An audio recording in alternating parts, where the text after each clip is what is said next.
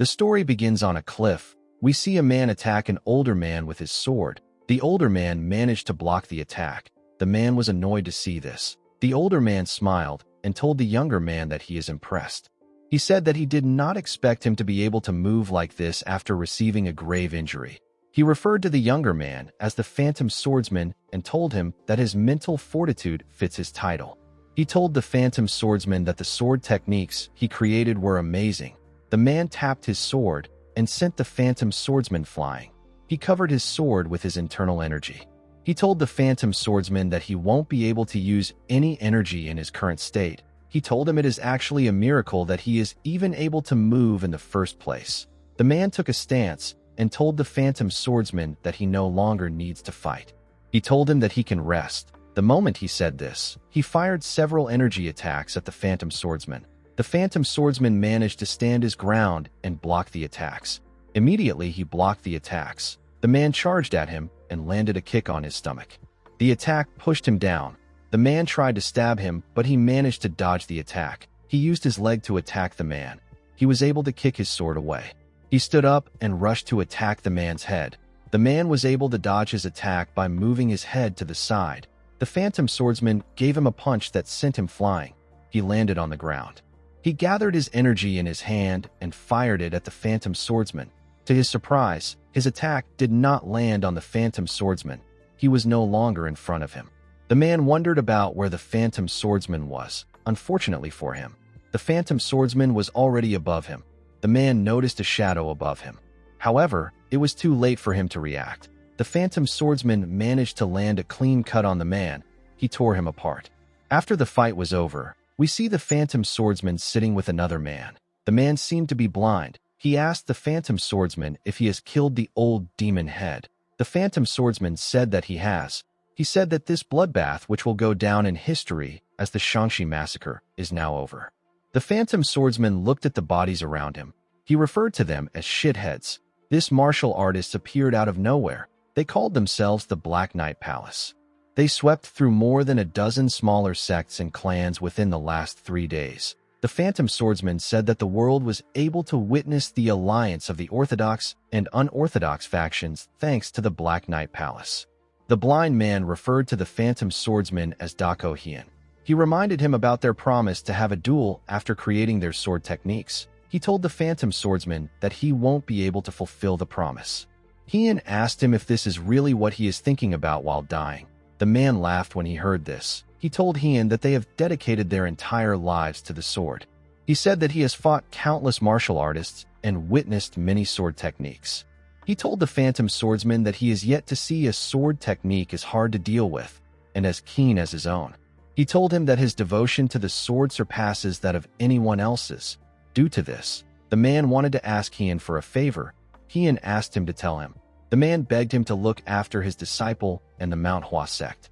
The Phantom Swordsman was shocked to hear this. He asked the man if he has lost his mind. He asked him if he has forgotten who he is talking to because he is dying. He reminded him that he is the best swordsman of the unorthodox factions. He could not believe that the man was asking him to look after the Manhwa sect. While he was talking, the man gave him a bead. He told Hien that it is the Plum Blossom Spirit bead. He said that it is a relic of his sect. He asked Hien to give it to his sect leader. The Phantom Swordsman was annoyed to hear this. He wanted to yell at the man. He noticed that the man was breathing heavily. He accepted the beads and told the man that he is also on the brink of death. He told him that he is asking too much of him. The man reminded him that they are each other's sword friends, although he felt embarrassed. He told Hien that he is actually grateful. Hien told him that he should be grateful. He told him that he is going to spend the rest of his life in the Manhwa sect thanks to him. The moment he said this, his friend blew up. His hand and different parts of his body splashed all over the place. Hien was shocked to see this. While he was trying to process what just happened, someone fired a blade made out of energy at him. Hien quickly grabbed his sword. With a look of anger on his face, he fired several slashes at the attack. He managed to block it. He also fired several slashes at the person who attacked them. The person easily blocked the attack by simply waving his hand. Hien was shocked to see this. The man gathered his energy in his hands and fired it at our boy. The attack caused a huge explosion. The Phantom Swordsman fell to his knees. He lost one of his arms. He could not believe what he was seeing. He wondered if it was possible for a person to be this strong. He looked around. He wondered if this was the Black Knight Palace Master. He remembered that he already killed the old man. His corpse was still where he left it. He believed that this must be a hidden disciple of the old man or the real Black Knight Palace Master himself.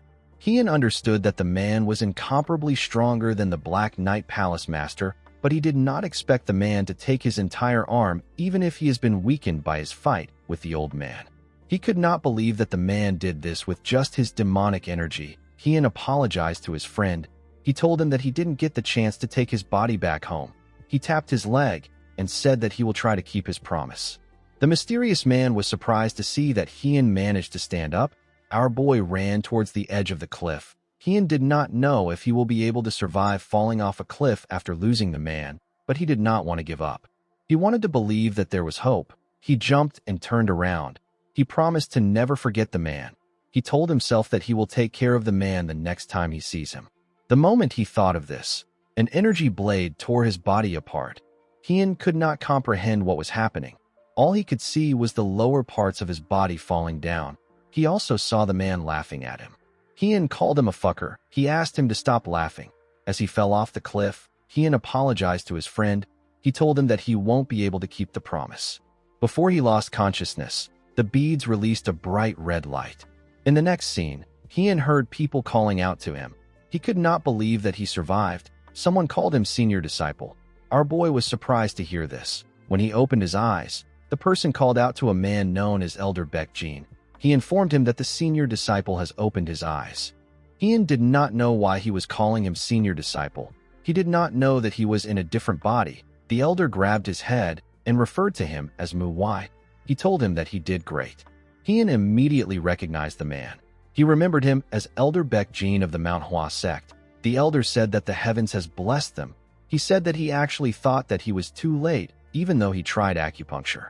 The elder called him Mu Wai and asked him to stay still. Heian did not understand why the man kept calling him Mu Wai. He remembered that Mu Wai is the senior disciple of the Mount Hua sect's second-generation disciples. He is the disciple of his friend whose name is Hyunjo. The Phantom Swordsman did not understand why he was called Mu Wai. He wondered if the old man has lost his mind. While he was thinking, he remembered how the beads were shining. He quickly understood the situation. He said that the light is the issue. The disciple next to him was surprised to hear this. He told him that his wounds have not closed yet. He asked him not to speak. In the next scene, we see Heian stand up. The elder asked him if he is going outside. Heian said that he is. He realized that he almost replied rudely to the elder. The elder told him that it is a good idea to move around a bit. He reminded him that he was bedridden and unable to eat for a week. He asked him not to push himself too hard. Heian stepped out of the building and moved around the area. He went to a pond and used the water to wash his face. He could not believe that only 7 days has passed. He felt like it has been a year. For the past 7 days, Heian dreamed of a life. He dreamt about Mu Wai's life. He saw his entire life and the things he experienced. He saw the 2 decades that the young man lived through. Heian saw how the sect was attacked through Mu Wai's eyes. He saw how the sect was burnt down, how the disciples were killed. They tried to fight back, but a large amount of them were killed. He saw Hyunjo talking to the young man. He saw Hyunjo fighting the Black Knight Palace Master. He saw how Mu Wai got injured while trying to save his fellow disciple. Heian called him an absolute fool. He could not believe that Mu Wai tried to help someone when his body is so weak. He believed that he should have put himself first before anyone. Thanks to the injury he got, Mu Wai died. Heian remembered that the light came from the plum blossom spirit beads. He wondered why he was the one who got reincarnated and why he ended up in this body. He did not understand why Hyunjo wasn't chosen. He wondered if this was also fate. He let out a sigh and stood up. Even if he did not like it, it did not change the fact that he has been given another chance at life. Heian knew that he could not throw away this chance. He promised to find the masked man and cut him up into pieces. Heian knew that the man was stronger than the Black Knight Palace Master. He was certain that he won't have been able to defeat the man even if he wasn't injured. In order to get a chance at beating the man, our boy has to grow stronger than his previous self. As he walked into a building, he remembered Hyunjo asking him to look after his disciple and his sect. He also remembered what Hyunjo told Mu Wai. His friend asked his disciples not to fear. He told them that they will be the ones to protect the sect. Ian took out some books from the shelf and placed them on the table. He asked his friend not to worry. He said that he will fulfill his promise and avenge his death no matter what. In the next scene, we see some men talking to the sect leader. The sect leader asked them if they need to rebuild a total of 8 pavilions. A man told him that they do. He said that the damages grew because they were unable to put out the last ambush's fire in a timely manner. The sect leader told the man known as Baek-san that he assumes that they don't have enough money to cover the damages because of their previous damages. Baek-san told him that he is correct. He revealed to him that profits and visitors will be cut down drastically for a while. The sect leader, whose name is Baekyu, realized that they need to avoid large expenditures. He told Baek-san that it is better if they start with the most important pavilion first. He asked Baek-jin about the disciples' recovery. The man informed him that they are all recovering smoothly. He said that the gravely injured disciples are also doing much better. He asked him not to worry. The sect leader was relieved to hear this. He asked him about how Mu-wai is doing. He believed that the news about Hyun-jo would have been shocking for the boy. Baek-jin told the sect leader that our boy actually took it better than he expected. He said that Hyun has healed a lot. He revealed to him that he was walking around yesterday. Baek-san was surprised to hear this. The sect leader was relieved to hear this. He said that it is good that Hyun is taking it well. He asked Baek-jin to still check up on him once in a while. He reminded him about the kind of child Mu-wai is. He said that he is worried that the boy is just pretending to be all right. He hoped that the boy was going to get through it. The scene shifts, and we see our boy reading in his room. While reading, he remembered talking to his friend when he visited the sect. He and Hyun-jo were watching the disciples train. Hyun-jo asked Hyun about how the disciples are. Hyun asked him about what he means. The man asked him to tell him what he thinks of the disciples. Hyun told his friend that they are useless. Hyun-jo agreed with him. He said that the Manhwa sect is currently regressing. According to the man, the sword technique is the pinnacle of variability and illusions that brings the plum blossoms into bloom, and they fool themselves into thinking it is of perfection. Hyun-jo asked his friend if he is aware of the future that awaits a sect that is incapable of reflecting and developing new paths. Hyun said that the sect will experience its downfall.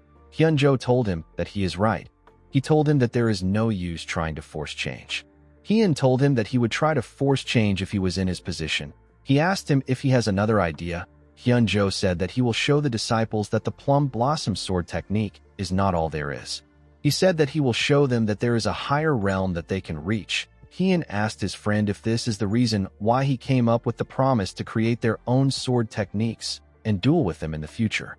Hyun-jo reminded our boy that he has reached his current realm by renovating various martial arts techniques. He said that he assumed that it will be possible for him, since he is the best swordsman in the unorthodox faction. When Hyun first saw the disciples of the sect, he thought that the problem was with the sect. They are called a renowned sect, and yet they were unable to put out anyone talented for the last 100 years except Hyun-jo. Hyun realized that this was a foolish assumption. He had only seen the entry-level martial arts, such as the six-fold combo circulation technique and the six-fold combo sword technique. Both of these techniques are flawless. Martial arts techniques become more powerful with time as it goes through the hands of other people. This is the power of a sect. The Manhwa sect hit a wall because it was too great. Hyun realized that his friend wanted to show the disciples the determination to get through the wall by introducing them to a new realm. He decided to complete the new sword techniques that Hyun-jo was not able to complete as a way to compromise on the promise they made. He realized that the sword techniques will have to be only and wholly belong to the sect. It can't just be the form and movements of the sect. It also has to have the intentions of the Manhwa. In order to do this, our boy needed to enlighten himself on the teachings of the sect, starting from the very basics. After this, he can then go to Hyun-jo's sword techniques. Hyun sat in a lotus position and circulated his energy around his body. He wanted to erase all the martial arts and teachings that Mu-wai learned. Even if they are trying to learn the same techniques, the interpretations and lessons learned by them will be different. Hyun could not accept what Mu-wai learned as his. Our boy knew that he could not underestimate the practice just because it is the basics.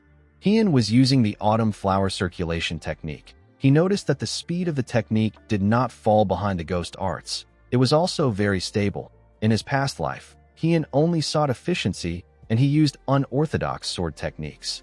The sword techniques of the Manhwa are different. Our boy believed that he can learn something completely different from this. He realized that the life of the phantom swordsman who only cared about the sword is now over. He decided to live as Mu Wai from now. The scene shifts and we see one of the disciples knock on Hien's door. He referred to him as senior disciple and asked him if he is inside. Hien did not reply immediately. The boy continued knocking. Our boy was forced to open his eyes. He looked very tired. He stepped out of the room to see the person at the door. He recognized the boy as Mu Chiol. He asked him about why he came. The boy informed him that he came to check on him because it has been 3 days since he left the Harmony Medicine Palace, and yet he has not been to the morning training sessions. Hien was surprised to hear that it has been 3 days. He remembered that they said that he wasn't able to eat properly for 7 days. He was reminded of the time when he was trapped in the Blood Tempest sect's inescapable net tactic. He told Mu Chiol that he didn't know that so much time has passed. He asked him to direct him to the training ground. As he walked down the stairs, Mu Chiol carefully looked at his senior. He could tell that something was different about Mu Wai. Our boy actually wanted to get a good drink to satisfy his thirst. At the training ground, we see a boy with long hair directing the other disciples. The other disciples were copying his movements.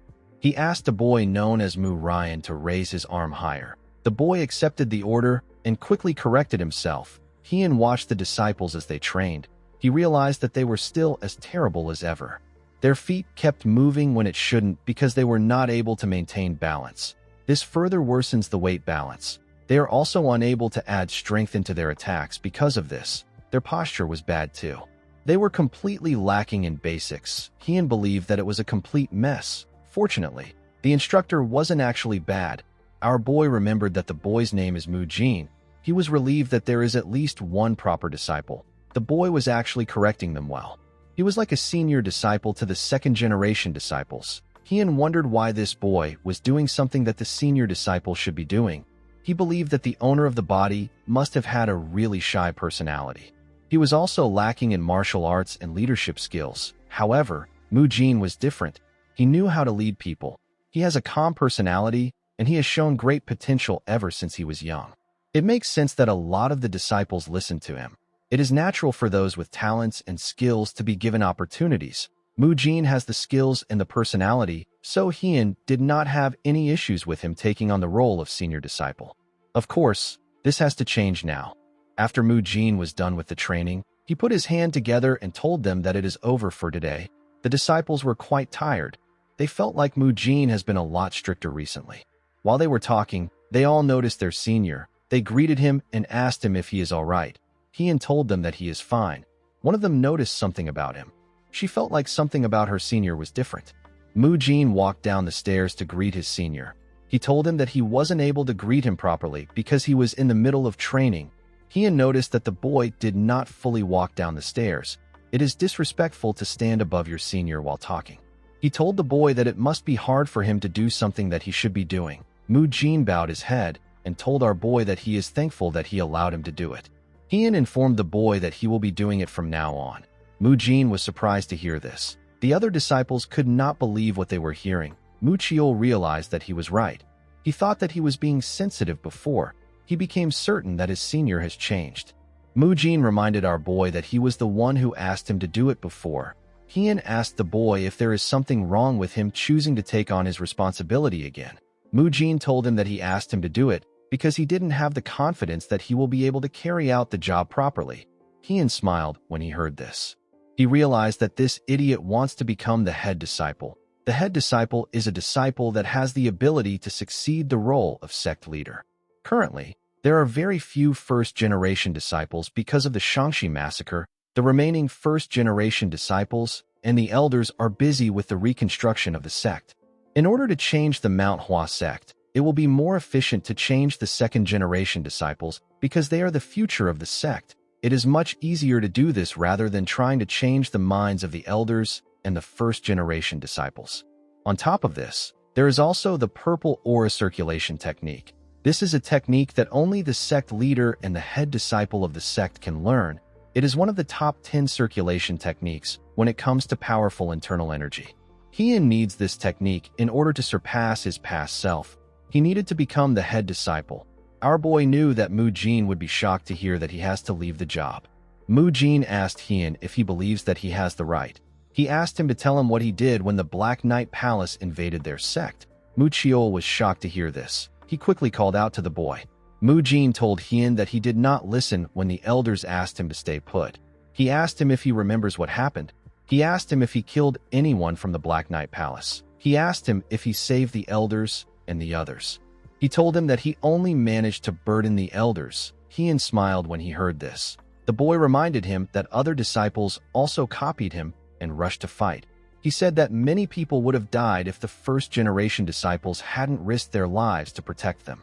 Hien told the boy that he is right. He told him that he agrees with him. Mu Jin grit his teeth when he heard this. Our boy told him that he intends to take responsibility as the senior disciple. Mu Jin asked him to tell him how they are supposed to trust him.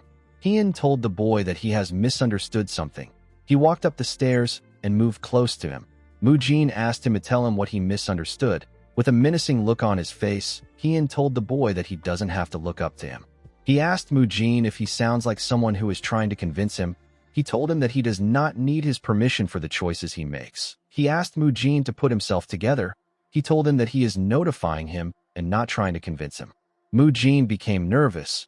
He wondered if the man standing in front of him was truly the senior disciple that he knew. Hien told the boy that he will take over morning training starting tomorrow. He asked Mu Jin to come see him if he has any complaints after tomorrow's training. He asked the boy not to be too upset. Mu Jin told his senior that he seems like a completely different person. Hien told the boy that people change when they come back from the brink of death. The disciples did not understand what was happening.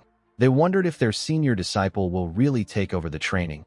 One of the disciples called out to Mu Ryan. The boy said that Mu Jin is going to allow the senior disciple to take over. The boy next to Mu Ryan told him that Mu Jin was really mad before, and now he has calmed down. He told him that he couldn't hear their conversation.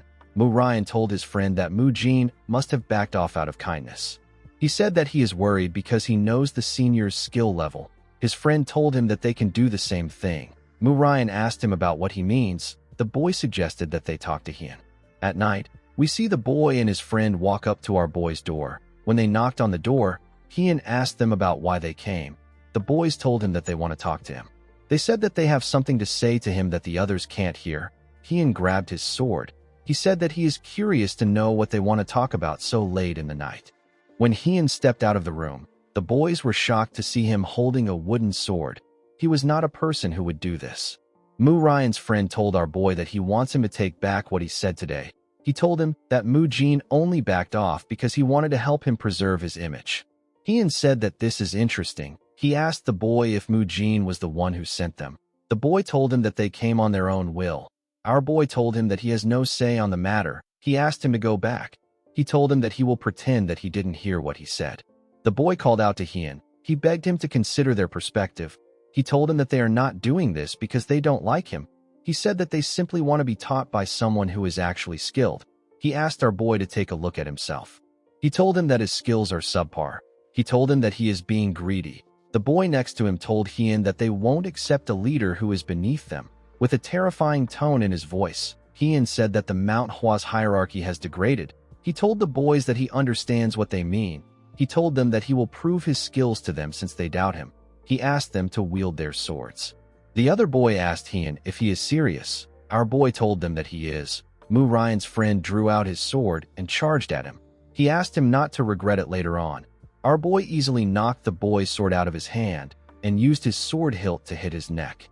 The boy fell to the ground and struggled to catch his breath. His friend also charged at Hien. With a single swing of his sword, he knocked the boy's sword out of his hand and sent him flying. Mu Ryan's friend told our boy that they lost. Hien asked him not to state the obvious. He grabbed the boy's clothes and told him that it is time for the two of them to be taught a lesson. The boy was shocked to hear this. He realized that he messed up. After beating them up, Hien asked them if he has satisfied their requirements. The boys told him that he has. He asked the boys to remind him about what he said he will do if other disciples try to gang up on him again. The boys said that he told them that they will also receive a beating alongside those disciples. Hien asked Mu Ryan's friend if he is weaker than Mu Jin. The boy told him that he is much stronger than Mu Jin.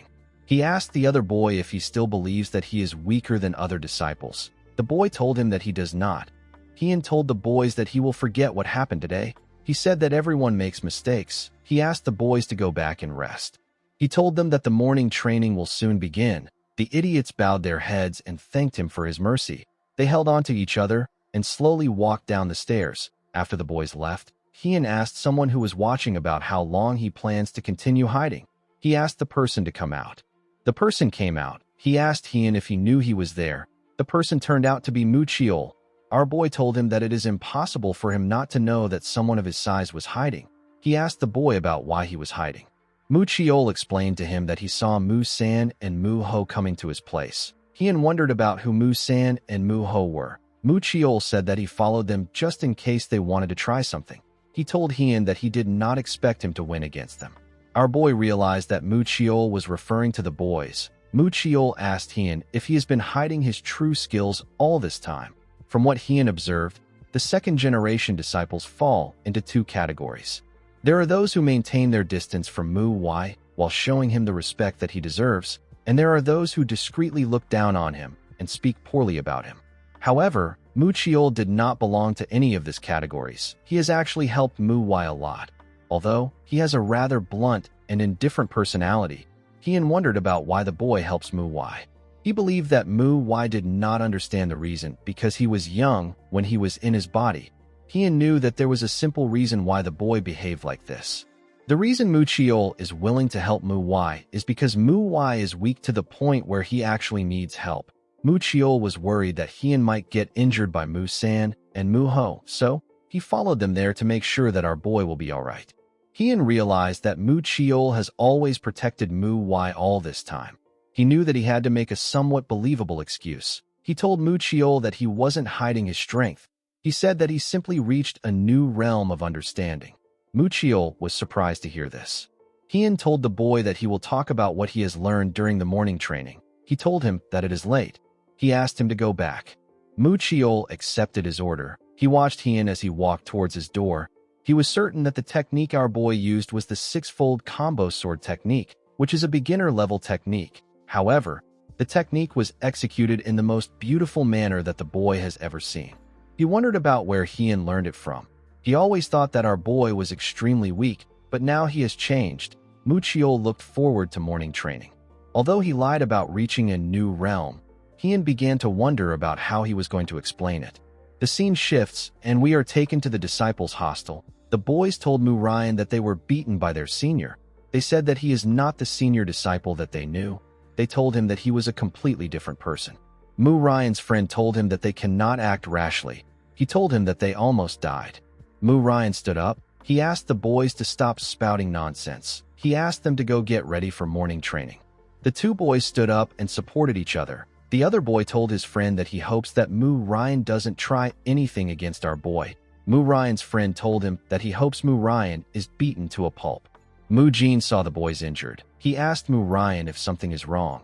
He told him that Mu San and Mu Ho look terrible. The boy said that it is nothing much. He explained to him that the boys didn't like the fact that the senior disciple will be leading morning training sessions. He told Mu Jin about everything that happened. Mu Jin said that he will scold the boys later. Mu Ryan was shocked to hear this. He asked his friend for his reason. Mu Jin said that our boy can only stand up for himself now. He told him that the senior disciple will back off once he realizes that he is not fit for the position. He told his friend that there is no point in doing stuff like this behind his back. He said that he is ashamed. Mu Ryan told him that they were just worried. Mu Jin asked him to stop talking. He told him that he knows what they are worried about. He told him that he will take care of the matter himself. He asked him not to concern himself with it. The next day, everyone came to the training ground. Our boy was at the top of the stairs. He told them that he has a few things to say before they begin. Mu Jin wondered about how someone can change so much overnight. He took a look at Mu San's body. He wondered if our boy has been hiding his skills. He did not expect him to be able to injure Mu San and Mu Ho to this extent. He wondered if Mu Chiol was the one who helped him. He decided to be patient. He was certain that he will soon get the truth. He believed that he will be able to tell whether Hien was bluffing or not depending on how the training goes. Mu Jin told the disciples that they are all weak. He said that there are many reasons why a person is strong, but there is only one reason for weakness, and this is the basics. Our boy revealed to them that they will only practice the six-fold combo during morning training from now on. The disciples were shocked to hear this. Heian told them that he understands that they want to get through the basics and move on to higher-level techniques. Someone asked him if there is something wrong with this. Heian stopped talking when he heard this. The other disciples quickly turned around. The person who spoke turned out to be Mu Ryan. The boy asked Heian if there is something wrong with wanting to learn things faster. The boy believed that he should challenge Heian since his fellow disciples did not have the courage to do it.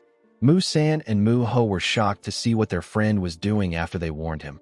Heian could not believe that this is a renowned sect. He asked Mu Ryan to come up if he has any complaints. As Mu Jin watched his friend climb the stairs, he wondered about what he was thinking. The idiot smiled confidently as he walked up the stairs. He told Heian that he understands what he is saying. He said that he doesn't think it is a good idea to live the training under his leadership, especially if mastering the six-fold combo sword technique is as important as he said.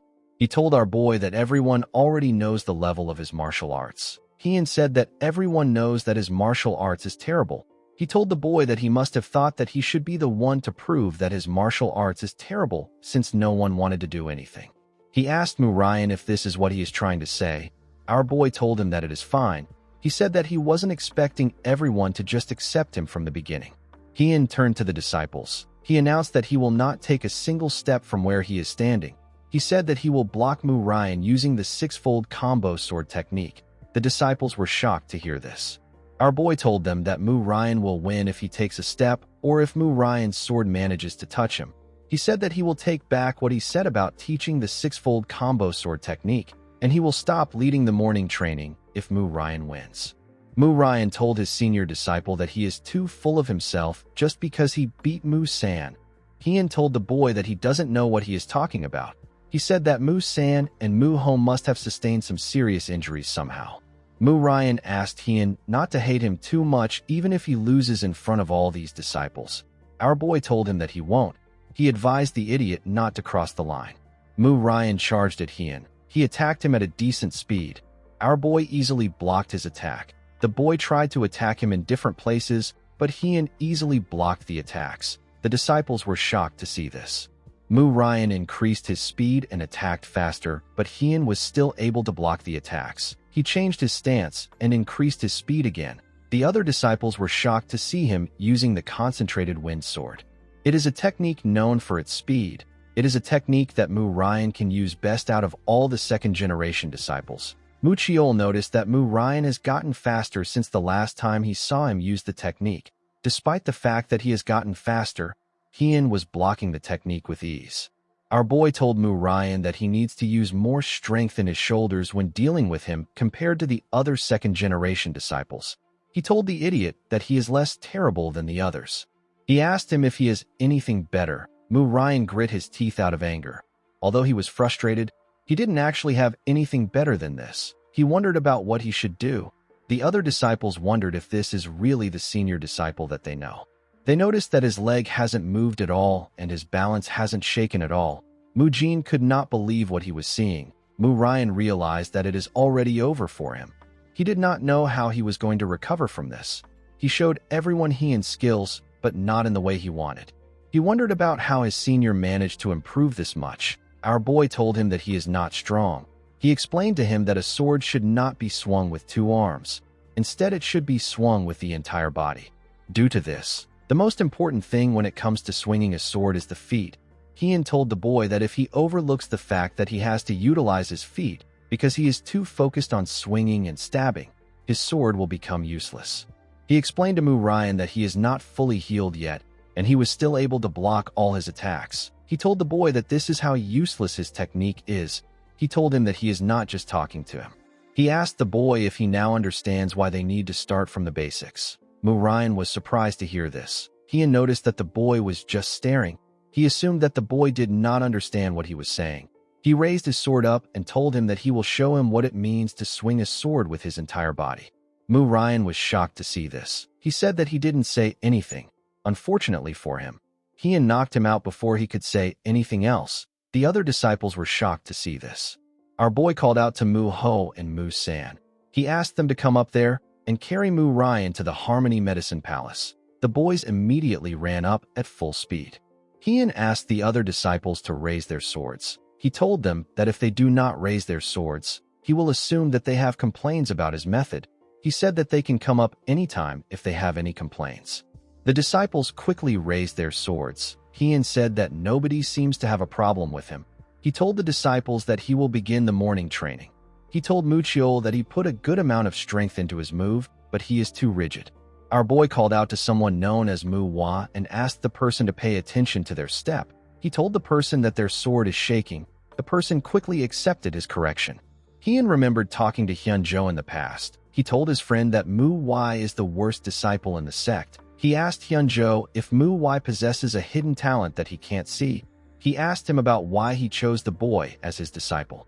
Hyunjo told Heian that the boy is actually very normal, but he has never seen him give up on anything. Our boy asked him if he chose Mu-Wai only based on his determination. Hyunjo explained to him that the other talented disciples reach enlightenment regarding their martial arts on their own. However, this is not the case for Mu-Wai. Hyunjo told his friend that to create a martial master out of an ordinary person is the duty of a mentor and the essence of martial arts. Heian actually wanted to pick out a few talented disciples and train only them. However, he is no longer the Phantom Swordsman. He is now the senior disciple.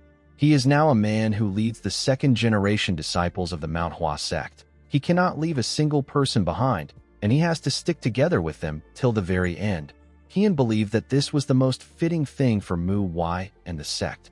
Our boy actually never properly taught the disciples he had in his past life. Yet he suddenly has to train this guys from rock bottom. Having disciples was a lot more annoying than he anticipated. Heian hoped that Hyunjo will buy him a good drink if they ever meet again after his death. Our boy called out to Mu-Jin. He asked him if he is tired. He asked him to put more strength into his moves. While thinking, our boy thought about someone. He hoped the person was doing well. Heian was always focused on bettering himself. He never tried teaching anyone well. He wondered if the person is eating well.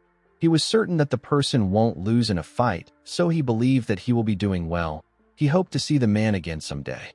In the next scene, we see the second-generation disciples carrying logs of wood on their backs. Their proper training had just began. Heian knew that this training was going to be very hard because they had to start from scratch. However, he was sure that the plum flower they will blossom through this trial and hardship will possess a scent so deep and strong that no one will be able to imitate it. Our boy also had a long way to go in his training. The scene shifts and we see Heian in the Crimson Forest. It was a place that had hundreds of plum blossom trees. Heian's first step in changing the Manhwa sect was to raise his own martial realm. One of the most important things when it comes to this is a person's senses. The sharper your senses, the easier it is to notice small changes. This naturally helps in training martial arts. While trying to focus on his senses, Heian noticed something odd. He noticed it when he first opened his eyes, but he did not think much about it. Now he is certain that someone is watching him. The person didn't seem threatening. They were simply observing him. Heian wondered if it is out of curiosity. Our boy was not yet good enough to know who was watching him. Of course, this was just for now. Heian knew that he will eventually be able to find out who it is. Our boy went into a building. He saw a man known as Hyun-gak. He bowed his head and greeted him. He referred to him as senior. The man asked him about what he wants. Heian explained to him that he wants to take a look at the secret techniques. The man found it odd that Mu-Wai wanted to see the secret techniques. He decided to just allow it. He reminded him that his injuries haven't completely healed yet. He asked him not to overdo it. Hyun-gak told our boy that he heard his disciple was rude to him.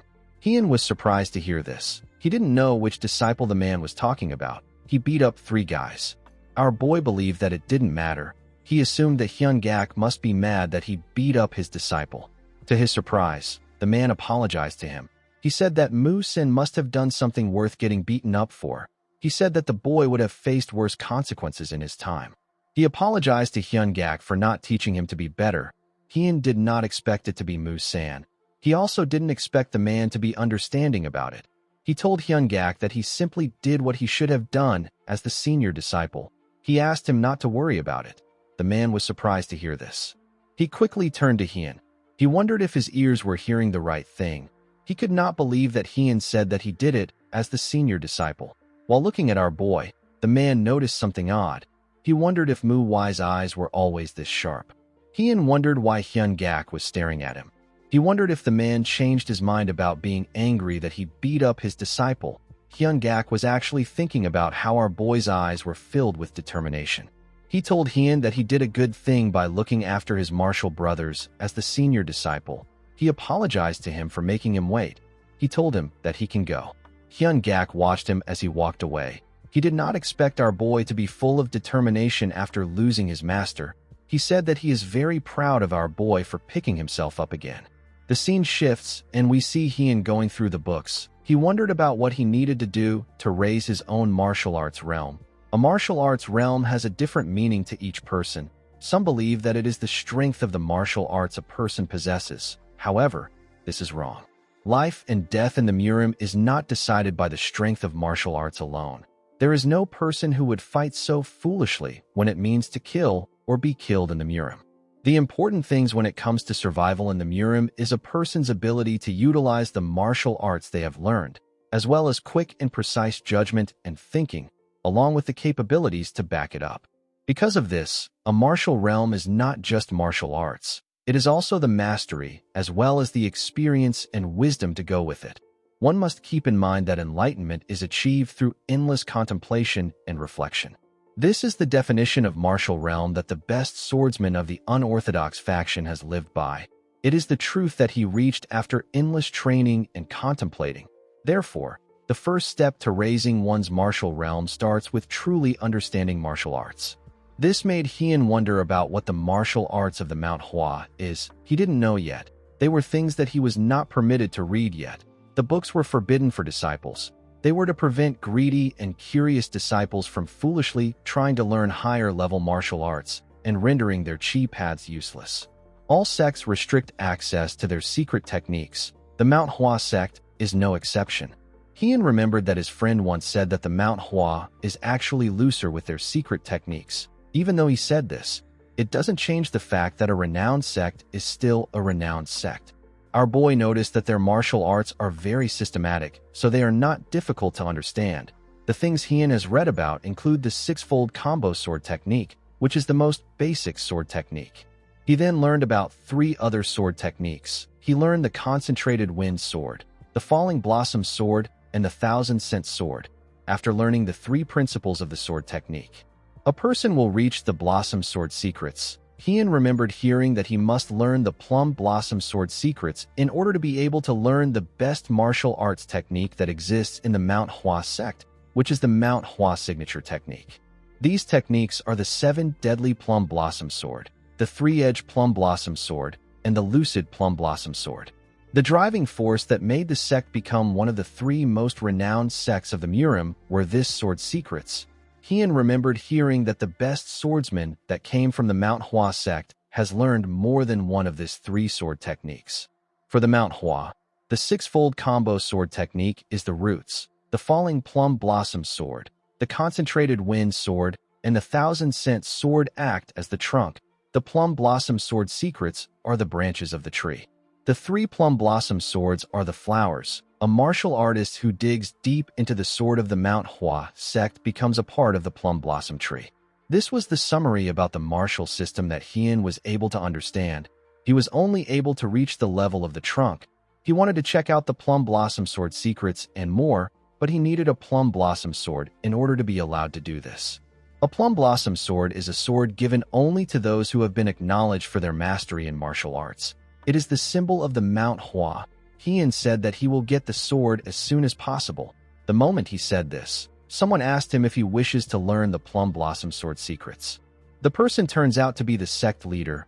Hyun recognized the man. He quickly stood up and greeted him. The sect leader explained to him that he came to see who was in this section because it has been a while since someone has been there so late in the night.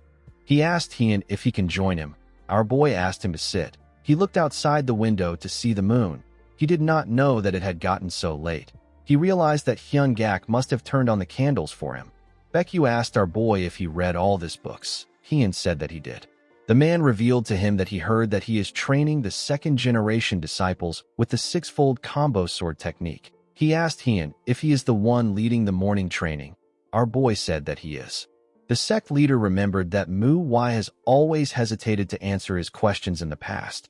Even when they were simple questions, Hien realized that Baekyu simply wants to check on Mu Wai.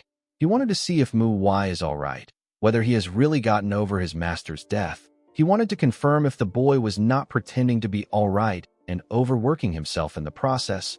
He wanted to see how Mu Wai was faring. Hien reminded the sect leader that the six-fold combo sword technique is the foundation of the sect. Baekyu agreed with him. Our boy revealed to him that the second-generation disciples have started on the wrong foot. Baekyu was surprised to hear this. Hien told him that it is as if they have not begun to train. He was certain that the leader of the sect would know how terrible the second-generation disciples are. He believed that if he told Baekyu what he has always thought, he would feel reassured that they think the same way on the issue. Baekyu actually believed that our boy was in a much worse state than he thought. He wondered if this was the same Mu Wai that he knows. Mu Wai was always an innocent child who could never say anything negative about anyone. He wondered about how the boy became like this. He wondered if it was because of the Black Knight Palace invasion or if the boy was resentful and upset that he was the only one who survived.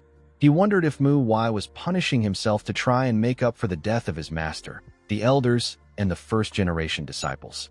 Baekyu believed that he needed to tell our boy that it is not his fault. Hien told the man that everyone knows. Baekyu was surprised to hear this. He asked him about what he is talking about. Hien explained to him that all the second-generation disciples already know the six-fold combo sword technique well. This is because it is the first thing they learn after joining the Manhwa sect. He told the sect leader that if he compares when they were first learning the technique to their current state, their technique has gotten worse. Baekyu did not understand this. He found it odd that their techniques have gotten worse even though they have been honing it for a long time. He asked Hien for the reason why this happened. Hien explained to him that the sect and the clans in the Murim have different ideologies and views. Naturally, these views and ideologies are melded with their martial arts. A sect or a clan's martial school is an expression of that organization's ideologies through martial arts. The Wudong sect's Taiji Fist and their Taiji Enlightened Sword Arts. The Diansong sect's Sun-Shattering Sword Technique and their Silver Moon Splitting Ray Blade, and the Qingqing sect's Azure Cloud Crimson Dawn Slash and their Four Heavens Ray Sword are examples of this. Therefore, to learn a school of martial arts is not just to train the body, but to explore and understand the ideology of that sect or clan. Baekyu noticed that Hien was calmly explaining. For some reason, our boy was reminding him of Hyunjo. Hien explained to him that the second-generation disciples are only focused on blossoming the plum flower. He said that this is not actually wrong, but it is not wise either. The sect leader asked him about what he proposes that they do. Hien said that he needs to help them realize that learning the signature technique of the sect is not the point of a martial school. He said that training endlessly to explore and understand the ideology and applying it to daily life is the essence of a martial school. Hien said that the plum blossom flower isn't the end of it all. The moment he said this, Baekyu saw him as Hyunjo. He was surprised to see this. Despite the fact that Hien was nothing like Hyunjo, Baekyu wondered if the reason he got the same vibe from our boy was because he shines like Hyunjo did in the past. He wondered if he was the only one who could see Hien's talent. He told our boy that one should not train to blossom the plum flower. Instead, the blossoming of the plum flower should come naturally while training. Baekyu told Hien that he thinks quite deeply for his age. He commended him for making a great observation. He asked our boy about what he will do now. Hien explained to him that he intends to guide them on their six-fold combo sword technique. Baekyu said that this is not what he is talking about. He said that he knows he will do well in training the disciples. He asked Hien to tell him about the path he will follow. Hien did not expect this question. Having studied the martial arts of the sect, our boy realized that they are all great. However, as someone who prioritizes efficiency for his survival, Hien found some things to be disappointing. While reading, our boy wondered why no one used a heavier sword for certain martial arts, or why no one practiced another technique with just their fist instead of a sword.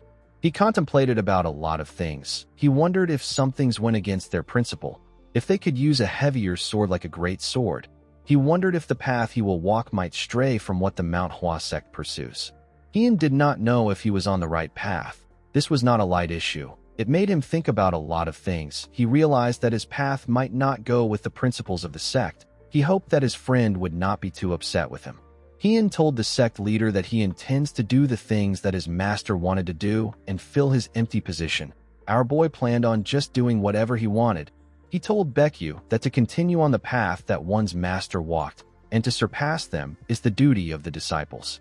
The sect leader was surprised to hear this. He now understood why he kept seeing Hyunjo in our boy. It was not just because of his talent, but because he intends to continue Hyunjo's will. He knew that it will be difficult for our boy to create a new martial arts technique like his master wanted. Baekyu began to laugh. He told Heian that he is very proud of him. He said that Hyunjo would also be happy with this. Our boy thanked him for his compliment. Baekyu's worries magically disappeared when he saw the disciple that he worries most about show him such a trustworthy side of himself. He was happy to see that there was determination in our boy's eyes. He looked outside the window and said that this is the fragrance of plum blossom amidst the snow. According to the sect leader, the snow of the winter is cold, but the scent of the plum flowers that endure this harsh cold shall be more intense.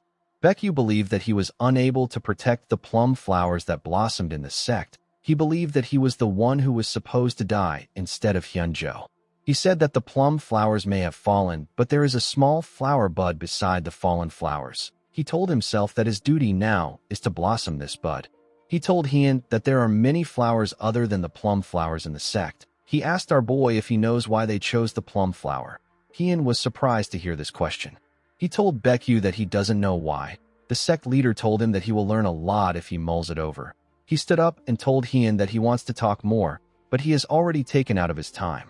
When he stepped out of the building, Baekyu turned around. He told our boy that he forgot to tell him something.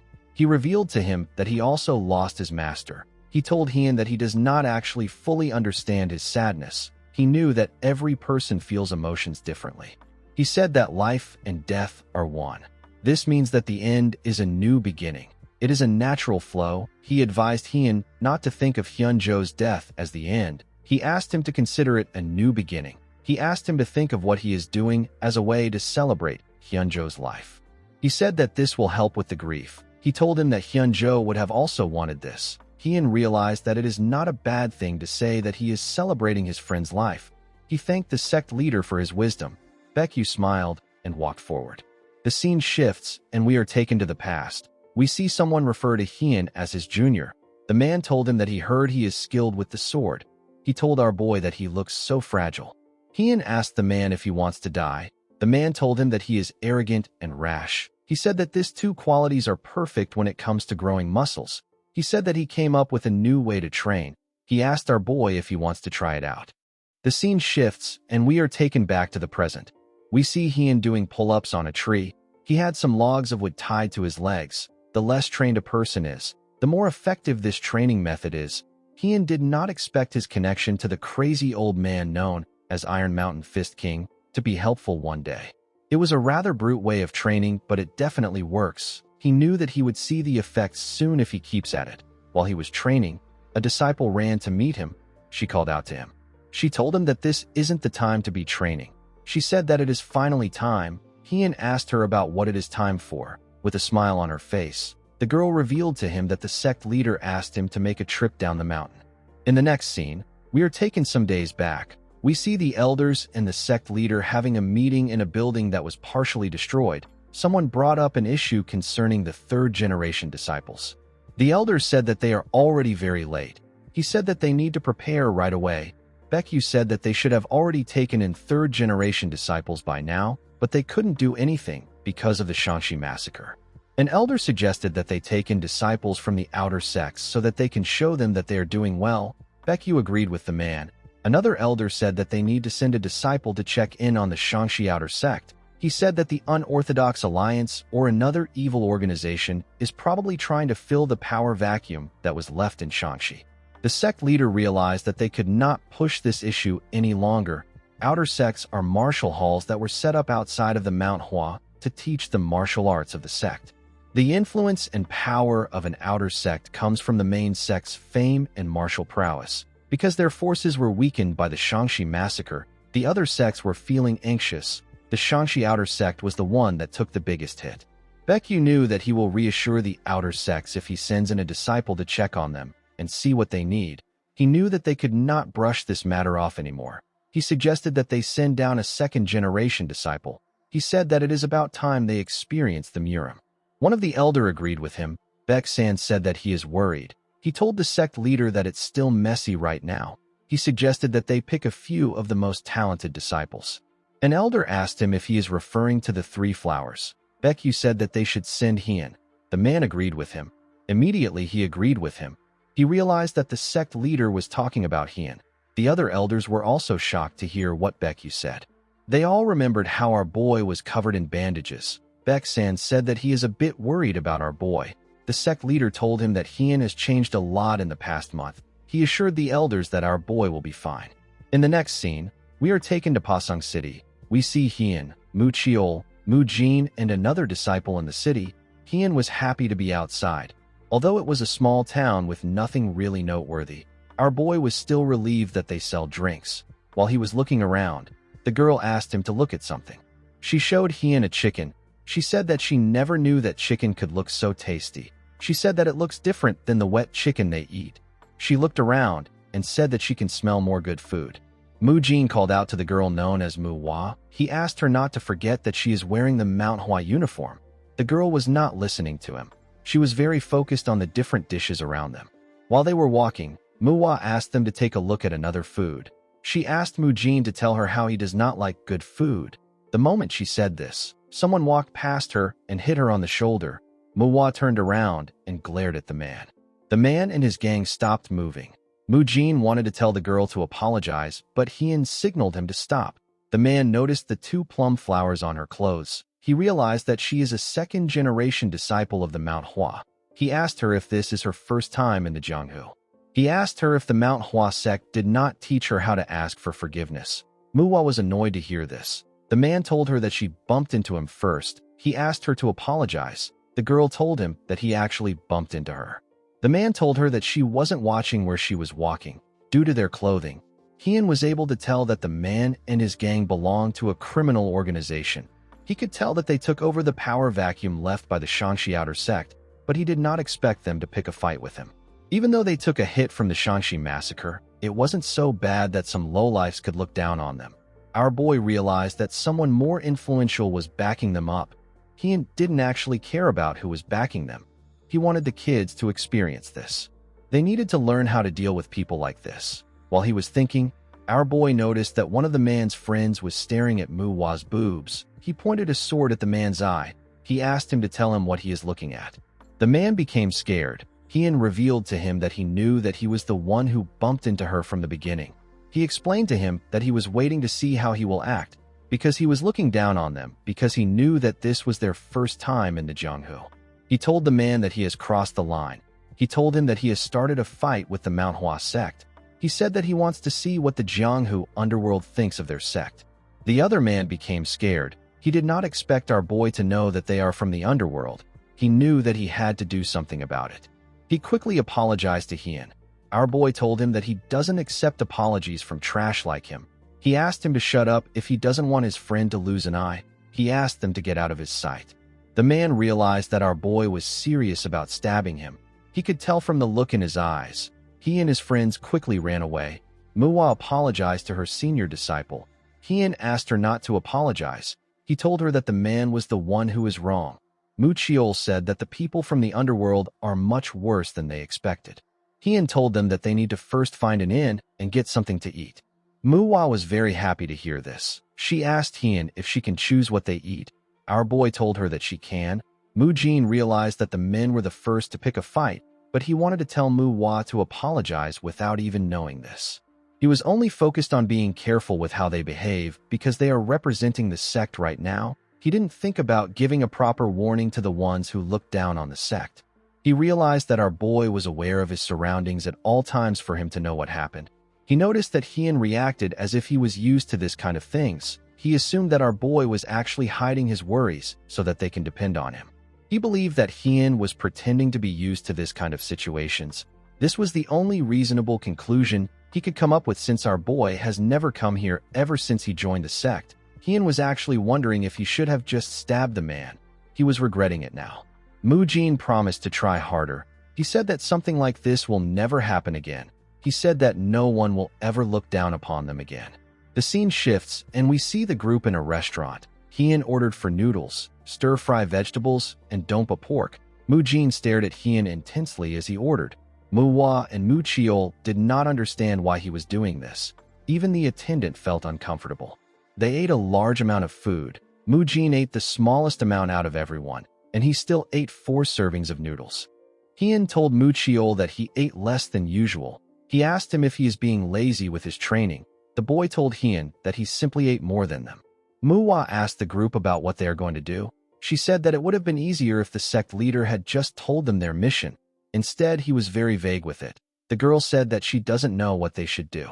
Hien asked her if anything noteworthy happened today. The girl said that some people picked a fight with them. She realized that our boy was referring to the underworld. Hien reminded them that the sect leader gave them his full trust to make their own decision. He said that he is thinking of killing the people from the underworld. He quickly changed his words and said that he is thinking about teaching the bastards from the underworld a lesson.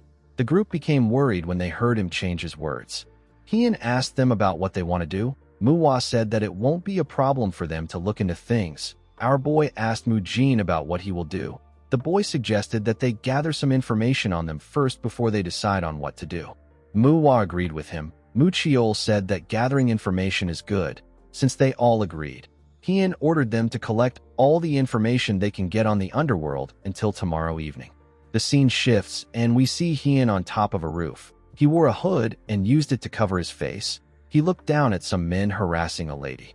One of the men stretched out his hand and told the lady that they are the nice thugs who accept little money. Underworlders is a term used to refer to those who commit immoral acts with incorrect beliefs. Although the term itself may seem to refer to demonic forces like the Black Knight Palace, their biggest difference is their goals. The Underworlders seek money, pleasure, or just cheap thrill of dominion from bothering the weak. The woman began to shake. Another man corrected his friend. He told him that his calculations are a bit off. He said that the interest rate has gone up recently. He said that he forgot about it. The woman was shocked to hear this. While staring at her boobs, the bald man said that they need to collect their money. He told her that she can pay him with something else since it is his fault.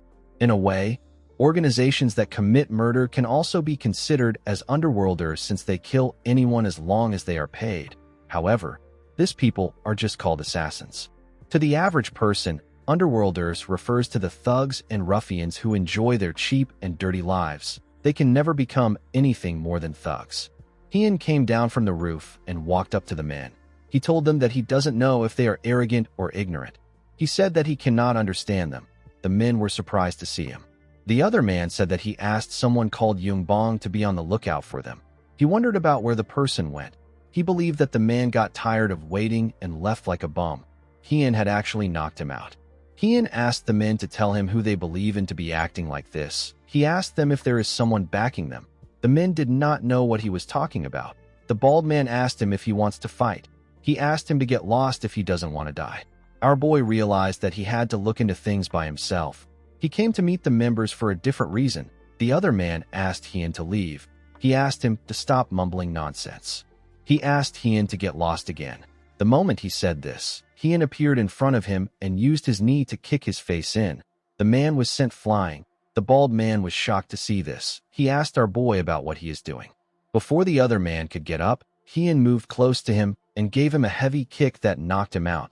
The bald man was shocked to see this. He let go of the lady. She quickly ran once she saw her opportunity. Hien referred to the bald man as Pig. The man quickly answered him. Our boy noticed that he had learned some third-rate martial arts. He asked him to come at him with some killing intent. He told him that he will let him live if he does this. He asked him to also hand over the wallet in his hand. In the next scene, we see a man peeing. His friend asked him if he will piss all day. The man asked him to stop nagging him. His friend told him that he will be sober by the time he is done. The man stopped peeing and walked back to his friends. At the top of the tree where the man peed, the two thugs were tied to the branches. The man asked his friend to tell him why he is in a hurry. His friend revealed to him that he saw something interesting. He told him that he wants to show him too. He told the man that someone just ordered an incredible amount of food. It was around 3 bundles worth of food. The man asked his friend about where the person went to in that short period of time. The scene shifts, and we see the other disciples making inquiries and following the underworlders around. They even listened to their conversations. In the next scene, we are taken to another part of town. Some of the people in the town caught the smell of pork belly and spring rolls. One of the men said that he doesn't know where this person came from. He said that the person must be out of his mind to bring food in front of them. The people in the town couldn't contain their hunger. They all rushed to take the man's food. They wanted to see what was in the bundles. The person drew his sword and pointed it at them. The other men quickly stepped back. Hien told them that he is not there to share. He told them that he will cut off their heads if they lay a hand on the food.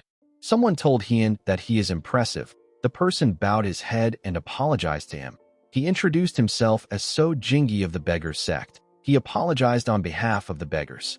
Hien put his sword away and introduced himself to them as a disciple of the Manhwa sect.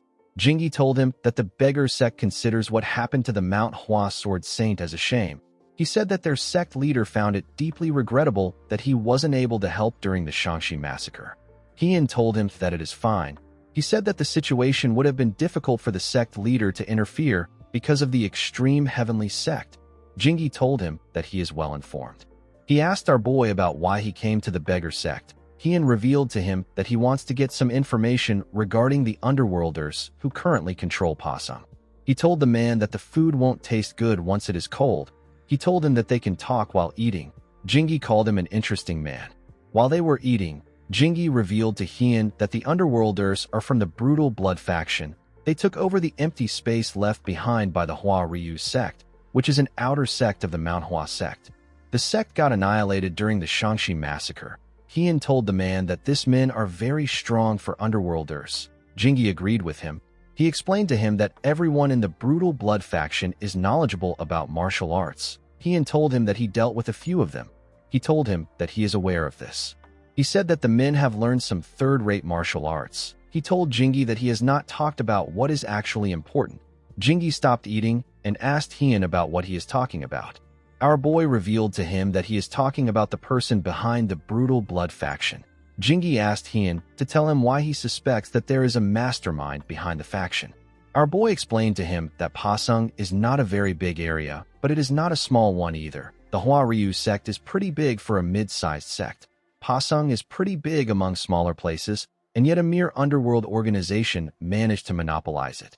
Going after power is an obvious action for those interested in the power vacuum, and Pasang isn't small enough for a single underworld organization to take complete control over.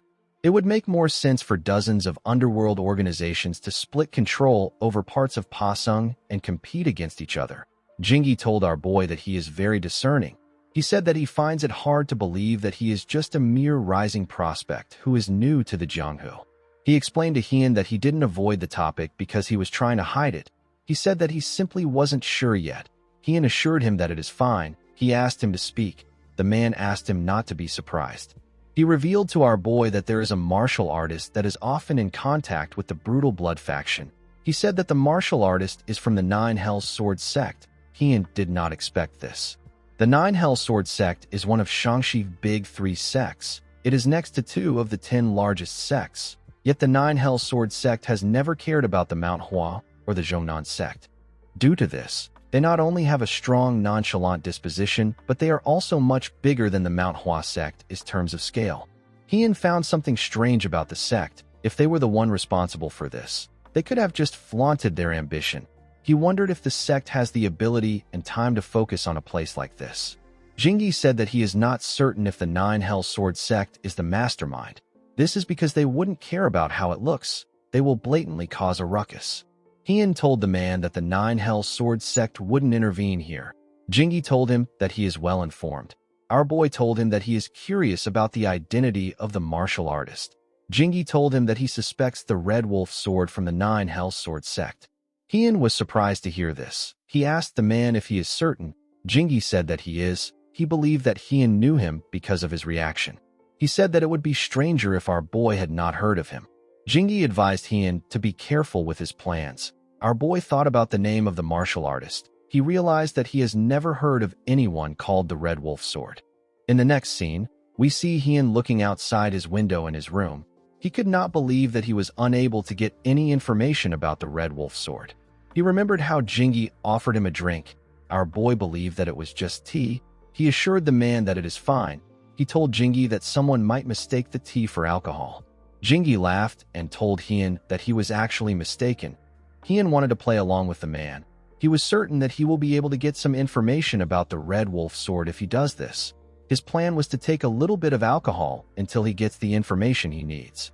However, our boy did not consider an important factor. He forgot that wine tasted way too good. Jingi asked him if he likes it. Hien said that it has been a long time since he had a drink. Jingi was surprised to hear this. He reminded our boy that this is his first outing in the Jianghu. After hearing this, Hien kept drinking. He did not expect the drink to be so good. He was only able to stop after the beggars got knocked out. Our boy believed that he will be fine even if he didn't get the information he wanted. He already had some assumptions. He already knew how he was going to act, but he did not know what the junior disciples will do. He closed his window and looked at the bottles on the ground. He told himself that he still has some time left. He said that he will enjoy the leftover wine. At night, we see the junior disciples in our boy's room. Manhwa and Mu Chiol noticed that they could smell alcohol. Hien had pushed the bottles under the bed. Manhwa saw the bottles. Our boy asked the disciples to tell him what they learned. Manhwa asked him if he was drinking while they were gathering information. With a serious look on his face, Hien said that he wasn't. The girl asked him if he is certain. Hien told her that he won't repeat himself. He asked her to tell him what she learned. Mu Jin revealed to him that the Underworlders have taken over the power vacuum left behind by their sect's outer sect. He said that they now have control over Pasang. Manhwa told Hien that the Underworlders are dirty, evil bastards who are always dining and dashing. They steal money from civilians and resort to violence whenever the civilians don't cooperate. Manhwa said that it is not uncommon for them to beat a person to death. Mu Chiol said that the biggest problem is that they have learned martial arts. Although it is a third-rate martial arts, it is still very dangerous when used against people who haven't learned any martial arts. Hien commended them on gathering this amount of information with the little time they had. He told them that he will now tell them what he learned. He told them that all they said was true. He said that there is something they need to be skeptical about. He asked his juniors about how the Underworlders learn martial arts. He said that it is actually not hard to learn a third-rate martial arts. It is also easy to acquire books of this level. However, the Underworlders are the type of people who would never touch a book on any given day. Some of these idiots are so far gone that they would use the books as fuel for a fire. Hien said that it doesn't make sense for all of them to learn a third-rate martial arts through a book. He said that someone must have helped them. He revealed to them that he looked into who it might have been and why they did it. He said that he found out who it was, but he wasn't unable to uncover the reason. The disciples were surprised to hear this. Mu Jin asked him about who the person is. Our boy revealed to them that it is the Red Wolf sword from the Nine Hell Sword sect. The disciples were shocked to hear this. Mu Jin could not believe that they were not dealing with some lowly criminals. Hien said that he wanted to ambush them and wipe them out. He asked them about what they think. Mu Jin could not believe that Hien was actually thinking of doing something. He feared the power of the Nine Hell Sword sect. Mu Chiol said that he doesn't know the reason why the Nine Hell Sword sect is working with a criminal group. He said that this is a decision that they cannot make on their own. He said that it will be best if they report to the elders before doing anything. Mu Jin was happy to see that Mu Chiol was saying what he was thinking. Manhwa told our boy that she agrees with him. She said that this is injustice. She told him that they need to stand up to these criminals. Mu Jin was shocked to hear this. He believed that this was wrong. He believed that they needed to consider the situation they are in. Their sect was already overwhelmed with the recovery from the Shangxi massacre. It will be disastrous for them to clash with a big sect like the Nine Hell Sword sect. The boy believed that they must avoid this at all cost. He told Hien that it is too dangerous. He said that it would have been fine if it was just the Underworlders. However, it is different if the Nine Hell Sword sect is behind them. He told our boy that he is worried that they might be starting a war with them. Hien told him that he is thinking too much. He told him that he understands. He asked him not to worry because something like that won't happen. Mu Jin was surprised to hear this. He asked our boy about why he is so certain. Hien explained to him that this isn't how the Nine Hells Sword sect operates. He said that the Nine Hells Sword sect is a rather tyrannical organization. If they wanted to eliminate an organization, they would just start a fight. They wouldn't act behind the scenes. They would just go straight to the point. With the situation the Manhwa sect is in, the Nine Hells Sword sect could invade them and wipe them out anytime they want. Heian explained to the boy that it is more likely that the Underworlders are not really connected to the Nine Hell Sword sect. Even if they are, they won't start a war over it. He asked Mujin to follow him now that he understands. The boy was shocked to hear this. He asked Heian to wait. He asked him about where he got the information. He asked him if the person he got it from is trustworthy. Our boy revealed to him that he got it from the Beggar Sect. The Beggar Sect is an orthodox organization made of beggars. Any beggar in the Jianghu can be said to be part of this sect. When it comes to numbers, no organization in the Jianghu can match them. They use their numerical advantage to gather intelligence. They earn money and get food by trading the information they gather. One should not underestimate them because they are beggars. They have also learned martial arts, and they follow their own morals and ethics. Any information gotten from this organization is definitely trustworthy.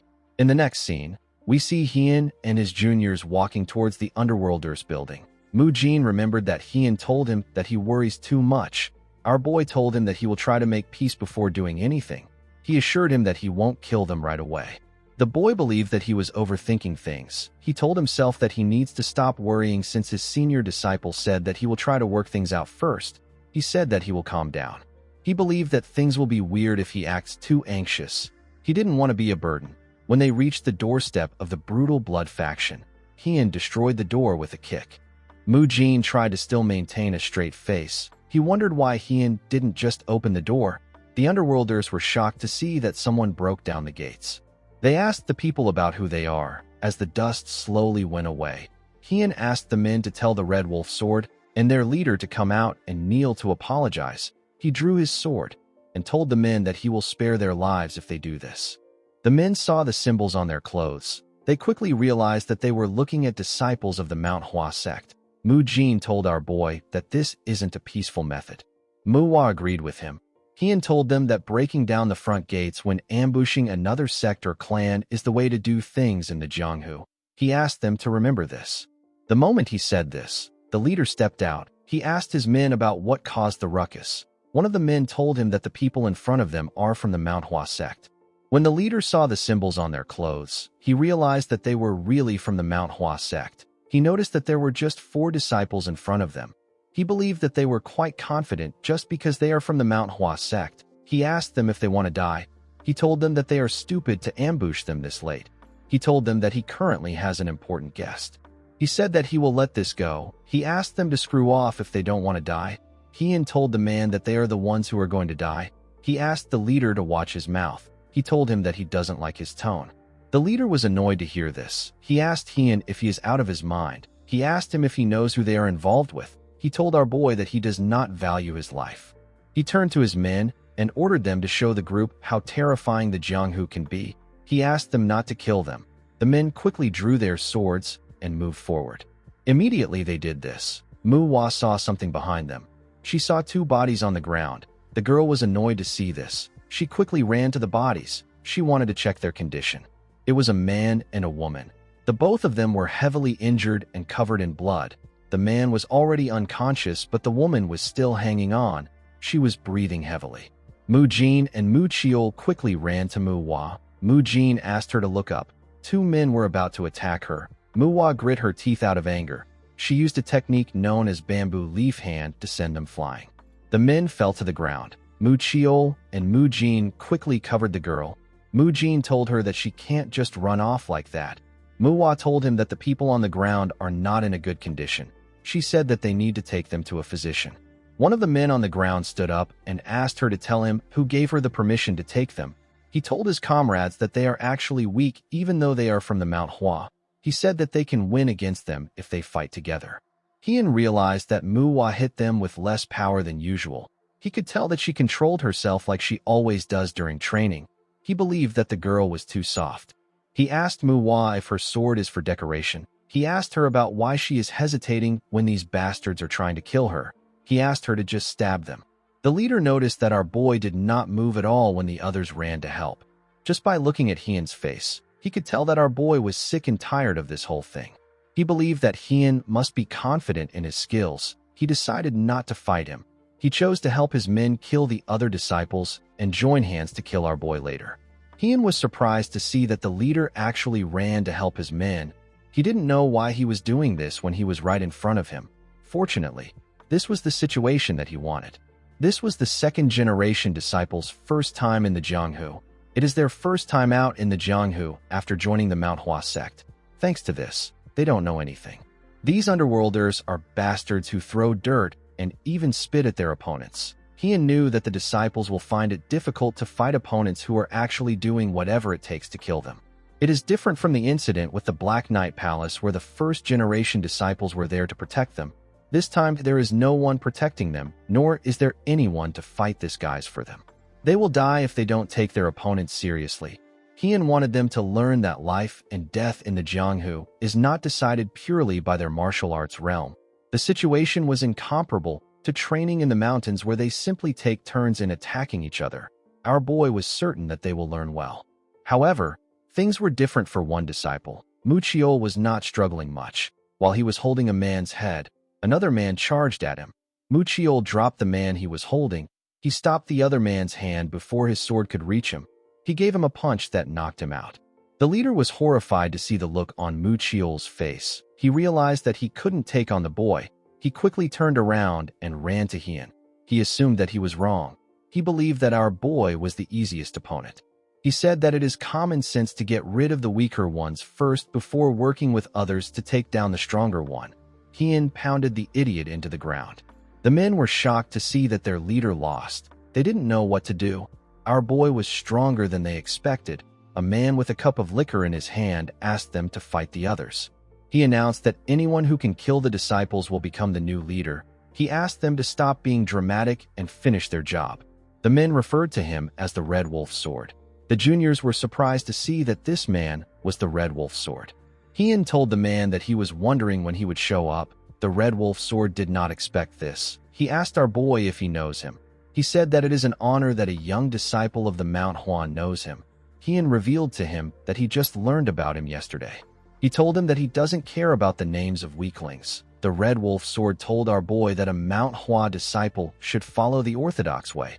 He told him that he runs his mouth like some demonic martial artist. He threw his cup on the ground and told Heian that he will play with him. He jumped down from the balcony and told Heian that he is going to have to give it his all. Heian asked the man if he is strong enough to take him on. The moment he said this, he appeared behind the Red Wolf Sword. The man was shocked to see this. He did not know when Heian got behind him. Before he could do anything, our boy grabbed his head and slammed it on the ground. The Red Wolf Sword quickly stood up and jumped back to put some distance between himself and Heian. He did not expect Heian to be so fast. He wasn't just missing his movements. He didn't even see his feet move. He wondered why Heian was not using his sword.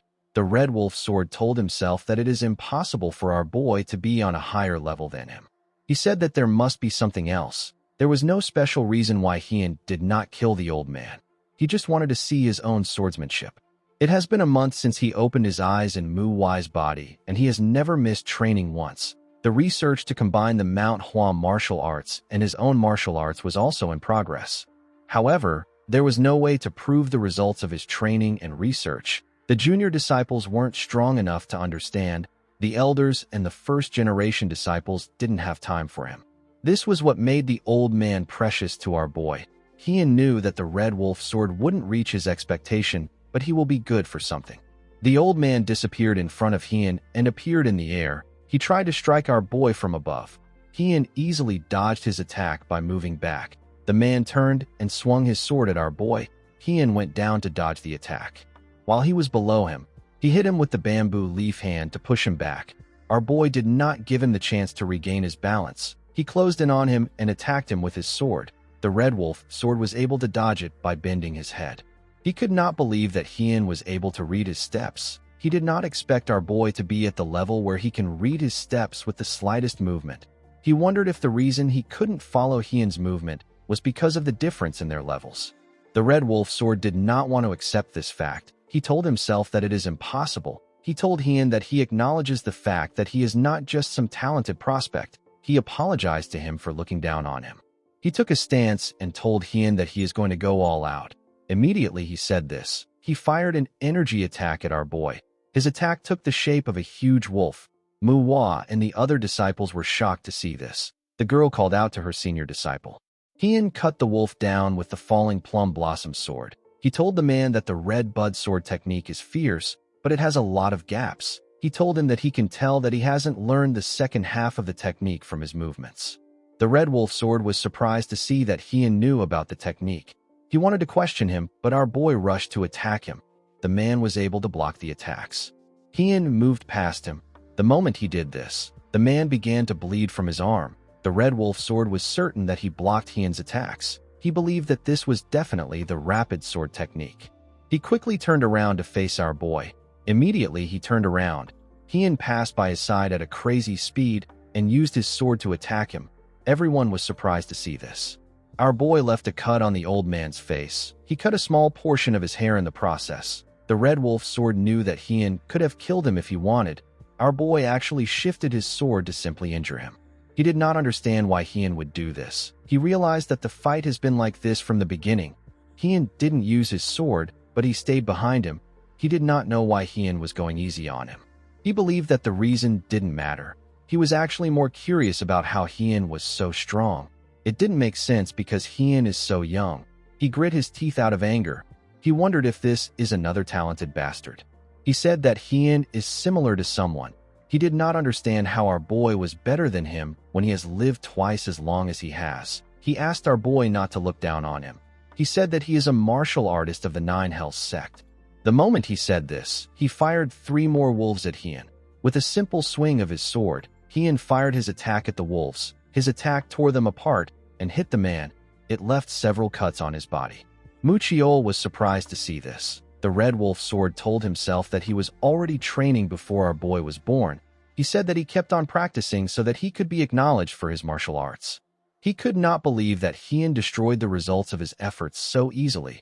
He used his sword to hold himself. He charged at our boy. He asked Hien to tell him why his efforts won't be acknowledged. Immediately he said this. Hien cut him down at a crazy speed. In the next scene, we see the leader pull his head out of the ground. His mouth was filled with sand. He began to cough out the sand in his mouth. The man wondered about what happened. He was certain that he charged at Hien with his sword. While he was trying to put himself together, he heard someone ask about why his effort isn't acknowledged. When the leader turned around to see who was talking, he saw Hien land a huge cut on the red wolf sword. The leader could not believe his eyes. While he was on the ground, the red wolf sword told himself that there is nothing as unfair as talent. He believed that his efforts fell victim to a young prospect's talent in order to let him shine.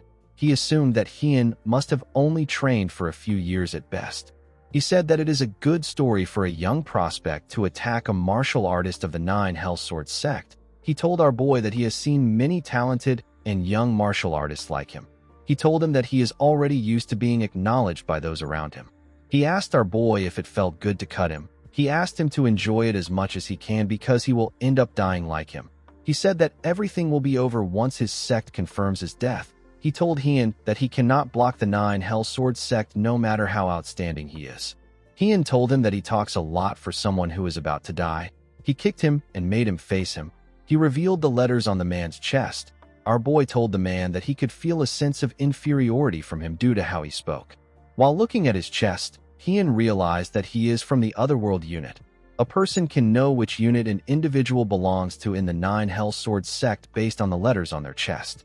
The Otherworld unit, the Hell unit, and the Despair unit are the 3 units in the Nine Hells Sword sect. They are known as the 3 axes that supports the sect. This information is what the public knows.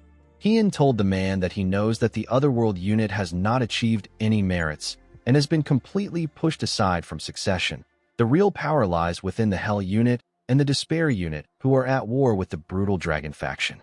Our boy found it strange that the Nine Hells Sword sect, which is at war with the brutal Dragon faction, would suddenly have their eyes on the south of Shaanxi. After thinking about it a little, Hien realized that the mission that was given to the Otherworld unit in this war was to protect the headquarters and provide rear support. However, because the Otherworld unit wants merit, they pretended to be completing some missions on the outside. They were actually just wasting their time. The Red Wolf Sword was shocked to see that Hien was aware of what was happening.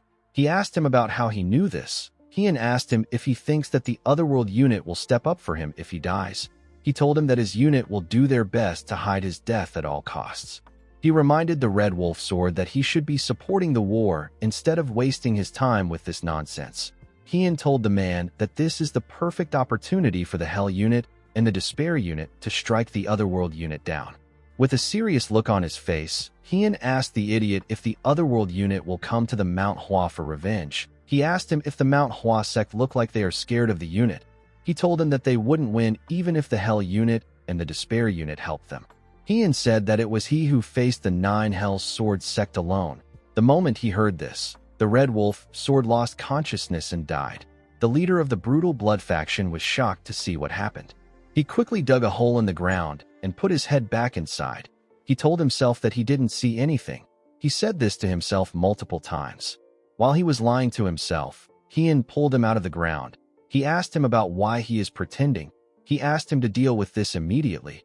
The man accepted his order. In the next scene, we see Heian and the other disciples in the office of the leader. The leader gathered the books containing their income for our boy. Heian saw the gambling debt income, the names of those who borrow money from them, and the accounts they borrowed from. Our boy did not expect the leader to keep a good record of the cash flow. While the leader and his subordinates were kneeling, Heian asked him if this is all. The leader said that it is.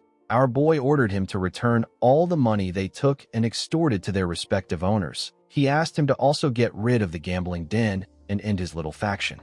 He asked the man if there are any complaints. The leader said that it will be a bit difficult to accomplish all of this today. The moment he said this, he saw the scary look on Heian's face. The leader kept quiet. Heian told him that he is mistaken about something. He explained to him that the reason he is not killing all of them is not out of mercy. He told him that they are simply trash who should not die. He told him that the victims will not be able to direct their anger at something if they die. Heian asked the men to not think that they can atone for their sins through death. He told them that their sins are heavier than death. He said that it is only right for them to live while atoning to those who they have bothered for the rest of their lives. Heian asked the men if they understand him. They all said that they do. Our boy ordered everyone to get started. He told them that they need to be proactive to finish it today. He asked the leader to stay behind. He asked his juniors to make sure the men are properly tearing things down and returning the money. Manhwa asked her senior disciple about what he is going to do. Heian told her that he has something else to do. The girl asked him if he is going to drink again like last time. Heian asked her if he looks like a person who can drink anytime he wants. Manhwa told him that he looks like someone like that. Our boy asked her to focus on her mission. Manhwa glared at him as she walked out of the room. She asked him not to worry. She said that they will be fine. Heian did not expect the girl to see through him. Fortunately, he wasn't going to drink this time. He wanted something else. The leader asked Heian about why he asked him to stay. Our boy stood up and asked him not to hide it. He told him that he can't fool his nose. While drooling, Heian asked the man to lead him to where the tuber fleece flower is. In his last life, Heian went around looking for rare opportunities in order to get stronger. He didn't have any sect to support him, and he also didn't have enough money to obtain elixirs. Because he didn't have money, he looked for these opportunities by himself. These items are rare for a reason. A person couldn't just find them by looking for them. You have to stumble upon them accidentally. While Heian was resting after training, he coincidentally discovered the tuber fleece flower. He discovered the flower after spending 7 years looking for a rare opportunity. The tuber fleece flower he acquired in his past life tasted bitter, and it had a drab scent of dirt. It was a scent that Heian couldn't forget. The leader took our boy to their basement. Heian noticed that the scent of the fleece flower he faintly smelled earlier is getting stronger now that they have gotten close to it. The leader told Heian that it is a 200-year-old tuber fleece flower. He revealed to him that they obtained it accidentally and have stored it for a while. He said that he had forgotten about it because of the chaos. He told Heian that he is truly different to be able to smell and recognize it. He revealed to him that the Red Wolf sword was originally going to take it. He said that the herb has now found its true owner. Heian stepped into the treasury and commended the man on his work. He asked him to go up to finish his work. The man accepted his order. Our boy locked the door and began to look around. Most organizations who are capable of using martial arts have a space where they can practice energy circulation. Heian observed that the iron doors and the stone walls were pretty thick.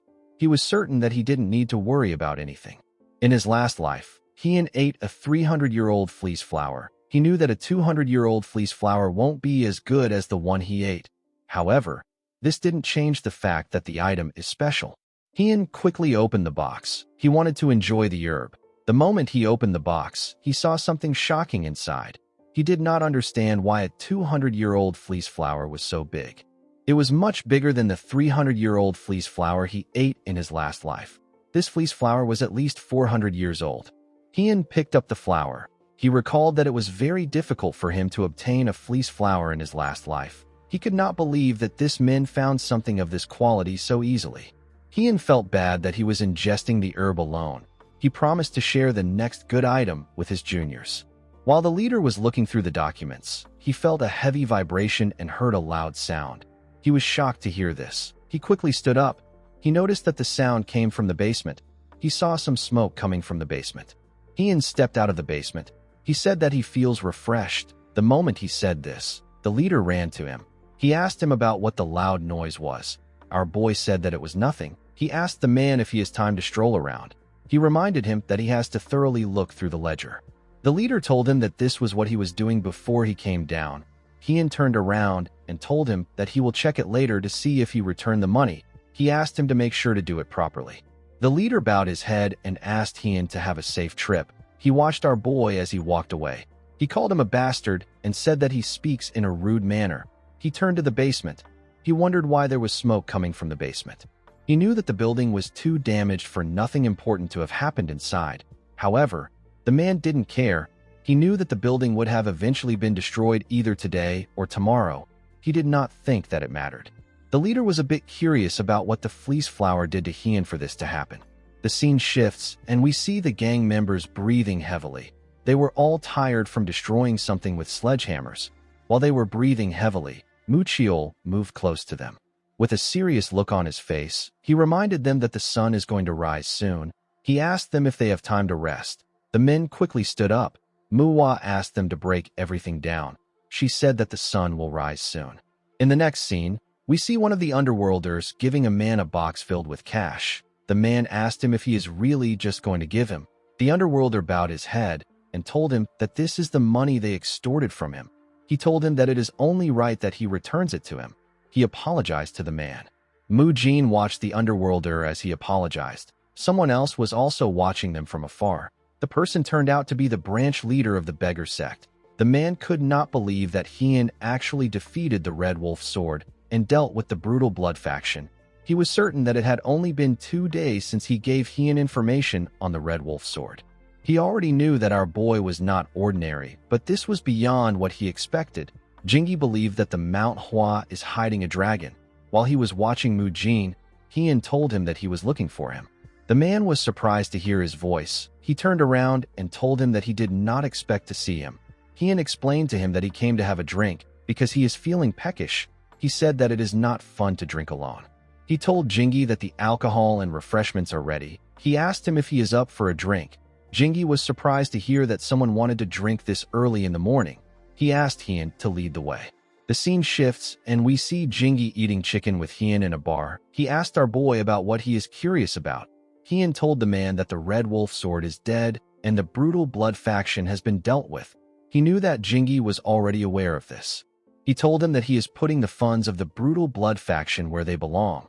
However, Hien still had a problem. The brutal blood faction are underworlders.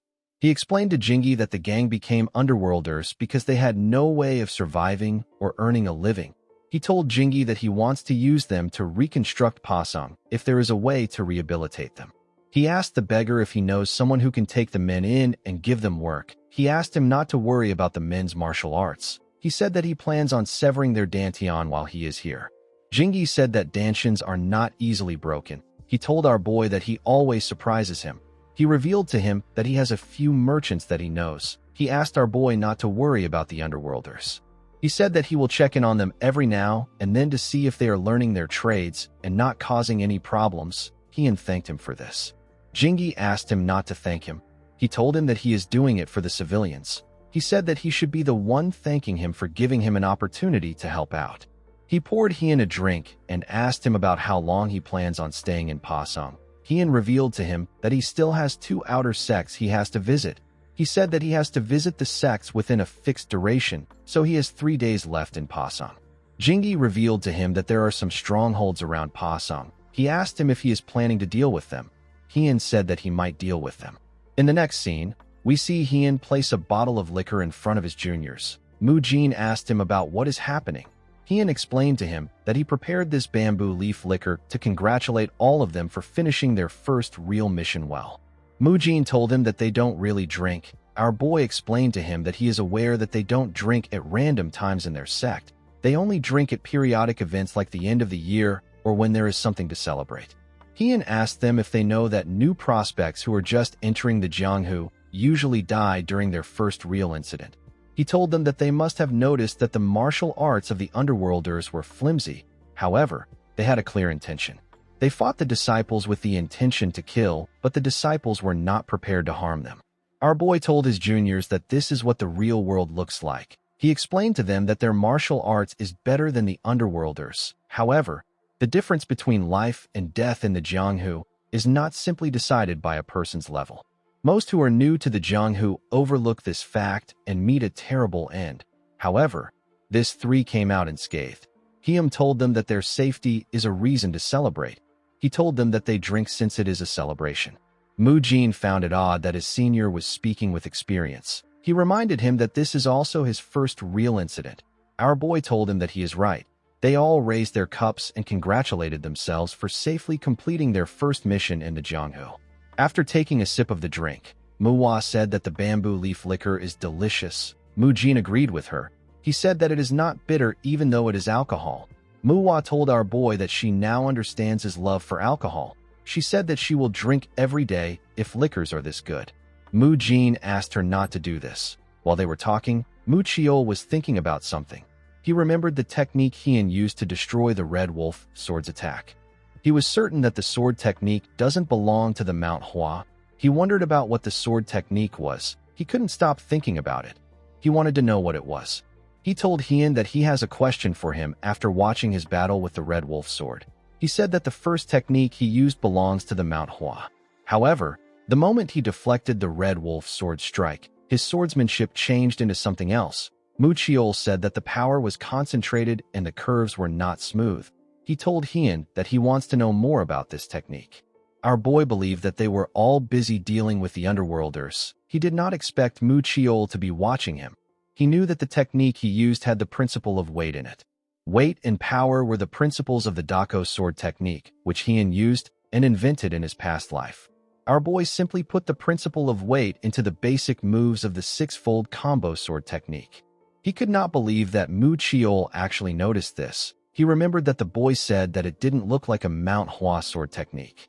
He told Mu Chiol that he will tell him later. He said that there is something they need to do first. Hien had been waiting for a chance to mention this to his juniors. He believed that now was perfect. He asked his juniors if they have finished their drinks. He asked them to finish it if they haven't done so. He told them that they won't have time to drink for the next 3 days once they hear what he is about to say. In the next scene, we see a coachman driving a carriage in a forest. Someone came out of the bush and asked the coachman to stop. The man asked him if something is wrong. The man who came out of the forest said that nothing is wrong. He asked the coachman to give him everything he has if he doesn't want to die. The coachman begged the man to spare him. While he was begging, Hien and his juniors watched him from the bushes. Manhwa could tell that this man was a bandit.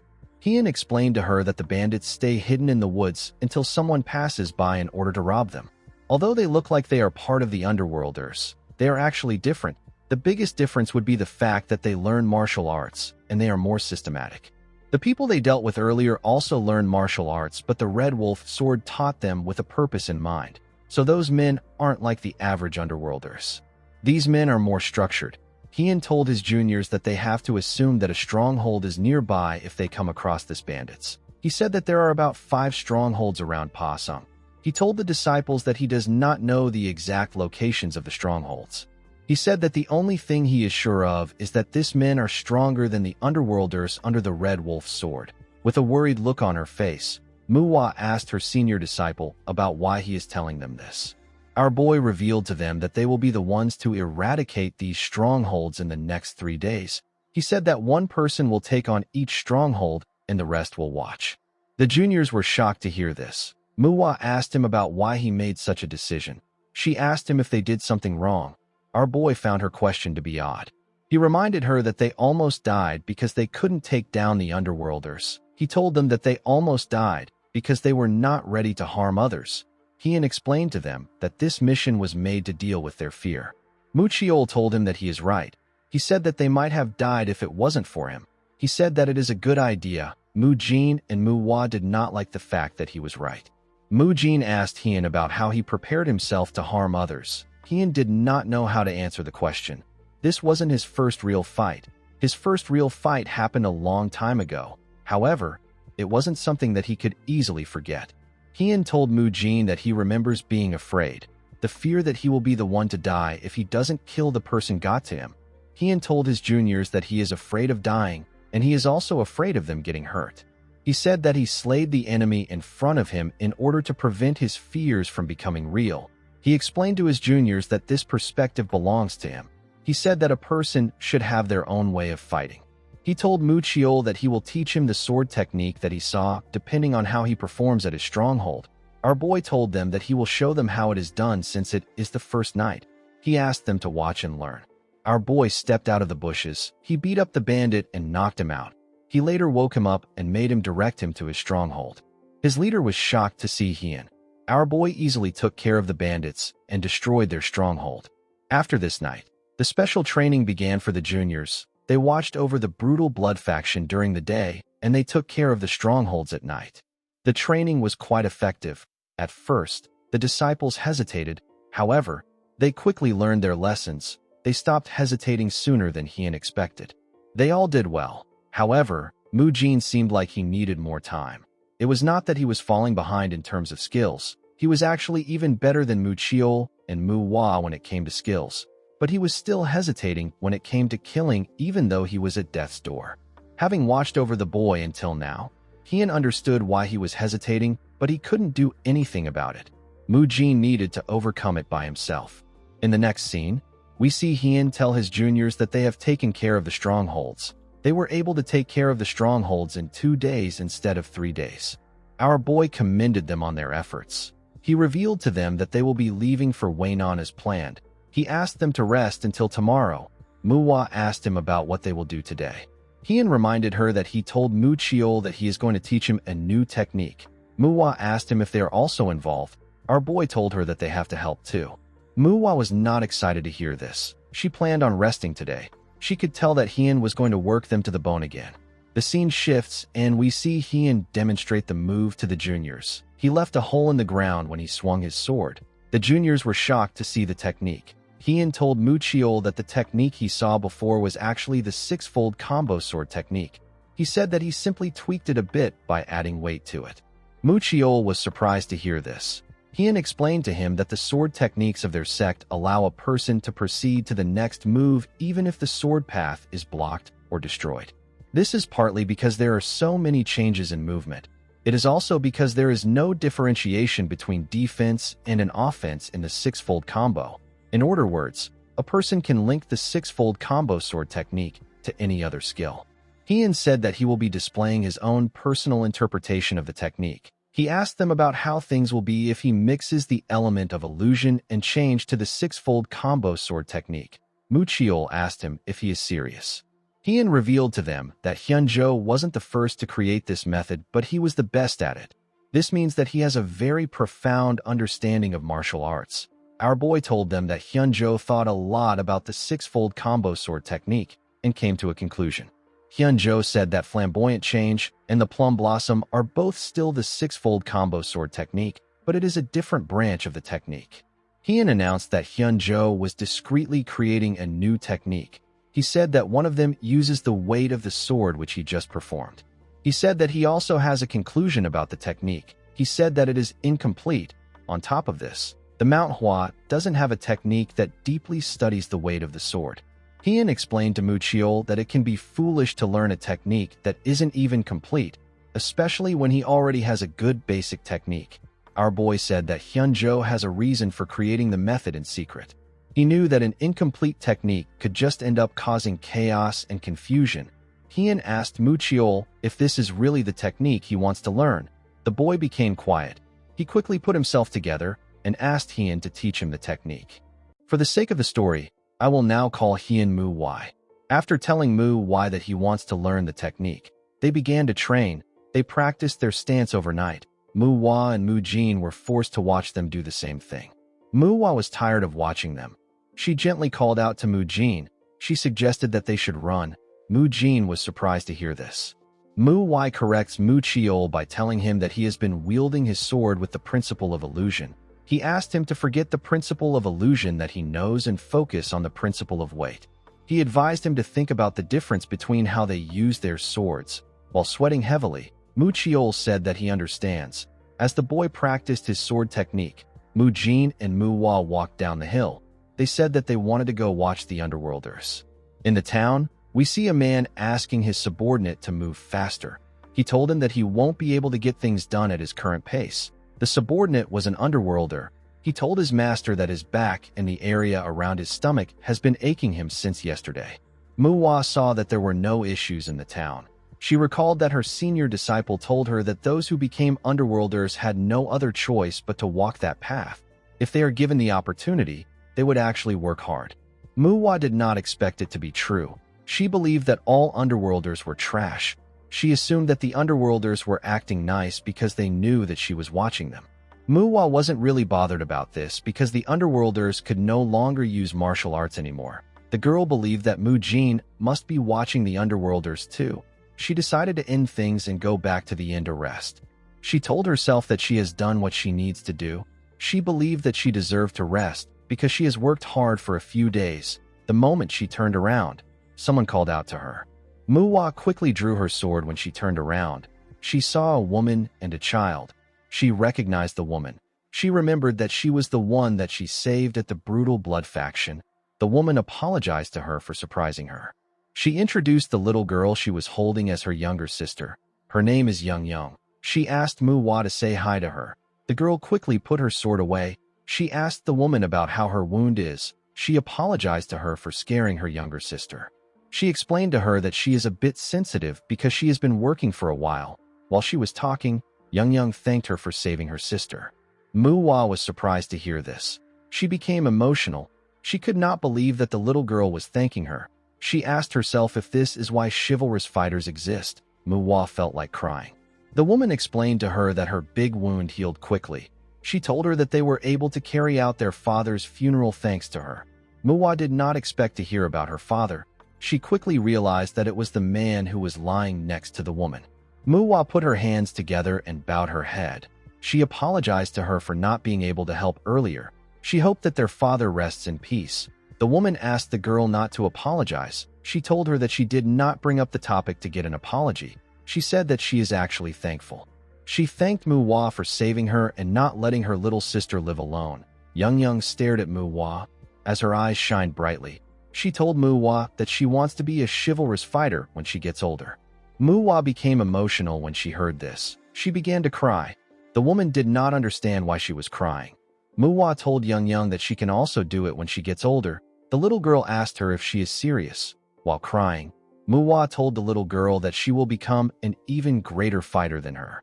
The woman asked the girl if something is wrong. She asked her if she is hurt somewhere. Manhwa told her that it is nothing like that. At night, we see the lights in the town shine brightly. Inside the inn, we see Mujin sitting on the ground. He seemed to be thinking about something. The next day, we see Manhwa breathing heavily. She asked Manhwa to slow down. She did not understand why he was walking so fast. Manhwa told her that he is not walking fast. He told her that she is the one who is slow. He asked her if she has become relaxed after resting for a day. Our boy said that she has been slacking in her usual training. He told her that he will take a look at things. Manhwa whispered that they should have left early. She asked him to tell her why he let them rest for a day. Manhwa turned around and glared at her. Manhwa quickly covered her mouth. Mujin decided to change the topic since our boy's expression was not good. He said that he is curious if the underworlders in Pasung are rehabilitating well. He told Manhwa that they didn't seem to have any issues when they were watching them. Our boy asked him not to worry about it. He said that the beggar sect will keep watching them. With a scary tone in his voice, he told Mujin that what they need to worry about is their weak mentalities. He said that he needs to increase the difficulty of their training. Mujin could not believe that he failed at changing the subject. He and Manhwa knew that their lives were over. Manhwa said that she misses Young. Our boy turned around when he heard this. Manhwa explained to him that Young is the younger sister of the girl she saved during the fight with the brutal blood faction. She told him that she met Young Young while she was watching the Underworlders. She revealed to Mu Wai that Young Young said that she wants to be a chivalrous fighter like her when she grows up. Mu Wai told her that this is the first time he is worried about a child's future. Mu Wai was shocked to hear this. She called out to her senior disciple. Mu Wai asked her to shut up. He told her that they have reached Wainan. The girl was happy to hear this. She moved up to see the town. Mu Wai was relieved to see that they reached the town before sunset. Mu Jin informed him that the Manhwa outer sect that is here is known as the Fresh Flower Sect. Mu Wai decided that they will have dinner at the Fresh Flower Sect. Mu Wai was happy to hear this. Our boy reminded her that she said something about him going too fast earlier. Mu Wai couldn't say anything. The scene shifts, and we see a boy beating another boy in the bushes. His friends assisted him in holding the boy down. The boy clenched his fist and punched the white-haired boy in his stomach. He raised his fist and said that he needs to give him one more punch. Before the boy could land his punch, someone blocked his hand. The person was surprised to see a young boy hitting another child with a little bit of internal energy. When the boy raised his head, he saw Mu Wai holding his hand. He saw the other disciples behind Mu Wai. The white-haired boy immediately realized that he was looking at disciples from the original Manhwa sect. Mu Wai told the boy that his punch is enough to kill a child who hasn't learned martial arts. With a scary look on his face, he told the boy that he needs to be aware of this when punching with his fist. The boy glared at Mu Wai when he heard this. Our boy could tell that his eyes were full of arrogance. He immediately realized that the problem lies with the parents. He knew that the boy has been influenced by his parents. It wasn't his fault that he was like this. Mu Wai noticed that the boy was still glaring at him. With a look of anger on his face, our boy told the arrogant idiot that he can get slapped if he glares at someone while knowing that he is in the wrong. Mu Wai knew that the boy was from an orthodox sect. He asked him if he wasn't taught manners in his sect. Before our boy could do anything, the other boy gently grabbed his clothes. Mu Wai did not expect this. He understood what the boy was trying to say. He let go of the arrogant idiot and asked him and his friends to get lost before they get beaten. After the idiot and his friends left, the other boy put his hands together and bowed his head to Mu Wai. He introduced himself as Lim Sanha of the Fresh Flower Sect. He thanked our boy for his help. Mu Wai also introduced himself to him. Mu Wai moved close to the boy and asked him if he is all right. Sanha said that he is. Mu Wai asked him about who the other boy was. Sanha said that the boy is the young master of the Great Truth Sect. His name is Ga Sayin. The other kids are students learning martial arts at the Great Truth Sect. Mu Wai asked Sanha to tell her why they were bullying him. The boy told her that their sect has never been on good terms with the Great Truth Sect. Recently, the boys found out that their sect was weaker than the Great Truth Sect. Thanks to this, they started bullying him. Mu Wai could tell that the boy swinging his fist was the young leader. Mu Jin asked Sanha if his sect leader knows about this. Sanha told him that he does. He said that he used to fight back and beat the boys before. The Fresh Flower Sect leader went to the Great Truth Sect to talk about the fights. However, when he got there, the Great Truth Sect leader told him that his students wouldn't do something like that without a reason. He told the Fresh Flower Sect leader that his son is the one at fault, and he tried to turn the issue into a sect-level conflict. Because the Fresh Flower Sect leader didn't want a war between the two sects, he backed off. Mu Wai realized that the Fresh Flower Sect will likely face its downfall if it fights against the Great Truth Sect. He asked Sanha if the best his sect could do was to make sure that the Fresh Flower Sect doesn't have a reason to invade them. He realized that this was why Sanha stopped him earlier.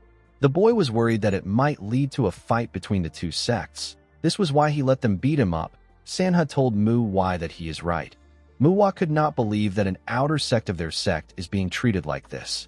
Mu Wai told her that there is a reason they were sent to take care of the outer sects. He told her that they will hear the details from the Fresh Flower Sect leader. Inside the sect, we see the disciples of the sect staring at the disciples of the Manhwa sect.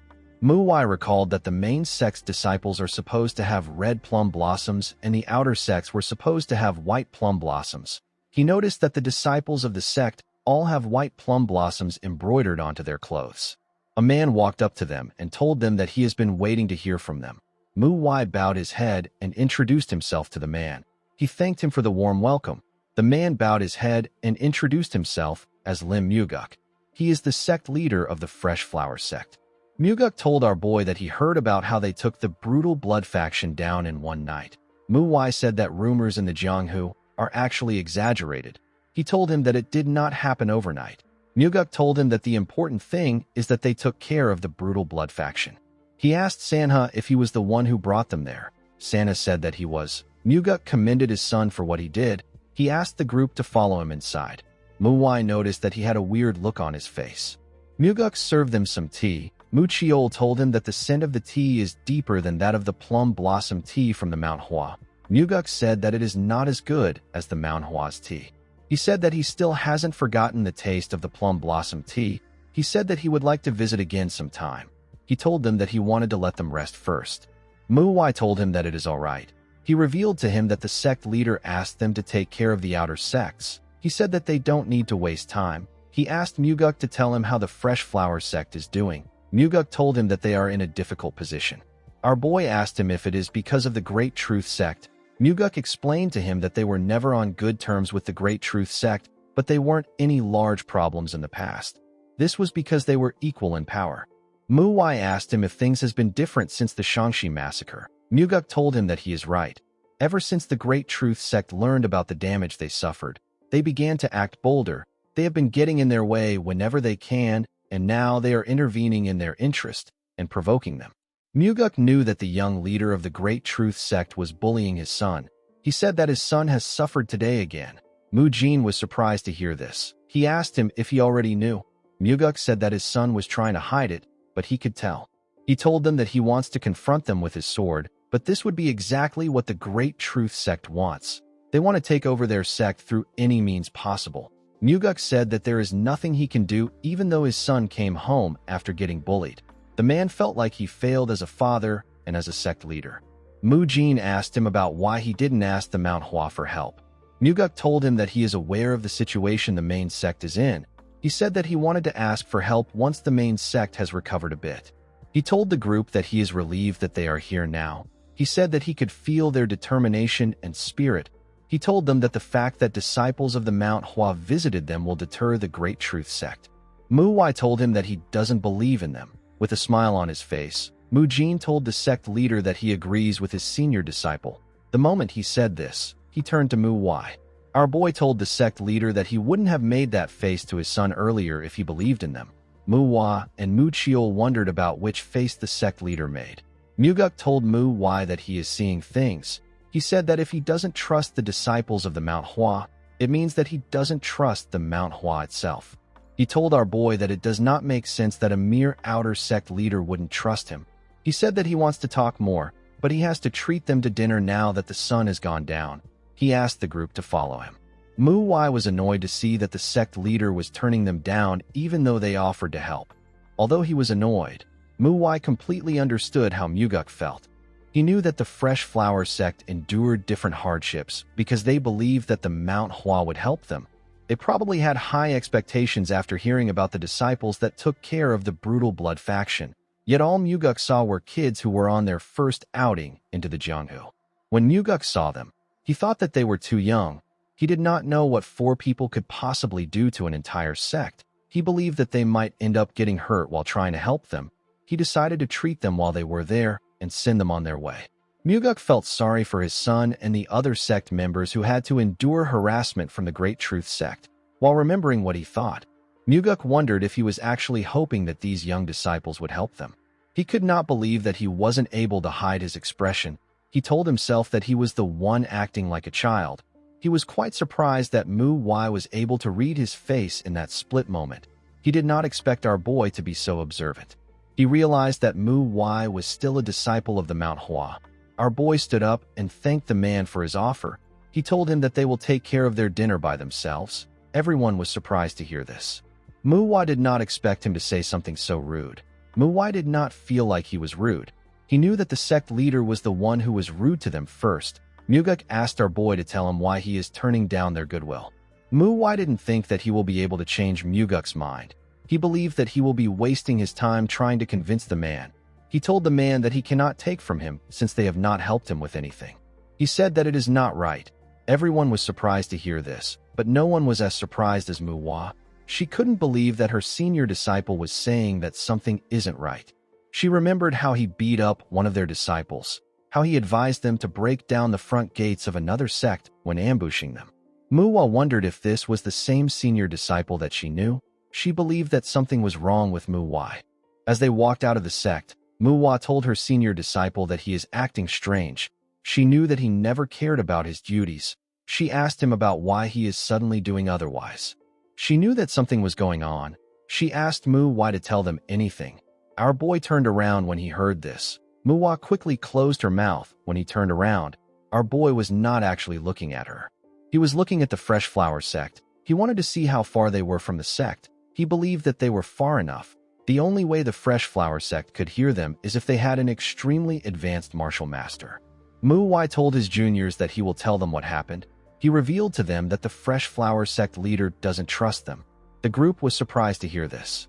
Muhwa reminded him that Muguk said that the Great Truth sect would not interfere in their business because they are there. Muhwa asked her if she doesn't think that this is strange. He asked her if she remembers the attitude the children of the Great Truth sect had towards them earlier. He asked her not to think that children don't know anything. He said that a successor is still a successor. A successor needs to be careful with their actions and words. Muhwa told them that there must be a reason why that boy acted the way he did. He said that it does not make sense that the Great Truth sect would back away because they are there. The Fresh Flower sect leader knows that the Mount Hua is struggling right now. Although the Mount Hua sent disciples of the sect to check in on outer sects, they are still just 4 disciples on their first trip to the Jianghu. Muhwa asked the others to tell him what would happen if they were to fight with the Great Truth sect and lose. This would allow the Great Truth sect to absorb the Fresh Flower sect, and people will say that the Mount Hua failed to resolve matters involving their outer sects. It will be the worst-case scenario for everyone. Muhwa became worried. She asked her senior about what they should do. Muhwa reminded her that this would only happen if they fail to solve the problem. He said that they will resolve the issue. Muhwa asked him about how they are going to do it. She knew that he already had a plan in mind. The scene shifts, and we see 2 men eating dumplings in a restaurant. Muhwa watched the 2 men as they ate. He saw that the disciples of the Great Truth sect were eating freely even though it is the Fresh Flower sect's territory. He could tell from their eyes that the men were full of complaints, and they were looking for victims. Muhwa told the others that something will happen even if they don't do anything. The moment he said this, a man accidentally brushed arms with one of them. The men quickly looked up. They saw that the man was drunk. Although he was drunk, the man was still able to apologize for what he did. As he walked forward, the man dusted his clothes. He did not like the fact that the men were glaring at him even though their sect raised the protection fees. The men looked like they were about to murder civilians. The man said that the Great Truth sect is truly an orthodox sect. Muhwa did not expect to hear about protection fees. He believed that this was the Fresh Flower sect's territory. The man looked like he was the one who was provoking the men to Muhwa. Some men sitting on another table referred to the members of the Great Truth sect as a bunch of leeches. They said that they were taking their money, and now they were getting free food. One of them said that they should be ashamed. The man next to him asked him to watch his mouth. He told him that they might hear him. The man said that they pay them to keep the unorthodox bastards away, but they ended up turning into those unorthodox bastards themselves. Upon hearing this, Muhwa realized that the Great Truth sect has already taken over this place. They raised the protection fees when they took over. This got on the nerves of the people there. Our boy noticed that the man from before was still talking loudly. He knew that something was bound to happen. He told the others that things will be going their way. He asked them not to intervene no matter what happens. Manhwa asked him about what he means. Immediately, she asked this question. The men from the Great Truth sect stood up. They said that they couldn't take it anymore. One of them touched the shoulder of the man who was talking and asked him if he has always wanted to say those things about them. Everyone there became nervous. The man told them that he has always wanted to say those things. The man from the Great Truth sect was surprised to hear this. The drunk man asked the disciple if he is going to kill him. The man's friend asked him to stop talking. The man asked him if he said something wrong. He told his friend that everything he said was right. He reminded the disciples that they were hiding behind closed doors when the demonic cult attacked, and now they are going around showing their power. The man told them that they kicked out the Fresh Flower sect who actually protected them and raised the protection fees. The man laughed and told them that even the unorthodox sect wouldn't act like them. He called them a bunch of demonic bastards. He said that he wouldn't even be able to go around in public if he was a member of their sect. The disciple pushed the man to the ground and asked him if he thinks they are idiots. He He raised his sword and asked everyone to look closely. He said that this is what happens when someone insults the Great Truth Sect. Before he could stab the man, Mu Wai threw his chopsticks at him and made his body freeze. The man screamed out in pain. The other disciple took out his sword and asked Mu Wai to tell him who he is. Our boy kicked the man in his stomach and sent him flying. The first disciple asked our boy to tell him what he is doing. He asked him to tell him what he did that made him stop moving. Mu Wai picked up the other man's sword and told him that he has the same question for him. He agreed that the man spoke rashly. He asked the disciple to tell him why he wielded his sword against someone who hasn't learned any martial arts. The man looked at Mu Wai's hand. He saw the symbol on his clothes. He immediately knew that our boy was from the Manhwa. Mu Wai asked the man to tell him what he was going to do with the sword. The man said that he was simply going to scare the man. Our boy took the man's sword and told him that he will be taking it away. The man was surprised to hear this. Mu Wai told him that if he was going to use a sword to scare a weak person, it will be better for him not to have a sword at all. He revealed to the man that he will be able to move once he takes out the chopsticks. He asked him to ask the unconscious man to take them out when he wakes up. He asked the man to come to the Fresh Flower sect if he wants to get his sword back. The man asked Mu Wai if he dares to interfere in the Great Truth sect's business. He told our boy that he is trying to start a fight. Mu Wai glared at the idiot when he heard this. He told him that even his sect leader wouldn't dare say something like that. He asked him if he is taking the Manhwa lightly. The man became nervous. He said that he didn't mean it. Mu Wai told him that he meant it because this is how he has always been speaking. He explained to the man that he wasn't going to do anything more than this, but he has pushed him. He told the man that there is only one way for him to be forgiven. He said that the Great Truth sect leader must come to the Fresh Flower sect and beg for forgiveness. With a scary tone in his voice, Mu Wai told the man that the Great Truth sect will be history if the sect leader is not there by sunrise tomorrow. He advised the man to answer wisely. The disciple told him that he will bring his sect leader. Mu Wai and the other disciples were not even surprised by Mu Wai's actions. Mu Wai said that their senior is getting bolder by the day. She said that it would have been better if they just ambushed the Great Truth sect. Mu Jin agreed with her. He asked her if this will be all right. The next day, we see the sect leader of the Great Truth sect and his disciples marching towards the Fresh Flower sect.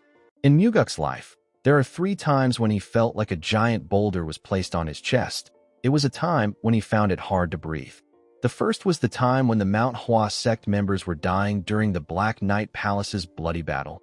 The second time was when his oldest son passed away, and the last time was when he found out that his youngest son was being bullied.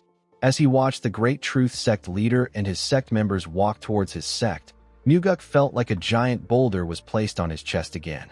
Mu Wai stood in front of the sect. He could tell that the Great Truth sect leader did not come there to apologize. The sect leader asked our boy if he is the junior who called for him. He asked him if he did not learn etiquette at Mount Hua. Mu Wai smiled when he heard this. He asked the senior if his actions bothered him a lot.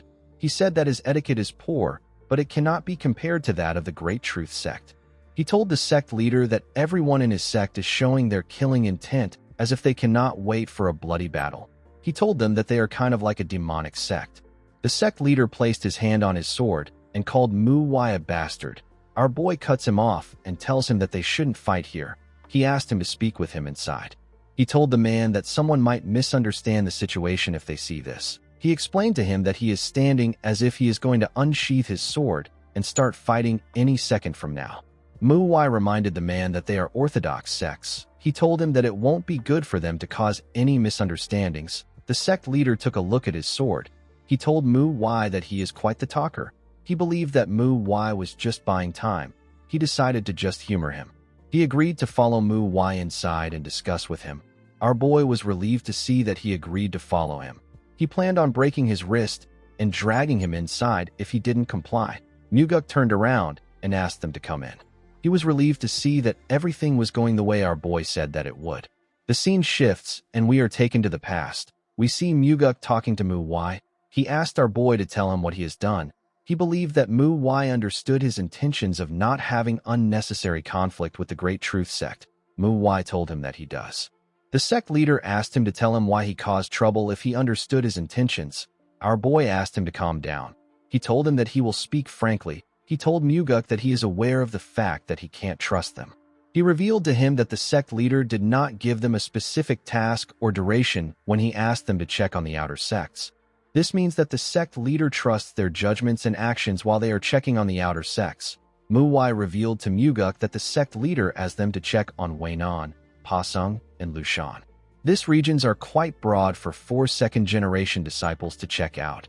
Our boy told Muguk that he didn't tell him about it, because he didn't need to know. He told him that Posung's brutal blood faction is related to a martial artist of the Nine Hells Sword. He said that he had to engage in conflict to deal with the brutal blood faction. He explained to Muguk that they dealt with it secretly, so that there wouldn't be unnecessary friction with the Nine Hells Sword sect. Muguk was surprised to hear that they apprehended a martial artist from the Nine Hells Sword sect without any injuries. He believed that this would be impossible for the 4 of them. Muwai told him that it wasn't the 4 of them that fought him. He said that he dealt with the martial artist himself. Muguk was shocked to hear this. Our boy explained to him that he only has one reason for bringing this up himself. He told Muguk that he wants him to trust them the same way their sect leader trusts them. He told him that he can speak if he wants to confirm anything. He told him that he can also take out his sword and request for a duel if he wants to test his skills. Muguk asked our boy if he will be able to handle fighting the entire Great Truth sect. Our boy assured him that the situation won't get to this level. He told him that he will take care of everything if a battle breaks out. The scene shifts, and we are taken back to the present. We see the Great Truth sect leader and his members sitting inside a room with Muguk and Muwai. Although he remembered what our boy said, Muguk was still well aware that human nature is fickle. He believed that things were different now that the Great Truth sect was in front of them. Muwai acknowledged the fact that they are there because of an incident between him and the Great Truth sect. He said that he has heard that the conflict between them and the Fresh Flower sect is also deep. He explained to the sect leader that he is a disciple from Manhwa and the Fresh Flower sect is their outer sect. He said that he wants to resolve things between the 2 sects, since both sects had no plans of reconciling and maintaining a great relationship in Weinan. Our boy decided to get to the point. He suggested that they choose a representative from both sects and host a duel. Muguk was surprised to hear this. The Great Truth sect leader laughed when he heard this. He told Muguk that he is now certain that he hasn't planned things with Muwai. He said that he was wondering about the tricks he planned on using since he brought them there. He said that he is surprised to hear that it is just a duel. He told Muguk that the word duel wouldn't come out of his mouth unless he is insane. He asked Muguk if he has forgotten about his son's death. Muguk did not say anything.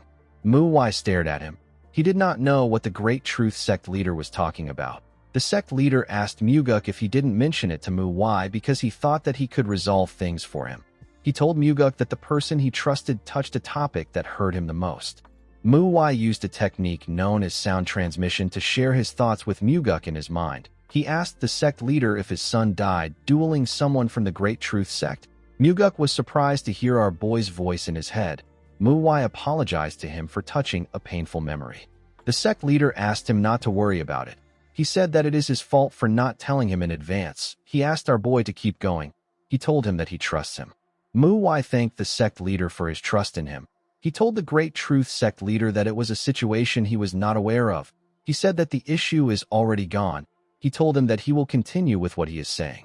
He explained to the men in the room that the duel will include 3 people from both sides: the sect leader, the vice sect leader, and a strong person from the sect.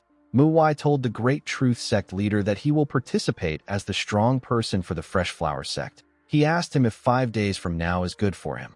The sect leader told him that they can even fight right now. He asked our boy if he can be considerate to them. Muwai asked him to explain what he means. With an arrogant look on his face, the man said that the last duel was quite difficult for them. He said that people framed them by saying that they killed on purpose. He told Muwai that he personally believes that it is correct to blame the weak one. He said that he is simply worried that he will be called a murderer again. Muwai asked him if he doesn't know how the dispute between him and his sect members began.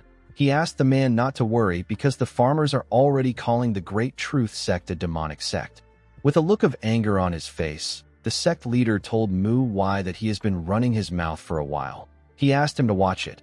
He told him that he and his sect members could attack the Fresh Flower sect right now. He said that they are holding back because he made an interesting offer. Our boy asked him if he is pissed off. He told him that he was simply informing him because he did not seem like he was aware. The man next to the sect leader asked Mu why if he thinks that they are easy just because they are holding back. Before he could say anything else, Mu Wai glared at him with a scary look on his face. The man became scared. The Great Truth sect leader stood up and said that they will come back in 5 days. He said that he wants a fair duel where no one dies. After saying this, he left. Muguk let out a sigh. He revealed to Mu Wai that the Great Truth sect young leader was much weaker than his son in martial arts. He said that the Great Truth sect leader was once his equal, but now he is much stronger. He told Mu Wai that the person he will face will be a hired assassin who they will pose as a guest of the Great Truth sect. Our boy was not surprised to hear this. He told Muguk that he is correct. Muguk assured Mu Wai that his faith in him hasn't changed. He said that he simply wants to know if this is okay. Our boy told him that the duels will be easy. Muguk told him that he will place his full faith in him. Mu Wai stood up and told the sect leader that they need to go to the training hall. The man was surprised to hear this. Our boy explained to him that he should consider himself dead for the next 4 days. Muguk did not understand what he meant. The scene shifts and we see Mu Jin and the others staring at something with a look of shock. Mu Wai asked Mu Jin if this is really okay. The boy asked her not to ask him. He said that he doesn't know. The disciples were looking at the fresh flower sect leader hanging upside down on a tree. His leg was tied to the branch. Mu Wai stood below Muguk. He pointed his sword at his back, as if he was waiting for him to fall down. Our boy told Muguk that it is too early for him to get tired. He said that they still have a lot of time. He asked him to imagine that his sect is finished when he can no longer endure. He advised him to use this to push through. He warned him not to get too close to the ground. Mu Wai told herself that her senior disciple is not a human. She was certain that he was a demon. At sunset, we see the sect leader still hanging on to the tree. Mu Chiol was the one holding the sword now. He told Muguk that he is going to get stabbed if he lowers himself any further. He reminded him that today's training is nearly over. He begged him to endure the pain a little longer. Mu Chiol felt bad for the sect leader. He wondered about where our boy went to after asking him to take over Muguk's training. The scene shifts and we see Sanha sitting alone. The boy thought about the duel that was to take place in 5 days. He kicked a rock when he remembered that Mu Wai said that he will help him with his training until the day of the duel. The boy knew that he couldn't suddenly get stronger with 4 days of training. While he was thinking, someone walked up to him. Sanha was surprised to see Mu Wai. With a smile on his face, our boy told him that he is right. Sanha did not expect to hear this. He asked him about what he means. Our boy explained to him that he cannot become strong with just a few days of training. Such a thing is not possible without the help of a miracle medicine or strange encounter. Our boy picked up the rock he kicked. He told Sanha that this only applies when it comes to improving his martial arts. It is a different story when it comes to building experiences. Mu Wai explained to the boy that what is important is how he uses his martial arts. Sanha did not understand what Mu Wai was talking about. Our boy decided to change his approach. He raised the stone and asked Sanha if he is utilizing his martial arts properly. The boy was surprised to hear this question. He said that he is utilizing it properly. Mu Wai asked him to copy what he is about to do. The moment he said this, he fired the stone at a crazy speed. It touched a tree and destroyed it. Sanha was shocked to see this. Mu Wai explained to him that he used less internal energy than kids his age would typically have. He told the boy that he has far more energy than the average kid. He reminded him that he said that he knows how to properly utilize his martial arts. He told him that he should be able to utilize internal energy on this level. He told Sanha that his training is complete for the day if he succeeds. However, if he fails, he will have to keep trying until he gets it. Mu Wai asked the boy to give it a try. Later in the night, we see several trees which Sanha had partially destroyed. Unfortunately, it wasn't on Mu Wai's level. Our boy told him that he shouldn't be satisfied with this. He told him that he has gotten better. He said that they need to end things today. He told the boy that they will continue tomorrow. He asked him to rest well. Sanha fell to his knees. His hand was shaking. He had to use it to practice for a long time. While shaking in pain, the boy said that Mu Wai is a demon. Unfortunately for the boy, the sun was already rising. He wondered about how he was going to even rest. The scene shifts, and we see Mu Wai telling Muguk and his son that this is the 2nd day of training. He told them that they have to train together since they don't have enough time. He asked the two of them if they learned how to use their body yesterday. They both said that they did. Mu Wai told the sect leader that anyone can tell that his body is in great condition. Our boy knew that Muguk's body was able to quickly recover to its previous state because he was consistent with his training.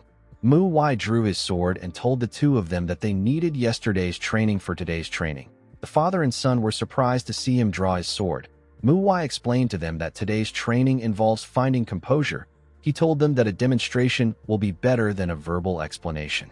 He turned to the side and asked his assistants to take their positions. His assistants were his juniors. The father and son were surprised to see that Mu Wai was going to face 3 of them alone. Mu Wai told the others that she will go first. Mu Jin told her that he is right behind her. Immediately she heard this. She charged at our boy. Mu Wai blocked her attack with his sword sheath. Mu Wai used her hand to attack his head. Mu Wai easily dodged it. He gave her a kick that sent her flying. Mu Jin appeared behind her and swung his sword at our boy. Mu Wai blocked his attack with his sword. He raised it and made a huge swing to push Mu Jin back. His attacks became more aggressive. He pushed Mu Jin back with each strike. Sanha asked his father if this is fine. He said it seems quite dangerous. Muguk agreed with his son. He told him that they should still watch for now. He wondered about what Mu Wai was trying to show them. Mu Wai used his sword sheath to hit Mu Jin in the stomach. The boy coughed out when this happened. Mu Chiol asked him to go low. The moment he heard this, Mu Jin bent his head. Mu Chiol swung his sword at Mu Wai. Our boy was able to block his attack with his sword. He told Mu Chiol that his sword has more weight to it than before. He told the boy that it is not yet enough. Immediately he said this. Mu Wai moved his sword close to his neck. Mu Chiol admitted defeat when he saw this. Mu Wai allowed his juniors gather around him. He told Mu Wai that her attacks are too obvious. This makes them easy to react to. He told Mu Jin that he is still not bold enough. He told Mu Chiol that he still hasn't gotten used to his new sword. He explained to his juniors that these are the biggest reasons why they failed. He advised them to focus on what he has pointed out. After saying this, he walked up to Muguk and his son. He told them that this is how they will train until the duel. Muguk was shocked to hear this. He asked Mu Wai about the kind of training this is. He reminded him that he wanted them to find composure. Our boy told him that he is right. He asked him if he didn't feel like something was off during the fight. Muguk said that it seemed over the top for it to be simply training. The moment he said this, Muguk understood Mu Wai's intentions. Our boy explained to him that the best way to improve in a short while is to build experience. He explained to them that they will be able to dodge attacks from weaker people once they have enough life and death experiences. Mu Wai asked them to wield their swords. He told them that their goal is to kill him. He asked them to treat this as if it is a real fight. Muguk asked our boy to wait. He reminded him that his son is there. Muguk did not know how his son hated Mu Wai. Sanha grabbed some sand from the ground and threw it at our boy. He did this to block his vision. Muguk was shocked to see this. Sanha plans to take out Mu Wai. He quickly drew his sword. Unfortunately for him, our boy blocked the sand with his hand. He kicked Sanha before he could attack him. Muguk was shocked to see his son flying. He quickly turned around. The moment he did this, he sensed something coming at him. He quickly bent his head to dodge Mu Wai's attack. Our boy tried to stab him with his sword. Muguk was able to jump and move back. He turned to his son and asked him if he is okay. Sanha said that it hurts, but it is bearable. Muguk was relieved to hear this. Immediately he said this. Mu Wai appeared behind him. He asks him if he is going to talk to his son even during the duel. He threw a sword at the sect leader and reminded him that he asked him to fight as if it is real. He raised his sword and advised Muguk to move with everything he has if he doesn't want him and his son to die. The two of them were shocked to hear this. Later in the evening, we see Muguk attacking Mu Wai. Our boy gave him a painful punch on his face and made him lose balance. He moved his sword close to his neck. The sect leader was surprised to see this. Mu Wai told him that it has been 314 times. He said that this is the amount of times he has died. He reminded the sect leader that he has told him multiple times that he won't be able to respond if he closes his eyes. Muguk said that he can feel his opponent's movement with internal energy even if his eyes are closed. Mu Wai agreed with him. He told him that if he can utilize his internal energy well, it will be as good as seeing with his own eyes. Our boy knew that this level of internal energy utilization was basic. He knew that it won't be hard for the sect leader to do it. He asked Muguk to tell him why he can't dodge his attack if he can do it. Muguk told him that his attacks are too quick. Our boy told him that he is talking as if he used internal energy to attack. He explained to him that it was an attack he could have dodged if his eyes were open. He could have also dodged it by using his internal energy. Muwai advised him not to shrug off responsibility. He told him that bringing back the dead is impossible. The moment he said this, he kicked him and asked him to start again. Muguk grit his teeth out of anger. He saw his beaten-up son lying on the ground. He charged at Muwai. When his sword clashed with our boy's sword, it caused a huge spark. Later in the night, we see that Muguk has lost consciousness. Muwai was beating some sense into Sanha. Muguk later stood up to join his son. He tried to land an attack on our boy, but he got pushed back. Muwai asked him and his son to continue attacking. The father and son did not relent. They attacked from different angles. The scene shifts, and we are taken to the Great Truth Sect. We see the Great Truth Sect leader having a drink with someone. The man told the sect leader that the Rising Lotus Sword should be enough for a second-generation disciple of the Manhwa. The sect leader asked the man known as the Misty Tiger Blade if he wants to know why he asked him to do this. He said that he simply wants to properly humiliate them. He told the Misty Tiger Blade that it will be more effective if someone like him overpowers Muwai and crushes his ego. The Misty Tiger Blade told the man that he is wicked. He asked him if he does not know his blade. He said that it will be a miracle if Muwai does not become a cripple. He asked the sect leader if he is sure about this. He said that people will talk if someone dies or an incident occurs during the duel. The sect leader said that this does not matter. He told the man that rumors are nothing but rumors.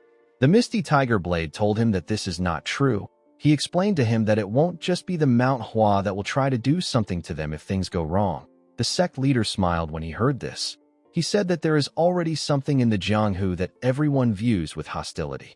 He asked the Misty Tiger Blade not to worry. He told him that he can take care of things like that on his own.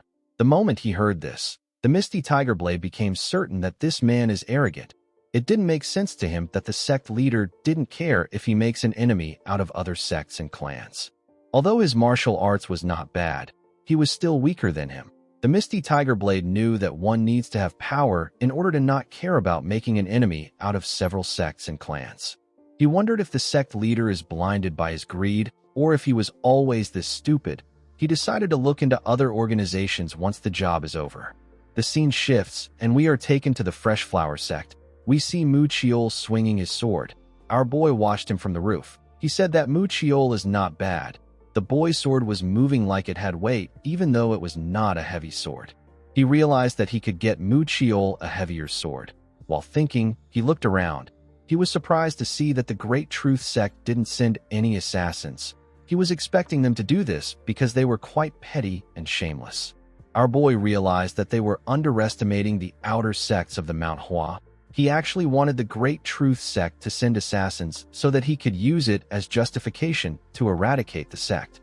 While he was thinking, he heard a footstep. When he looked down, he saw the sect leader. The man stepped out and looked at the moon. He stared at the moon for a while and went back in. Muwai recalled that he said that his first son died in a duel against the Great Truth Sect. He realized that this duel could serve as revenge for the sect leader. He wondered about what it will feel like to get revenge. On the day of the duel, we see the members of the Great Truth Sect staring at something. They wondered about what someone did to end up looking a certain way. They were looking at Sanha. They were all shocked to see how injured he was before the duel even began. Sanha took a look at the wooden sword in his hand. Saiyan asked him about what happened to his face. He told him that he looks so pathetic that he actually feels bad about fighting him. Sanha did not care about what the boy said. He was quite disappointed that they were not going to be using real swords. Saiyan told the boy that he should be glad that they are not using real swords. He told him that he might accidentally kill him. Sanha didn't respond to the idiot's provocations. Saiyan felt like something was wrong. He knew that Sanha always gets angry at the smallest insults. He did not know why the boy was calm. He believed that Sanha was just ignoring him. He told the boy that he is pissing him off. Since the two boys were ready, the judge of the duel introduced himself as Hyung Hongkwon and told them that the duel will begin soon. Hongkwon announced that a duel is meant to compare the martial arts of the two opponents. He said that it will be difficult to avoid injuries in a duel. He told everyone that he will intervene if he decides that the injuries are too much. Hongkwon announced that all 3 rounds will be carried out, regardless of who wins. While he was talking, our boy noticed something odd when he looked across the stage. He saw the Misty Tiger Blade. He recognized the swordsman. Hongkwon announced that the first duel will be conducted with wooden swords and the last two will be done with real swords. The man was aware that he had been talking for a while. He explained to everyone that he needed to say these things for their sake. He screamed and asked the boys to begin the first duel. The moment he heard this, Saiyan charged at Sanha. He raised his hand to swing his sword when he got close to him. Sanha seemed to be disappointed in the boy. His movements were so big that it almost seemed unnecessary. Sanha remembered our boy telling him that weaker opponents make exaggerated movements. Their movements are often quite excessive. Sanha asked Mu why for the reason why they do this. Our boy explained to him that the weaker opponents want to seem threatening. Their goal is to scare and intimidate the opponent. This kind of intimidation tactic might work on those who haven't learned martial arts or those who are beginners. Mu Wai told Sanha that once he has gone deep in martial arts, he will know that this kind of intimidation tactic is unnecessary. Upon remembering this, Sanha raised his sword and thrust it at Saiyan. He used the tip of his sword to hit Saiyan in the chest. The boy coughed out when this happened. Sanha gave him a punch that sent him flying. The boy slammed his back on the ground. The disciples of the Fresh Flower sect cheered for Sanha when this happened. While he was on the ground, Saiyan tried to catch his breath. His chest was in so much pain. The boy turned to Sanha. He was certain that this was not the Sanha that he knew. He wondered about what changed about Sanha. He still looked the same as before. He wondered if the boy also got a special medicine like him. Although his training with Wai was hellish, Sanha finally understood why he had to undergo the training. He could see how weak Saiyan really was. He walked up to the boy. While using his sword to push himself up, Saiyan asked Sanha about what he did. He asked him about how he improved so much in such a short period of time. Sanha kicked him in the leg and made him lose his balance. The boy fell to the ground. Sanha told him that he is slow to get up even though the duel is not over. He could not believe that Saiyan was actually talking. With a scary tone in his voice, Sanha told Saiyan that he would have died if this was a real fight. He raised his sword when he said this. Saiyan quickly called out to him. He begged him to wait. Sanha swung his sword with a large amount of force. His attack covered everywhere with dust. When the dust cleared up, we see that Sanha hid his sword on the ground. Sanha laughed when he remembered that this idiot is called Wainon's Rising Star. He noticed that Saiyan had peed himself. He told the boy that he should be called Wainon's Pisser. Upon seeing that Saiyan had no intention of fighting again, Hongkwon announced that the Fresh Flower sect won the first duel. The Great Truth sect leader slammed his hand on his chair when he heard this. He was annoyed to see how skilled Sanha was. He could tell that the boy really wanted to win the duel. He didn't expect his son to lose because he even fed him medicine to increase his internal energy. The sect leader believed that the first round didn't matter because the last two duels were guaranteed wins. He told himself that he will let the Fresh Flower sect enjoy their victory. Hongkwon asked the participants of the second duel to come forward. The Fresh Flower sect leader and the Great Truth sect leader stepped out. Muguk was a bit nervous to see the sect leader.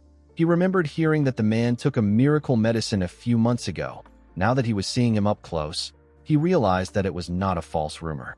Muguk took a stance. He reminded himself that he also did his best to prepare for this duel.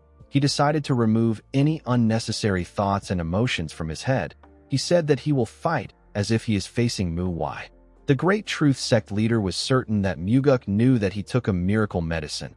He wondered why the man was calmer than before. He smiled and said that he wants to see how long he can maintain his composure. The moment he thought of this, they were asked to start the second duel. The sect leader disappeared in front of Muguk. Muguk remained calm and bent his head down to dodge the attack. He grabbed the man's hand and swung his sword at him from the side. The man was able to dodge the attack, but Muguk managed to land a cut on his face. The sect leader quickly kicked Muguk. Muguk was able to block his attack with his sword, but he still got pushed back. The sect leader told Muguk that he was holding back in order to avoid what happened last time. He said that he no longer needs to hold back. He charged at Muguk and said that he will give it his all. He swung his sword at him when he got close to him. Muguk was able to block the attack with his sword. He pushed him back. The two men parried each other's attacks. Muguk noticed that the man's side is open when he is using his moves, and his right thigh is also open when he swings upwards. Muguk knew that Mu Wai would have pointed out all these habits. He thought that it would be hard to win against the Great Truth sect leader without some miracle medicine or a literal miracle, but now he understood what our boy saw. he realized that Mu Wai has taught him something much more valuable than those things. He moved past the man and attacked his side at a crazy speed. Some blood gushed out of his body.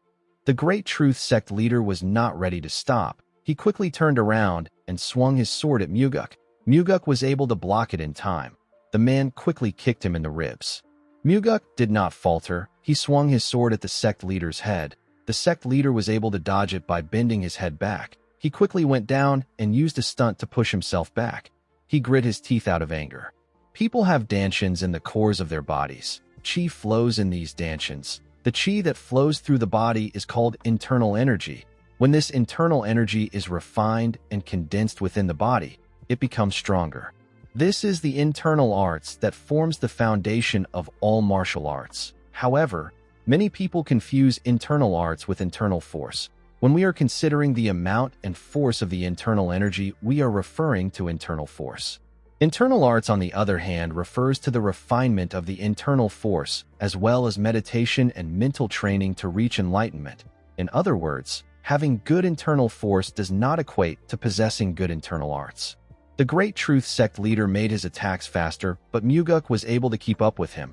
He pushed the man's sword away with a large amount of force. He grabbed his hand and landed a cut on him.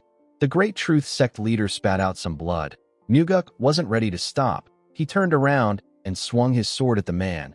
The Great Truth Sect leader knew that he couldn't dodge the attack in time. A small amount of blood got splashed on the ground. The Great Truth Sect members were shocked to see what happened. Even Hongquan was shocked to see what happened. Oddly enough, the Great Truth Sect leader was still alive. It turns out that someone stopped Muguk's sword with his hand before it could reach the sect leader. Mu Wai was the one who stopped it with his hand. Blood dripped from his hand. He told the sect leader that he has done enough. Muguk cried when he heard this. He wanted to kill the man who took his son's life. He realized that he needed to put himself together. Our boy let go of his sword. The Great Truth Sect leader fell to his knees. Hongquan announced that the Fresh Flower Sect won the second duel. Disciples of the Fresh Flower Sect began to cheer when they heard this. They were very happy to hear that they won't have to leave Waynon. The Great Truth Sect leader could not comprehend what was happening. This was not how he wanted things to go. The Misty Tiger Sword was not surprised to see that the man lost. He knew that the sect leader could have won if he just stayed calm. He realized that the man's personality got him there. He wondered if it was necessary for him to even fight Mu Wai. He decided to surrender the moment the match begins. Hongquan announced that the Fresh Flower Sect is the winner since they won 2 duels. He said that they will still stick to the rules and continue the last duel. He asked the participants to step forward. Muguk apologized to our boy for his behavior. He told him that he got carried away with his emotions and ended up hurting him. He could not believe that our boy had to fight with his injured hand. He asked Mu Wai to surrender since they already won. Our boy asked him if he is worried about his hand. He revealed to the sect leader that the blood does not belong to him. He tried to clean it off his hand. Mu Wai explained to Muguk that there was a lot of blood on the sword when he grabbed it. He said that it probably belongs to the Great Truth Sect leader. Muguk could not believe what he was hearing. He could not believe that Mu Wai grabbed the sword he put his full power into and didn't sustain a single injury. Muguk knew that our boy was talented, but he didn't expect it to be on this level. The Great Truth Sect leader asked them to wait. He acknowledged the fact that his sect lost. He asked the Fresh Flower Sect leader if he can do him a favor. He begged Muguk to be more understanding. Muguk scoffed when he heard this. The Great Truth Sect leader agreed to hand over all rights to him since they lost the duel. Muguk reminded him that he was quite desperate to chase them out of Waynon. He asked him to stop acting pathetic. He told him that there is no world where the Fresh Flower Sect will accept his plea. The moment he said this, Mu Wai used his sound transmission to call Muguk. He asked him if he can allow him to take care of this. Muguk did not expect this. He nodded at our boy. Mu Wai told the Great Truth Sect leader that he has a pitiful thick skin. He said that he feels embarrassed for him. Mu Wai told the man that he has an offer for him. He revealed to him that they will allow the Great Truth Sect remain in Waynon if they can win the last duel. However, if the Fresh Flower Sect wins, the Great Truth Sect will need to leave Waynon and also give up something important. This would make the last duel have meaning. The Great Truth Sect leader accepted Mu Wai's offer. Our boy asked him about what he will offer if the Great Truth Sect loses. The Great Truth Sect leader told him that he will give them the sect's rights. Mu Wai asked him to stop playing around. He explained to him that the moment they leave Waynon, all their rights will automatically go to the Fresh Flower sect. He advised the man to offer something that the Fresh Flower sect cannot earn from the duels. He told him that he will rescind his offer if he is going to be greedy. The sect leader grit his teeth when he heard this. He knew that he had no other choice. He told Mu Wai that he will give them 5 great merit orbs. Mu Wai smiled when he heard this. He told the man that he should have offered this from the start. Muguk announced that his sect accepts the Great Truth sect's offer. He said that the Great Truth sect will be permitted to stay in Waynon if they win.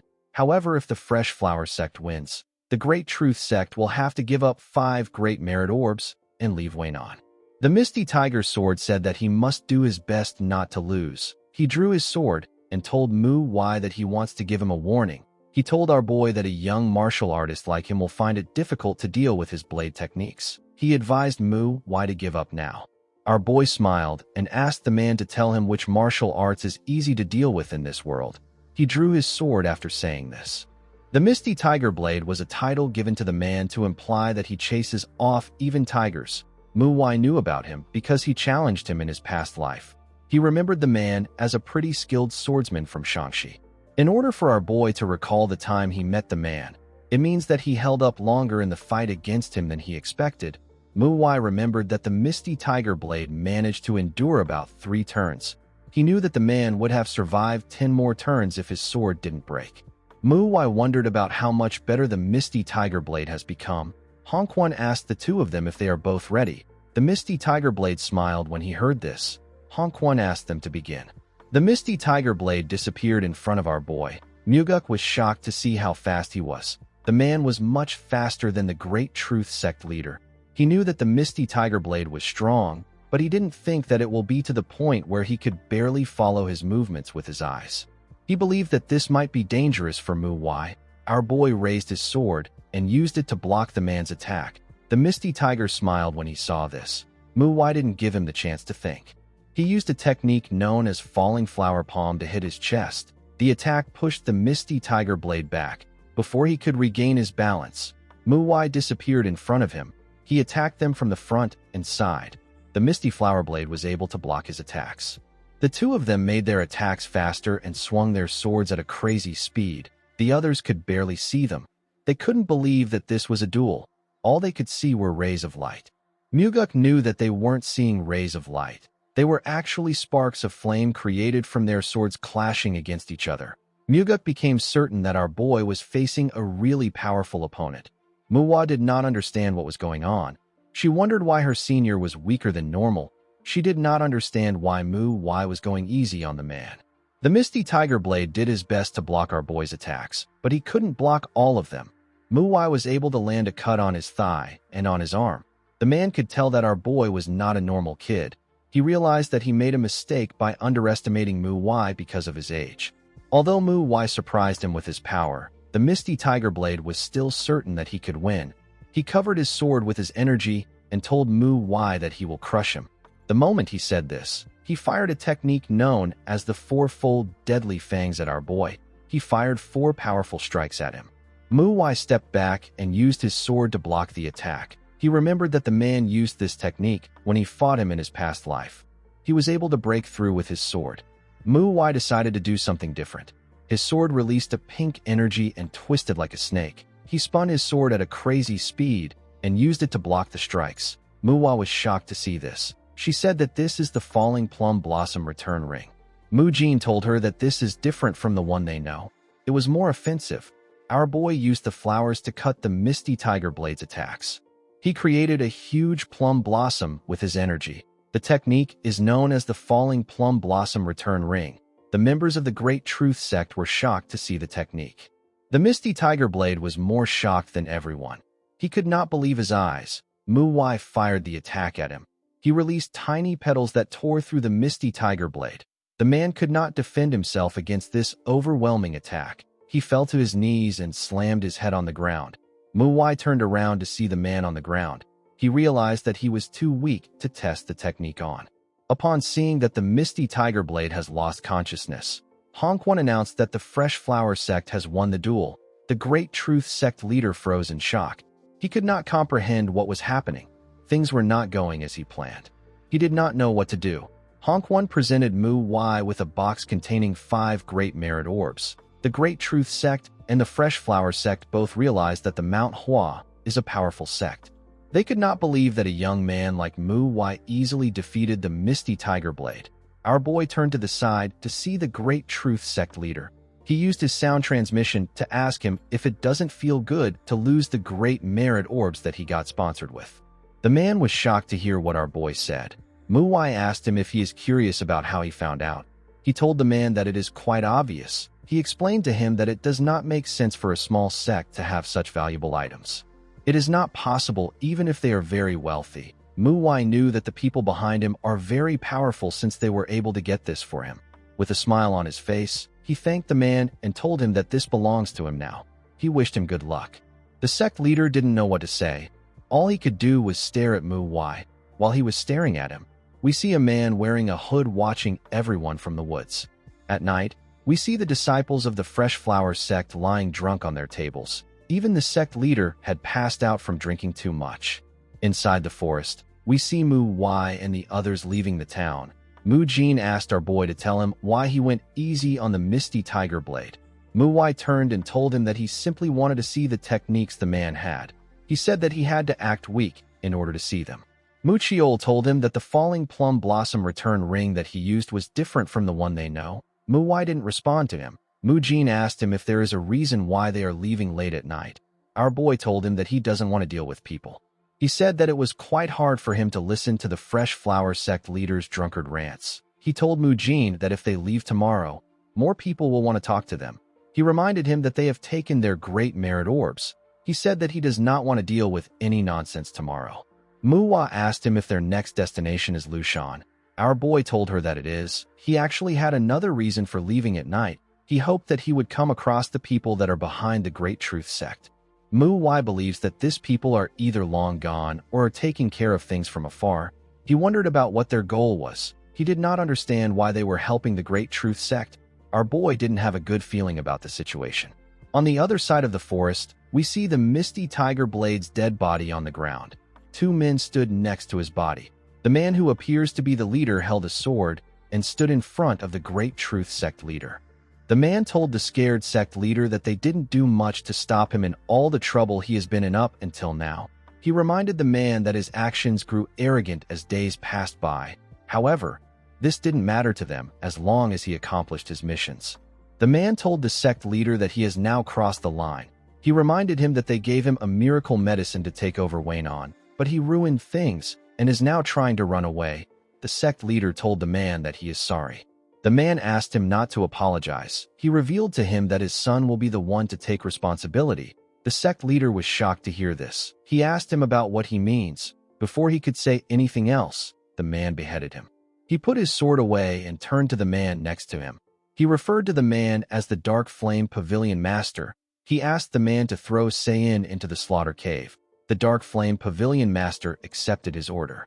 He asked his leader about what they should do about the Fresh Flower Sect and the Manhwa disciples.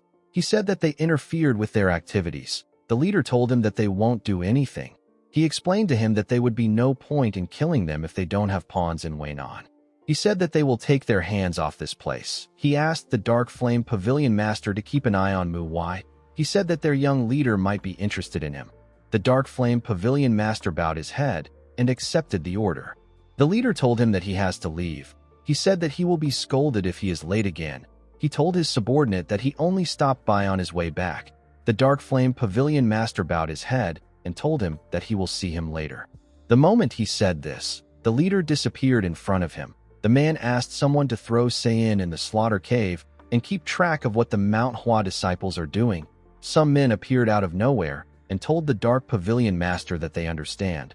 One of them carried Sayin away. The scene shifts, and we are taken to Lushan. Mu Wai told her senior that Lushan is known for hot springs. She said that she was excited when she heard that they had to stop by somewhere first. She believed that they were going to a hot spring because they have been walking without rest. The girl could not believe that Mu Wai took them to the smithy. She asked our boy about why he bought a huge sword. Mu Wai explained to his juniors that he is holding a great sword. It is a sword that is much bigger and heavier than the one they use. Our boy told them that the sword will be perfect for Mu Chiol. The boy was surprised to hear this. Muwai gave him the sword and asked him to use it while training. He explained to him that it will give him more strength in his sword technique. Our boy gave the others different swords. He told them that it will be useful until they receive their own plum blossom swords. He said that the blades have been sharpened. The two of them thanked him. Muwa turned to Muwai and asked him if the sect leader will permit the great sword. Our boy told her that it depends on what Muchiol does with it. He said that the boy needs to prove that even a great sword can be the Mount Hua's sword. Muchiol stared at the blade. He told Muwai that he is correct. Our boy told his juniors that they need to head to the Shining Radiance sect. Muwa asked him about when they will go to the hot springs. Muwai told her that they will go once they are done there. In the next scene, we see a man with a scar on his face welcome the group to the sect. He introduced himself as the sect leader. His name is Kong Buem.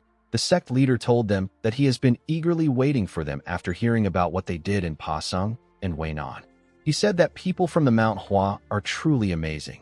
Muwai put his hand together and bowed his head to introduce himself to the man. Muwa and her fellow juniors did the same thing. Boyuem couldn't put his hand together. He was only able to bow his head. He revealed to them that he lost his right arm in the Shanxi massacre. He asked them to understand why he cannot fully pay his respects. Boyuem asked them to come in. He said that he wants to speak to them in a more comfortable setting. Inside his office, we see Boyuem offer them tea. He revealed to them that he heard about how they chased away the brutal blood faction and the Great Truth sect. He could not believe that this was done by 4 second-generation disciples. He told the group that they are amazing. Our boy told him that he is being too kind. The sect leader asked him not to say this. He said that he wouldn't have been able to achieve the same feat, even if he still had his right arm. Mu Jin told the man that he has already done something greater than this by fighting in the Shanxi massacre. Muwa told him that they are there thanks to him. She said that this is why they are able to do what they do. Boyuem touched his shoulder and asked them if they think that he was a lot of help because he is missing an arm. He said that he was actually in the way of the Mount Hua disciples. He revealed to them that the Phantom Swordsman saved him. Muwai was surprised to hear this. He asked him if he is serious. Boyuem explained to him that the Phantom Swordsman killed the demonic martial artist that was about to kill him. He said that he is certain that the Phantom Swordsman has saved more people in that manner. Muwai felt embarrassed. He told the man that it is probably just a coincidence. The sect leader disagreed with him and told him that the Phantom Swordsman might seem like he runs wild on the battlefield, but he can actually see everything that is going on. He said that the Phantom Swordsman only attacked the enemy's weak points. He assured Muwai that it wasn't a coincidence that the Phantom Swordsman killed the demonic martial artist that wanted to kill him. He told him that the Phantom Swordsman ran wild in order to save as many allies as he could. Our boy didn't know how to explain things to the man. The sect leader told them that he was too embarrassed to be thanked by them when he only made it out alive because of the Phantom Swordsman. With a bright smile on his face, Boyuem thanked them for what they have done. He told them that the Mount Hua Sword Saint and the Phantom Swordsman would be proud if they saw what they have done. He advised them to continue doing things as they have. Mu Jin and the others were happy to hear this. Our boy was actually embarrassed that the man praised him. Since the group has been to Pasung and Weinan, Boyuem asked them if they are here to look after outer sects. He apologized to them and told them that the Shining Radiance sect does not have any issues. He said that he doesn't like letting problems fester. Muwai told him that it is a good thing that they don't have any problems. He asked him not to apologize. Boyuem told our boy that he can be honest. He explained to him that he would also be bored and disappointed if he came all this way only to find out that there is no one for him to fight. Muwa was shocked to hear this. She didn't hope to fight anyone at all. The sect leader asked her not to be shocked. He told her that he is also a man of the Murim. He assured her that he understands her feelings. Our boy did not expect the sect leader to see through him. Muwa told the sect leader that this is actually better. She said that they want to experience the hot springs in Lushan to wash away their exhaustion. Boyuem revealed to her that this won't be possible. Muwai was shocked to hear this. The sect leader explained to them that he would love to show them, but a murderer is on the loose. He assured them that he does not doubt their skills. He told them that it won't be wise to expose themselves to danger unnecessarily. He revealed to them that the Zhongnan sect's first-generation disciples are already after the criminal. He said that it is only a matter of time before the criminal is caught. He told the group that he will take them to a great spring if the murderer is caught before they leave Lushan. Boyuem stood up and asked them to rest. He asked them to show his disciples the Manhwa sword if they get bored. They all bowed their heads and thanked the sect leader. Muwai could tell that the murderer has been on the loose for some time. He did not know why Boyuem was acting carefree, as if it doesn't matter. Our boy found it weird that a man who said that he doesn't like letting problems fester hasn't done anything about the murderer in question. Muwai felt like the sect leader was trying to keep them there.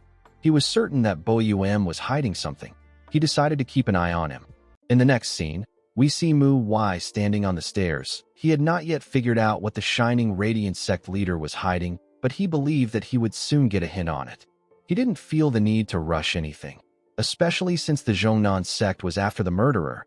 Muwai believed that it was more important for him to train his juniors with his time. He told his juniors that he feels that he hasn't been able to supervise their training lately.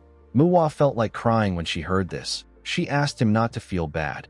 She said that they were very happy. Muwai told the girl that it is good that they were happy. He told her that he is going to train them like dogs. The girl felt like breaking down when she heard this. The scene shifts and we see Mu Chiol swing his great sword at Muwai. Our boy blocked his attack and got pushed back a bit.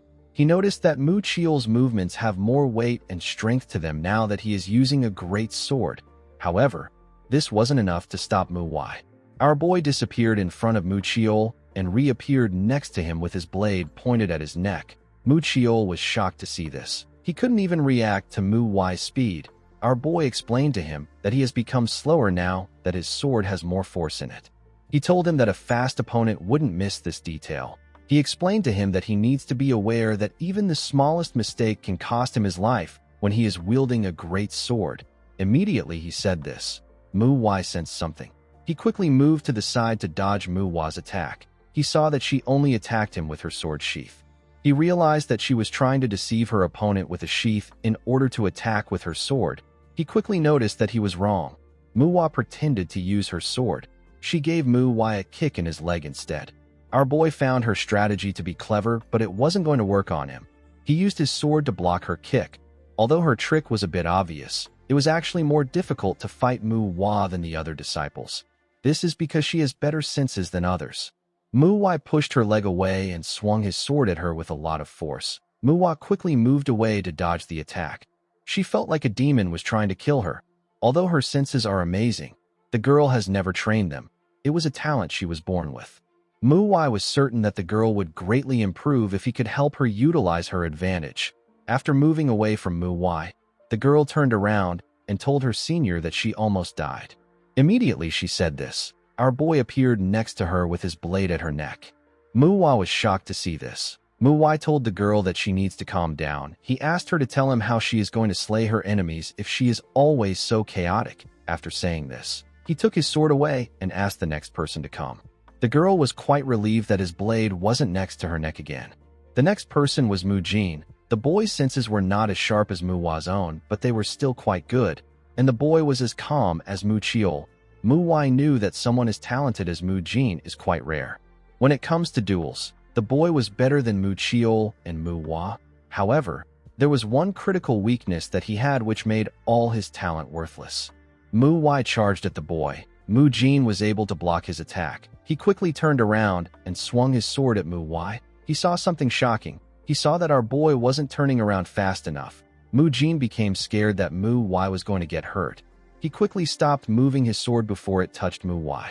Our boy asked him about why he is worrying about him. He grabbed Mu Jin's sword and used his sword hilt to hit him in his stomach with a large amount of force. The boy coughed out heavily when he received the attack. Muwai told Mu Chiol that she just felt his pain. The boy told her that Muwai hit Mu Jin harder than he hit them. Mu Jin fell to his knees and placed his hand on his stomach. The boy's problem is that he is afraid of hurting others more than death itself. Although it might not seem like a big issue now, it will be a different thing when he comes across an opponent that he needs to face with all his might.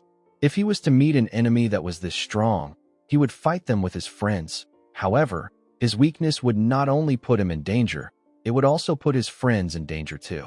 Muwai knew that he will have to remove Mu Jin from his group if he is unable to overcome this critical issue. He was certain that Mu Jin was also aware of this. He told his juniors that they are done for the day. He told them that they should already be aware of what their issues are. He walked past Mujin and explained to them that there is no shortcut to improving their skills. Proper training is the fastest route. He asked them to train as if there is no tomorrow. Mu-Wai knew that it is impossible for a person to passively overcome a problem. He believed that Mujin needed to actively try to overcome his problem. Mujin looked defeated as he knelt on the ground. He looked like he was aware of his issue and what it could cost him. Later in the night, we see Mu-Wai training his body. He held his sword in one hand and used it to push his body up. He closed his eyes and stayed perfectly still in the air. While he was training, someone said that he did not think that he would be training at this hour. He said that he doesn't expect anything less from our boy. Mu-Wai opened his eyes and saw the sect leader. He quickly moved down. Bo-Yum was amazed by how fit Mu-Wai was. He told him that many people don't focus on training their strength. Mu-Wai said that training his strength is as important as training his sword. The sect leader told him that he reminds him of the Iron Mountain Fist King. Mu-Wai told the sect leader that he can leave if he wants to train. Bo-Yum laughed and told him that this isn't the only training ground in the sect. Mu-Wai asked him about why he came there. Bo-Yum revealed to our boy that he wants to ask him for a favor. With a serious look on his face, he asked Mu-Wai if he can kill him right now. Our boy did not expect to hear this. He raised his sword and told the man that it actually won't be difficult. The sect leader raised his hand and asked him to wait. Mu-Wai asked him if he doesn't want him to kill him again. The man said that he doesn't want to die. He told him that most people would ask him about why he requested for such a thing. He didn't think that our boy wouldn't question him. He realized that it was good that Mu-Wai didn't question him. He decided to go straight to the point. He revealed to our boy that he wants to have a duel with him. Mu-Wai accepted his request. He believed that this was an opportunity for him to figure out what the man is hiding. The sect leader told Mu-Wai that he has a condition. He asked our boy to fight him as if he intends to kill him. Mu-Wai did not expect to hear this. He now understood what the man was hiding. Bo-Yum placed his hand on his sword and said that there is no point in training if it is not like a real situation. He drew his sword and told Mu-Wai that he will fight him as if he means to kill him too. Immediately he said this. The man charged at Mu-Wai. He swung his sword at him when he got close to him. Our boy used his sword to block the attack. The sect leader quickly swung his sword at him again. Mu-Wai quickly bent his head down to dodge the attack. He thrust his blade at the man. He was able to push his hand away. He gave the man a punch on his ribs. The sect leader coughed out when he felt the punch. Mu-Wai swung his sword at him with a large amount of force. Bo-Yum had to jump out of the way to dodge the attack. He swung his sword at Mu-Wai from behind. Our boy easily blocked his attack. He and the man made their attacks faster. They blocked each other's attacks. They both jumped back to create some distance between themselves. They raised their swords and charged at each other again. Before the sect leader could swing his sword, Mu-Wai placed his sword on his wrist and pointed his palm at his head. He was ready to blow away the man's head. Bo-Yum was amazed by how skilled Mu-Wai was. He realized that our boy utilized the fact that he could only use his left hand, and he also saw through his habit. He asked Mu-Wai about how he noticed his habit. Our boy explained to him that he didn't use any stabbing techniques, even though he puts a lot of force into his sword. He told the man that he could feel that he was hiding the fact that he is not used to fighting with his left hand, so he decided to take advantage of this. Mu-Wai put away his sword after saying this. The sect leader laughed when he heard what he said. He told our boy that he is correct. He revealed to him that he is only half as good as before. He swung his sword and said that he is still training his left hand. He said that it is not easy for him. Mu-Wai told him that this is normal. He told the man that everything will change for him. His directions, perspectives, and techniques will be completely different. He found it amazing that the sect leader was already able to fight on this level. He told Bo-Yum that he has one thing to say. He explained to him that he is putting too much force into his sword. He told him that his strength is not balanced. He said that it is because he is in a rush. He told the man that he doesn't think that he is lacking in strength. He advised him to practice precision and stabbing instead of putting so much force into his sword. The sect leader was shocked to hear this. He found the advice to be amazing. Mu-Wai revealed to him that he is aware that he didn't show him everything he was capable of because he was trying to be considerate. Bo-Yum did not expect to hear this. He explained to our boy that he was actually taking it serious even though he didn't show him everything he was capable of. He told Mu-Wai that he felt that he was the one who didn't even use half of his strength. Our boy told him that he is correct. He explained to the man that he would have gotten hurt if he became serious. The sect leader smiled when he heard this. He knew that our boy was right, because he could feel it too. He thanked him for the feedback he gave him. He told him that he has taken too much of his time. After saying this, the man moved forward. Muwai watched him as he walked forward. He knew that the man made it seem like he asked for a duel because of his left hand, but this was not the only reason. Our boy became certain that the man was hiding something when he noticed the amount of force the man had in his sword. He knew that BUM was trying to assess something. He believed that the sect leader wanted to see if he was skilled enough to fight alongside him if the murderer came to the sect. He didn't understand why BUM would do this. He recalled that the man said that the Zhongnan sect is already after the murderer. He wondered why the man was doing all this. Muwai realized that the sect leader does not think that the murderer is an ordinary murderer. Our boy completely understood why the man was acting like this. He believed that his actions make sense, especially if the man was thinking about a certain murderer. Muwai once met a murderer in his past life. This monster is known as the Old Monster of 100 Faces. This crazy old man is the one who made people create the term known as the Killing Demon. There is a very small number of people who have seen the old monster's true face because of how good he was with disguise. The old monster gained fame in the Jianghu because he used his disguise skills for evil. He would kill leaders of smaller sects and pretend to be the leader. He would also go back and forth between two sects in order to cause conflict between them. The story of how he went around causing discord between two sides is already well known. The old monster also committed terrible acts to those near the person he was disguising himself as. This is why the Old Monster of 100 Faces was so well known, even though nobody had ever seen his face, and he had no organization supporting him. The old monster once disguised himself as Hyunjo and approached our boy in his past life. They fought for a while, and our boy managed to injure him badly, but he ended up getting away. The man went into hiding after their fight. There were rumors that he later returned, but the culprits of the incidents were nothing compared to the Old Monster of 100 Faces. In the end, the Old Monster of 100 Faces wasn't caught, and he did not appear again. Even though the current criminal is called a murderer, Muwai felt like he was a bit different. This made him concerned. He wondered why the sect leader would be this concerned because of some rumors. He believed that the man has additional information that he wasn't sharing with him. He knew that the old monster wasn't the murderer. Even a martial master as advanced as him can't live that long. It makes more sense for the murderer to be his disciple. The main issue lies in the murderer's strength. Muwai believed that he could guess how strong the murderer is. All he needed to know is the person from the Zhongnan sect who is after the murderer. As long as the person is not an elder, Muwai believed that he would also be strong enough to take on the murderer. He actually wished that the Zhongnan sect could catch the murderer without him having to intervene. The next day, we see some people walking past the place where Muwai and BUM fought. One of them told their senior disciple that there are deep sword traces in the ground. The senior said that the murderer was definitely there. She asked her juniors not to let their guards down. She told them that they can never know when or where an attack might come from. This people in the blue and white robes are the disciples of the Zhongnan sect. The senior disciple said that she can smell death there. Muwai watched them from the roof as they walked towards the shining radiant sect. He realized that this people are first-generation disciples. He recalled that 3 first-generation disciples are worth 1 elder. Muwai realized that the murderer might be on the level of an elder. He knew that he was screwed. First-generation disciples are people who stand a chance to become the head of a sect or a clan. They are an essential force of an organization. Hyunjo was among the first-generation disciples of the Manhwa sect.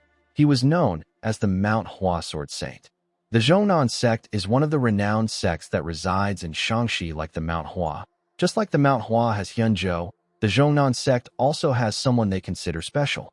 There is a person among the first-generation disciples who is known for being hardworking. This person is known as the greatest disciple. This person is the woman in front of our boy. The woman introduced herself as Il Mu of the Zhongnan sect. The man sitting next to Il Mu was happy to meet a disciple of a renowned sect. He introduced himself as Il's son. The last man introduced himself as Il Hun. Our boy put his hand together and introduced himself to the disciples. He referred to them as seniors and told them that he is still lacking when compared to them. He said that he is honored that they hold him in such high regard. Muwai believed that it made sense for Sun and Hun to partake in the mission, but he did not expect Il Mu to also be involved. Boeum knew that our boy would not expect to see the disciples of the Zhongnan sect in his sect. He explained to him that he couldn't tell him in advance because it was supposed to be kept a secret. He asked Mu why to understand him. He asked our boy to sit so that they can have a talk. Mu revealed to him that they were having a conversation about the murderer, but they were all waiting for him. She told our boy that the sect leader decided that it would be best for him to join them. Mu asked them if it is all right for him to join. He said that the case is supposed to be top secret. Sun told him that they would be honored if he can listen and help them. Mu decided to continue the conversation. She said that there are 5 murderers. She and her comrades already killed 2, but the other 3 are on the run. According to the woman, the murderers split up in different directions, and they haven't been able to make a lot of progress in the chase. She said that the murderers are experts when it comes to disguises. She said that it will be quite difficult to know who they are based on their appearances. She revealed to Mu and Boeum that their sect leader created a special miracle medicine that allows them to smell the murderers. She said that this is how they were able to track them down. She explained to them that the medicine actually allows them to smell blood. However, it has a small problem. Although they have an acute sense of smell, it is hard for them to track down the exact location within a certain radius. Boeum understood what she meant. The woman said that there is at least 1 murderer in the Shining Radiance sect at this moment. Boeum and Mu were shocked to hear this. Mu said that she doesn't know who it is. She told the sect leader that she wanted to meet him because she was hoping that he would lend them a hand. Boeum told her that he might not be of help to her with just his 1 arm. He asked the woman to tell him what he can do. Mu said that they need to figure out who the murderer is. Sun said that there was no alcohol in every single murder scene they went to. He deduced that the murderer is someone who likes drinking and showing off a bit. Mu understood why the man thought like this. Since the murderer didn't bother to erase their traces even though they knew that they could be tracked down, it means that they are arrogant. Sun told him that he is correct. He revealed to them that they plan to hold a party full of alcohol. Hun said that the culprit will probably fall for this trap since he is an arrogant man. Mu said that it will be more advantageous for the murderer if a lot of people are in one place. She put her hand into her clothes and took out a small item. She revealed to them that it is sleeping gas. She said that the gas that comes out of this item will put the people to sleep.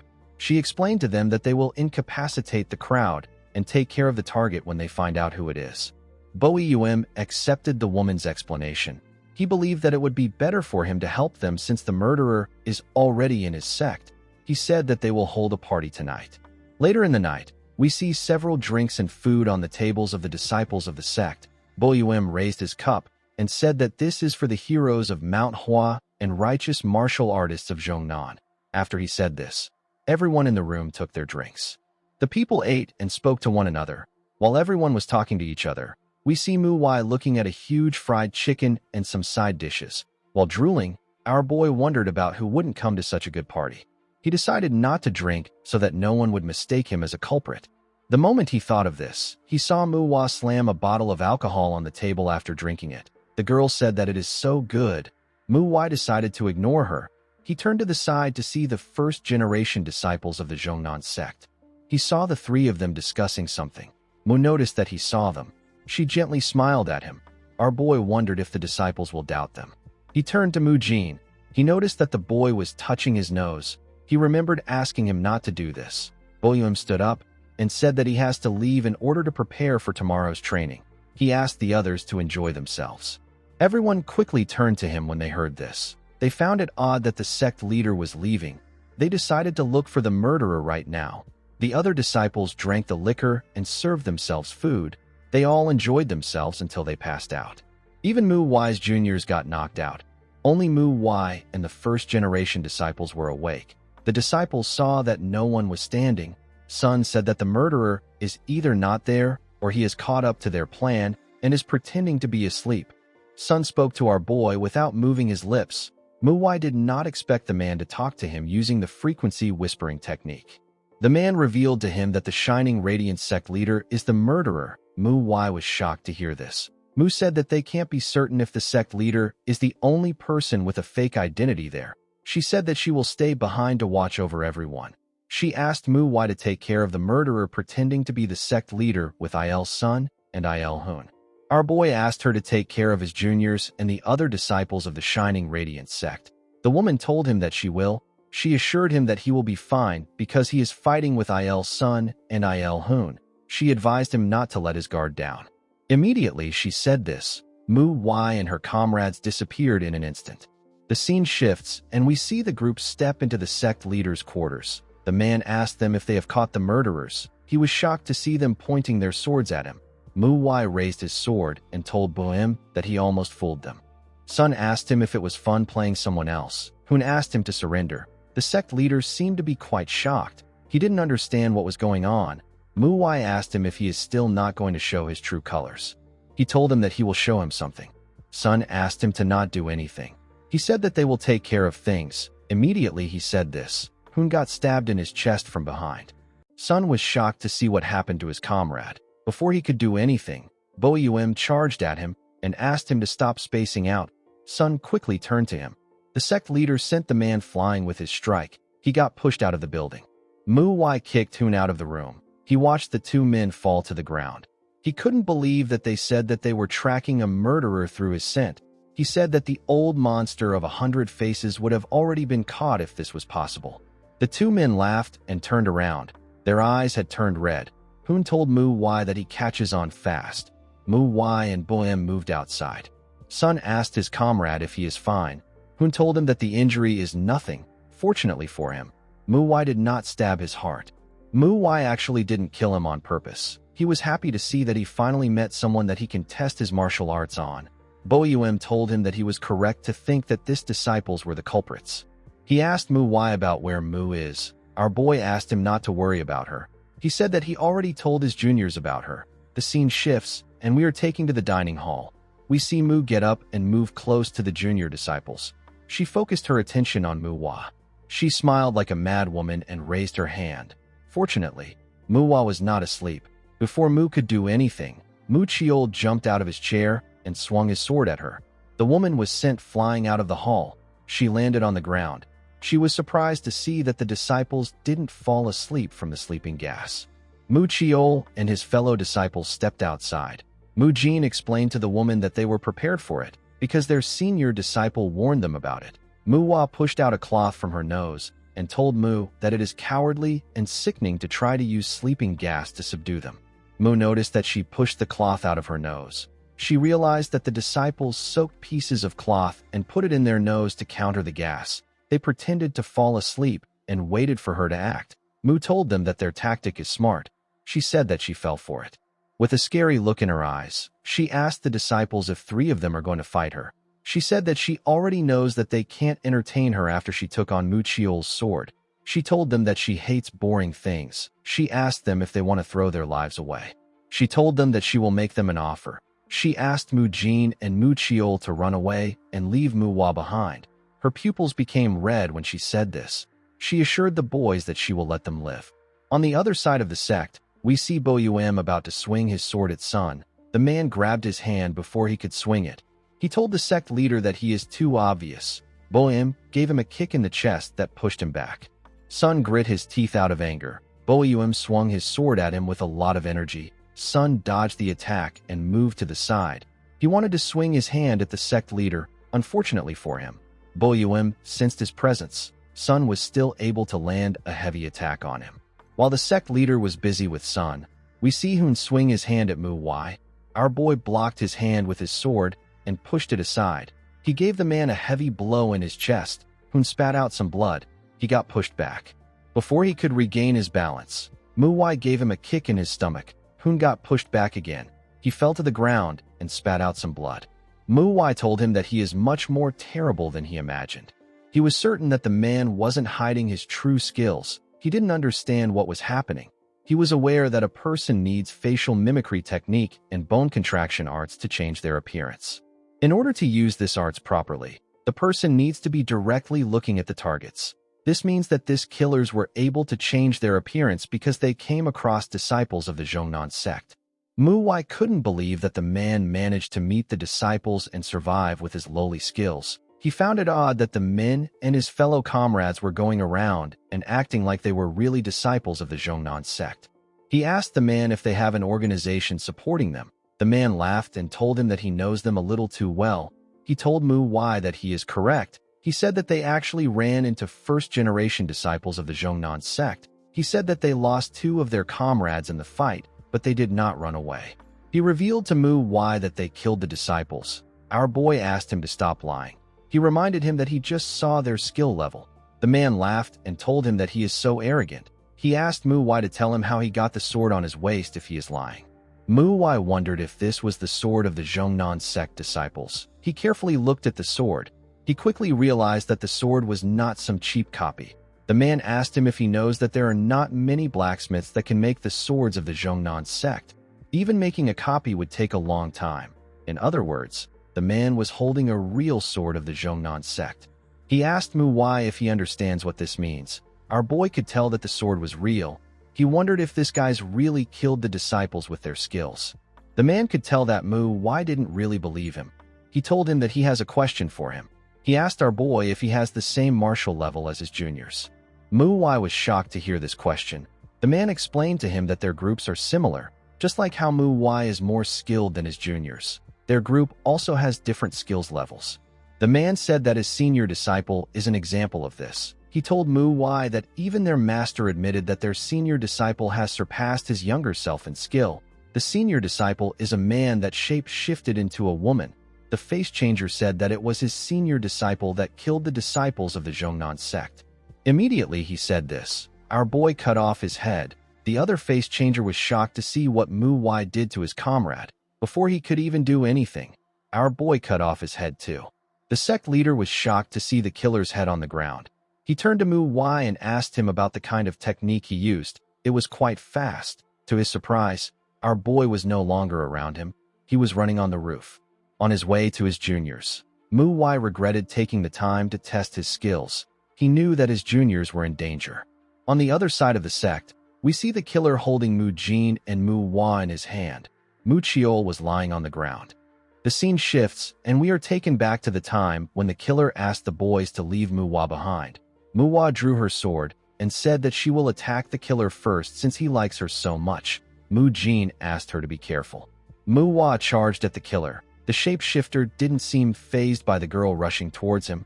He grabbed Mu Wai's sword with his hand and used his other hand to give the girl a cut in her stomach. He gave her a kick that pushed her back. Mu Chiol jumped and charged at the killer. He swung his sword at him with a large amount of force. The killer moved back to dodge the attack. Mu Chiol quickly raised his sword and thrust it at him. The killer bent his head to dodge the attack. He quickly used his hand to land a cut on his stomach. He gave him a punch that sent him flying. Mu Jin was surprised to see this. He called out to his comrade. He charged at the killer from the side. Before he could attack him, the killer glared at him with his scary eyes. Mu Jin froze in fear. The killer was looking at him with eyes filled with murderous intent. Mu Jin couldn't move. He was terrified of the energy he felt. While shaking in fear, he remembered a particular event. He remembered seeing a man killing another man. He saw how lifeless the dead man was, and he saw the killer smiling. A younger Mu Jin was hiding underneath a house. He watched the killer stab the man. The little boy had to cover his mouth to stop himself from screaming. The boy's eyes were filled with tears.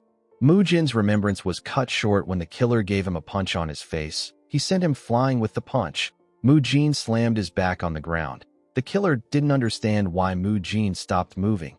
It didn't make sense to him.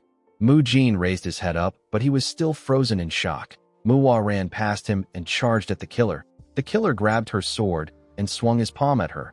Mu Wai bent her head to dodge the attack. Before she could raise her head up, the killer grabbed it and gave her a kick in her stomach. Mu Wai spat out some blood. She lost the strength to move. Mu Chiol instantly appeared behind the killer and swung his sword at him. The killer bent his head to dodge the attack. He grabbed Mu Wai's sword and used it to attack Mu Chiol before he could even change his stance. A large amount of blood gushed out of the boy's body. He fell to the ground. Mu Jin was shocked to see this. He wanted to charge at the killer, but something stopped him.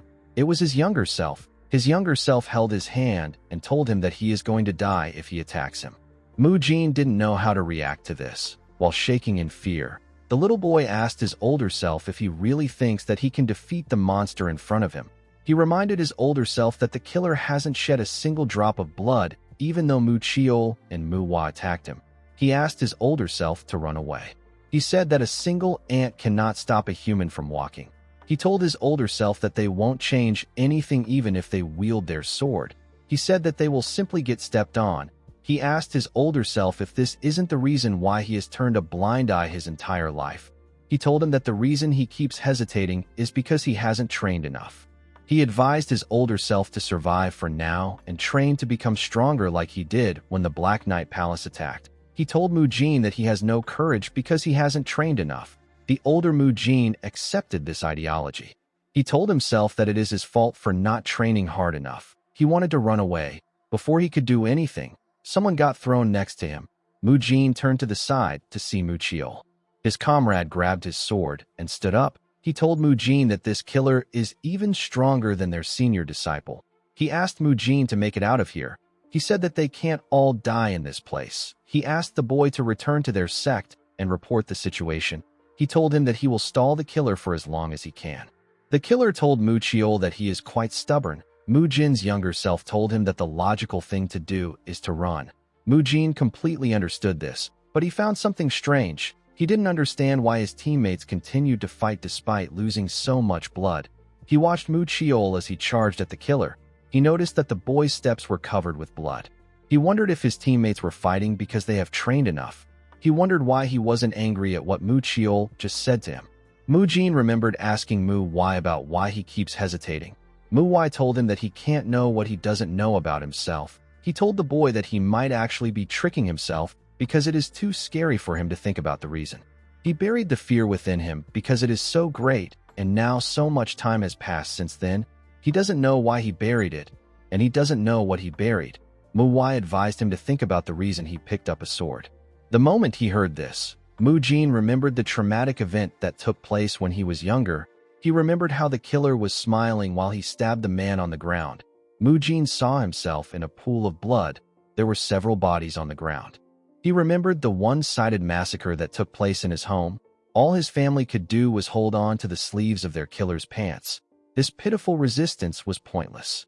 Mujin watched as his family was ripped to shreds by their killer's swords. However, even in this terrible situation, his rage was suppressed by his fear. Mujin saw himself as a pathetic human being. He believed that he will gain the courage to fight his killers if he learns martial arts and becomes stronger. He wielded a sword and began to learn martial arts. His worries and anxiety disappeared when there was a sword in his hand. The only thing he lacked was a good training. Mujin pushed his cowardice and fear into his blade. He became the new version of himself. He believed that he overcame his past self. He was certain that he had gotten better. He told himself that the only reason he keeps hesitating is because he hasn't trained enough. He believed that he lacks courage because he hasn't trained enough. He kept on reminding himself that he is not well trained. He remembered how Mu Hua and Mu Chiol charged at the killer. He wondered about how they are able to fight this monster without any hesitation. He still didn't understand why he felt relief instead of rage when Mu Chiol asked him to run. He wondered why he was not any different from his past self. He couldn't believe that he thought that he overcame himself. He realized that his fear still trumps his rage even when those he holds dear are dying in front of him. He kept blaming his cowardice on not training enough, and he wanted to run away without shedding a single drop of blood. Mujin wondered about what he actually managed to overcome. He wondered if he wielded a sword just to end up like this. He grit his teeth out of anger and asked himself if he wielded a sword to run away from his cowardly self. He saw that his teammates still stood up against injustice, even though it was a futile and pitiful resistance. They did not give up. Mujin picked up his sword and stood up. He realized that his friends didn't give up even when they were ripped to shreds. He recalled that he picked up a sword so that he could be like them. As tears gushed down from his eyes, Mujin told himself that he won't run away again. He charged at the killer. The killer raised his head up when he sensed his presence. He did not think that Mujin would stay there. He told Mujin that he is annoying. He let go of Mu Chiol and dodged Mujin's blade. Although he dodged it, Mujin managed to leave a cut on his face. The killer gave Mujin a powerful blow in his chest. Mujin spat out some blood when he received the punch. He let go of his sword and lost consciousness. The killer had now finished taking care of the junior disciples. Immediately he was done. Mu Wai arrived to the scene. He quickly checked Mu Chiol's pulse. The killer quickly turned around when he sensed his presence. Mu Wai apologized to his juniors for being late. The killer did not expect to see our boy. He wondered about what happened to his two junior disciples. Mu Wai asked Mu Chiol to wait a little longer. With a horrifying look on his face, he said that he will take care of things as quickly as he can. The shapeshifter laughed and told Mu Wai that he is funny. He threw Mu Jin to the ground and told our boy that he rarely gets to see brave guys like him. He told him that he is not into men, but he wouldn't mind facing someone as brave as him. He laid Mu Wai next to a tree after saying this. He asked Mu Wai not to disappoint him. Our boy took a stance and carefully gathered his strength. He knew that he couldn't underestimate the opponent in front of him. He only thought of killing him as fast as he could. He planned on minimizing his movements and making them short and swift. The moment he thought of this, Mu Wai swung his sword at the killer with the Dako sword technique. He fired his sword chi at the killer. His sword chi hit the killer in his stomach and pushed him back. It left a cut on the killer's stomach. The killer was impressed. He did not think that our boy would use sword chi. He told him that he is actually pretty good. Immediately he said this. Mu Wai appeared in front of him. He swung his sword at the killer's head. The killer was barely able to dodge the attack. However, Mu Wai wasn't done. He grabbed his head and used a technique known as the falling flower palm to slam his head to the ground. He quickly thrust his blade at the shapeshifter. Even though his head was in the ground, the shapeshifter was still able to stop Mu Wai's blade with his hands. He quickly raised his leg up and gave Mu Wai a kick from the side. The kick sent our boy flying. He was able to instantly regain his balance. The shapeshifter took his head out of the ground. He threw Mu Wai's sword away and snapped his neck back in place. He glared at our boy with a scary look in his eyes. Mu Wai walked forward and grabbed Mu Chiol's sword. The killer was happy to see this. He and Mu Wai disappeared and reappeared in front of each other. Mu Wai swung his sword at him, but the killer caught it with his hand. The shapeshifter attacked Mu Wai with his hand and legs. Our boy blocked each one of the attacks. He used his sword to hit him in the head. He quickly made a huge swing with the sword.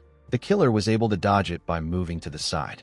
He gave Mu Wai a punch on his head. He spat out some blood and lost his balance. He quickly regained it and changed his stance. He used the blade edge to hit the killer in his stomach. The attack sent him flying. Mu Wai quickly followed him. The killer caused a huge explosion when he landed in the forest. The sect leader noticed this explosion from a roof. He was wondering about where Mu Wai ran to in such a hurry. He now understood that our boy wanted to reach the killer. Bo Yum could have helped Mu Wai if he still had his right arm, but it is an entirely different thing now. He would simply get in our boy's way if he tries to help him. The sect leader decided to save Mu Wai's juniors. Inside the forest, we see the killer gather his chi and attack Mu Wai with the 100 Forms Palm technique. The attack was quite huge. Before it could touch him, Mu Wai swung his sword and blew it away. He created a wind shield around him that blocked the killer's attack. The killer was surprised to see that Mu Wai blocked his palm technique with the wind pressure he created from swinging his sword. The moment he thought of this, he saw something odd. He saw plum blossom petals in the forest. The petals covered him and the trees around him. The technique is known as the plum blossom in full bloom. The petals cut everything they touched. The killer had to cover his body with his arms. Of course, the petals still landed several cuts on his body. The shapeshifter smiled and said that this is good. He gathered his energy in his hand and fired it at Mu Wai with a technique known as form-shattering whip. Our boy easily dodged the attack by jumping over it. He raised his sword up and swung it at the killer. The shapeshifter was able to dodge the attack. He thrust his hand at Mu Wai from the side. Unfortunately for him, our boy blocked his hand. He swung his sword and used it to cut off his right arm. He gave him a kick to push him back. The killer raised his head up and told Mu Wai that he can't be nice to him if he does this. Immediately he said this. Our boy charged at him. He thrust his sword at him when he got close to him. The killer bent his body to dodge the attack. He raised his head up and used his body to push Mu Wai back. He jumped on a tree and tried to kick Mu Wai. Our boy quickly tightened his grip on his sword. The killer actually noticed this. He covered his hand with his energy and used it to block Mu Wai's attack. Mu Wai's hand was twisted when their energies clashed. He noticed that he couldn't control the sword in his hand. The killer explained to him that his internal energy won when their energies clashed. He told him that he won't be able to move because of the pain. He told him that he had fun. Unfortunately, this shapeshifter did not know that Mu Wai is crazy. He used his other hand to support the weight of the sword and forcefully moved the sword. He was able to stab the killer in his chest. The shapeshifter quickly jumped back. He fell to his knees and spat out a large amount of blood. He was unable to move again. While breathing heavily, he looked at the sword in his chest. He found the situation to be strange. He was just going to have some fun with Mu Wai and then kill him. He didn't understand why he was in this state. He was certain that he possessed a superior martial prowess and internal energy. He raised his head to see Mu Wai. He saw our boy snapping his arm back in place. The shapeshifter couldn't believe that he didn't even panic. He knew that the ability to stay calm and look for an opportunity to attack was also a skill. He accepted the fact that he lost. Mu Wai asked the killer if the old monster of 100 faces has other disciples. The killer said that the disciples are all dead. He told Mu Wai that he and the other two that came to the Shining Radiant sect are the only disciples left.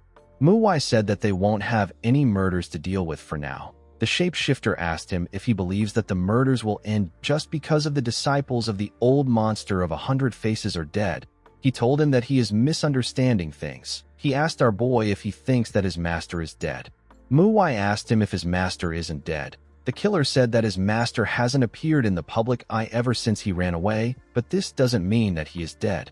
He said that the old monster of 100 faces is actually training in isolation and becoming stronger. Mu Wai moved close to him and twisted his blade inside his chest. The killer screamed out in pain.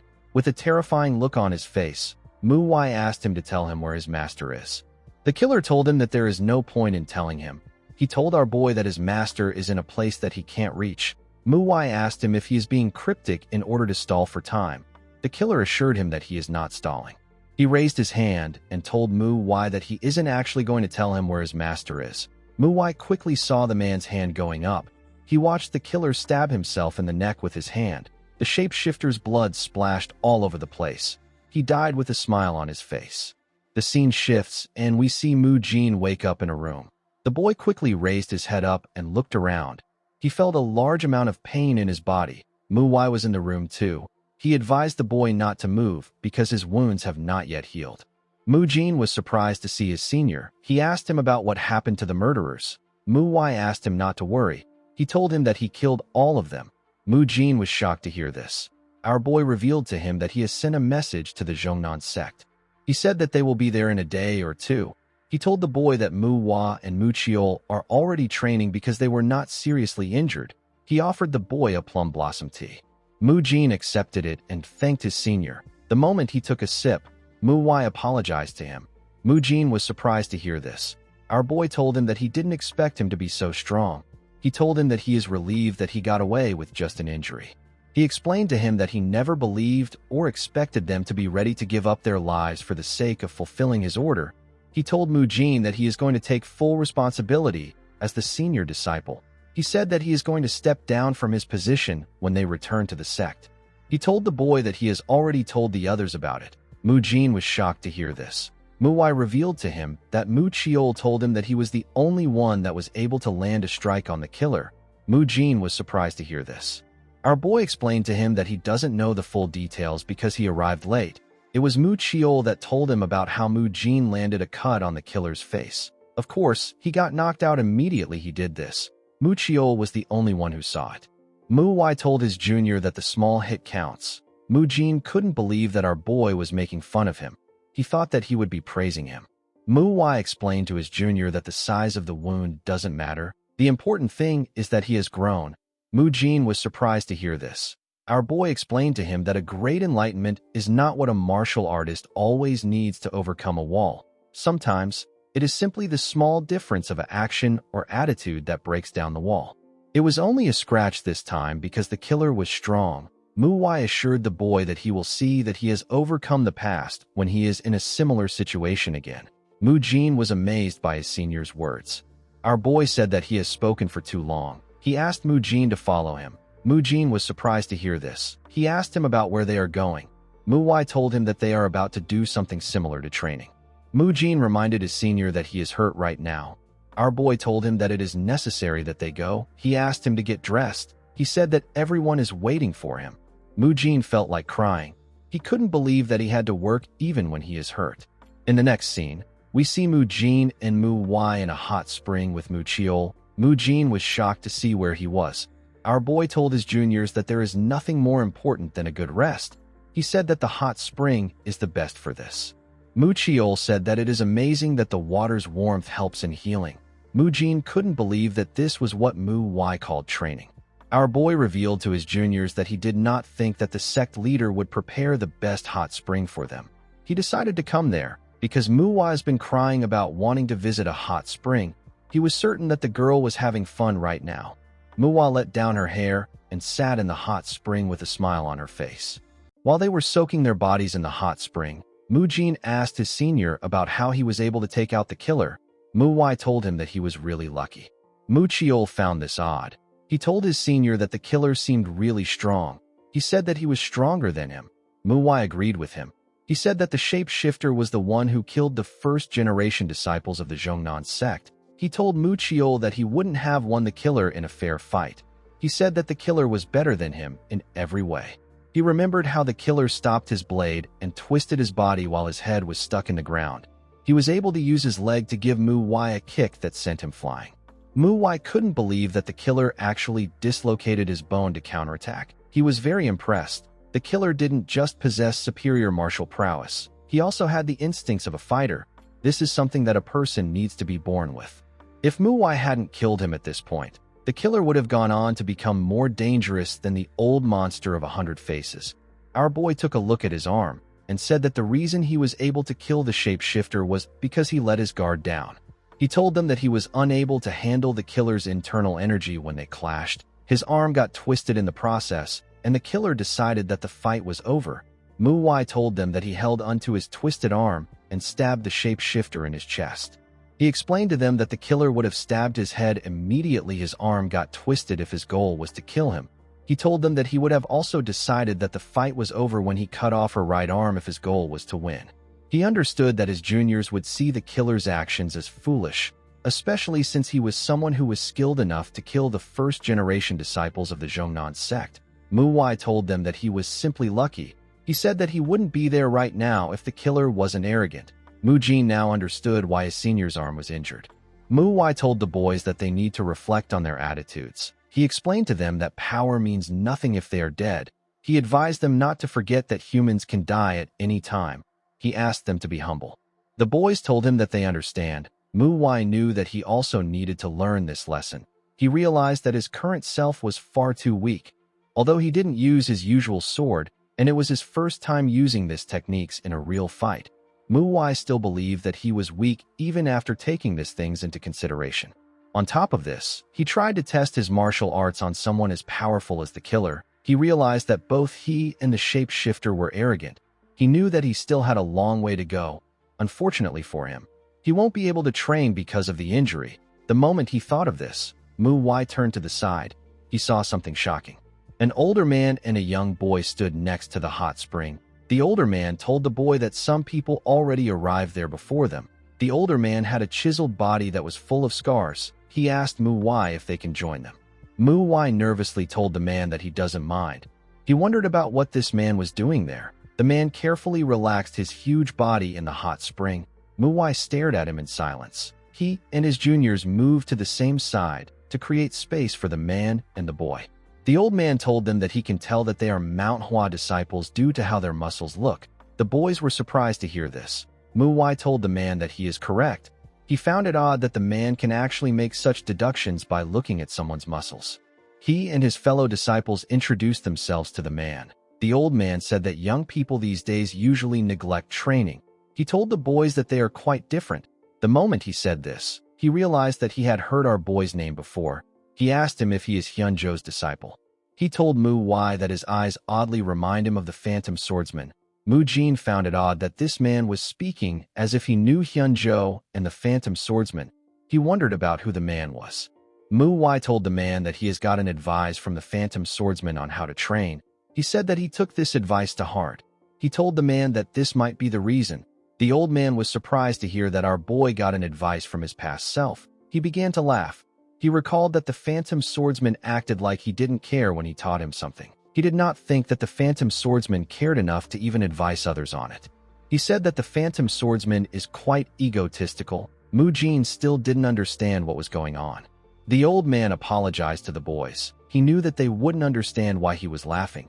He revealed to them that he was the one who taught the Phantom Swordsman his training methods. Mu Jin and Mu Chiol were surprised to hear this. They couldn't believe that this man taught the best swordsman of the unorthodox Mirim his training methods. Mu Jin realized that this man must be a famous martial master if he taught someone that skilled. Mu Wai stood up and put his hands together. He apologized to the man for not immediately recognizing him. He bowed his head and offered his greetings to the Iron Mountain Fist King. Mu Chiol and Mu Jin were shocked to hear this. They couldn't believe that they were looking at the Iron Mountain Fist King. This is the man with the heaviest fist in all of the Mirim. He is the most powerful martial master when it comes to fist arts. While other martial masters meditated or swing their swords to reach enlightenment, the Iron Mountain Fist King simply focused on growing his muscles. Mu Jin and Mu Chiol quickly got up and offered their greetings to him. The man was honored to see that they knew his title. He introduced himself as Ma Yonho. He said that he finds it embarrassing that people call him the Iron Mountain Fist King. He told them that he didn't want to make them uncomfortable. He asked them to just enjoy themselves. He pointed at the boy next to him and introduced him as his disciple. The boy quickly got up and introduced himself as Wu Taekong. Mu Wai did not expect Yonho to have a disciple. He could tell that Taekong was strong enough to defeat most martial masters. The Iron Mountain Fist King explained to the boys that they are traveling around for his disciples' training. He said that Taekong doesn't have a lot of experience because he trained in the mountains. Mu Jin asked Taekong about how his journey is going. The boy said that he has fought 43 people and he has won them all. Mu Jin was surprised to hear this. He told Taekong that this is amazing. Mu Wai wasn't really surprised. He believed that this was natural since the boy had a master like Yonho. Taekong revealed to the boys that his most recent duel was a very close one. He said that he would have lost if his opponent's sword didn't break. Mu Wai told him that he is wrong. He said that the sword is a reflection of the owner's hand. He said that a broken sword only proves the owner's lack of skill. He told Taekong that no martial artist in the Mirim would pity a broken sword. Mu Jin told the boy that his senior is right. He said that it is the owner who didn't take good care of his sword that is at fault. He told Taekong that he is really strong since he has won all his duels. He told him that his opponent must have been formidable if the fight was this close. He asked him about who his opponent was. The boy believed that they would recognize his opponent if he mentions his master's name. He revealed to them that his opponent was the Phantom Swordsman's disciple. Mu Wai was shocked to hear this. The Iron Mountain Fist King remembered the disciple's name. He said that the man's name was Dako Yul. It sounded really similar to Mu Wai's former name. The old man told his disciple that he would have lost if Yul's sword didn't break. He said that Mu Wai and his fellow disciples are actually correct. He told him that a martial artist needs to take care of his sword. He said that it is the responsibility of the swordsman. He asked Taekong not to think of it as an unfair win. Mu Wai forcefully smiled and told the boy that he looks like he wanted a perfect victory. He asked him if he can tell him how the duel went. Taekong accepted his request. Yul and Taekong had a simple duel. After 100 turns, Yul's sword could no longer handle Taekong's fist. It eventually broke. The fight ended when his sword broke. Mu Wai was annoyed to hear this. He couldn't believe that his disciple admitted defeat immediately his sword broke. He was more angry to see that Yul admitted defeat to the disciple of the Iron Mountain Fist King. Although he didn't know when he would meet his disciple again, Mu Wai told himself that he will work the man like a dog when they meet. The Iron Mountain Fist King said that he actually once told the other two that they should raise their disciples and have them fight each other. He said that the Phantom Swordsman told him that his disciple would beat their own disciples. He laughed and wondered about the kind of face the Phantom Swordsman would have made if he heard about what happened. Mu Jin realized that the two people Yonho was referring to was the Phantom Swordsman and Hyunjo. He and Mu Chiol couldn't believe that the Phantom Swordsman's disciple actually got defeated. They turned to their senior when they thought of this. They saw Mu Wai glaring at the old man with a face filled with anger. The Iron Mountain Fist King felt bad that he couldn't even make fun of them now. He said that the Phantom Swordsman and Hyunjo shouldn't have died like that. He turned to Mu Wai and told him that fate allowed them to meet. He asked him if he is interested in fighting his disciple.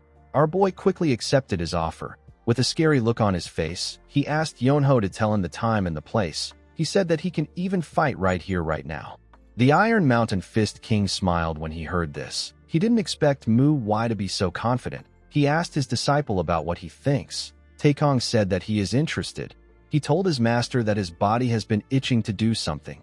The Iron Mountain Fist King asked the boys to get ready. Some minutes later, we see the group in a different place. They were all fully dressed. Yonho apologized to Mu Wai.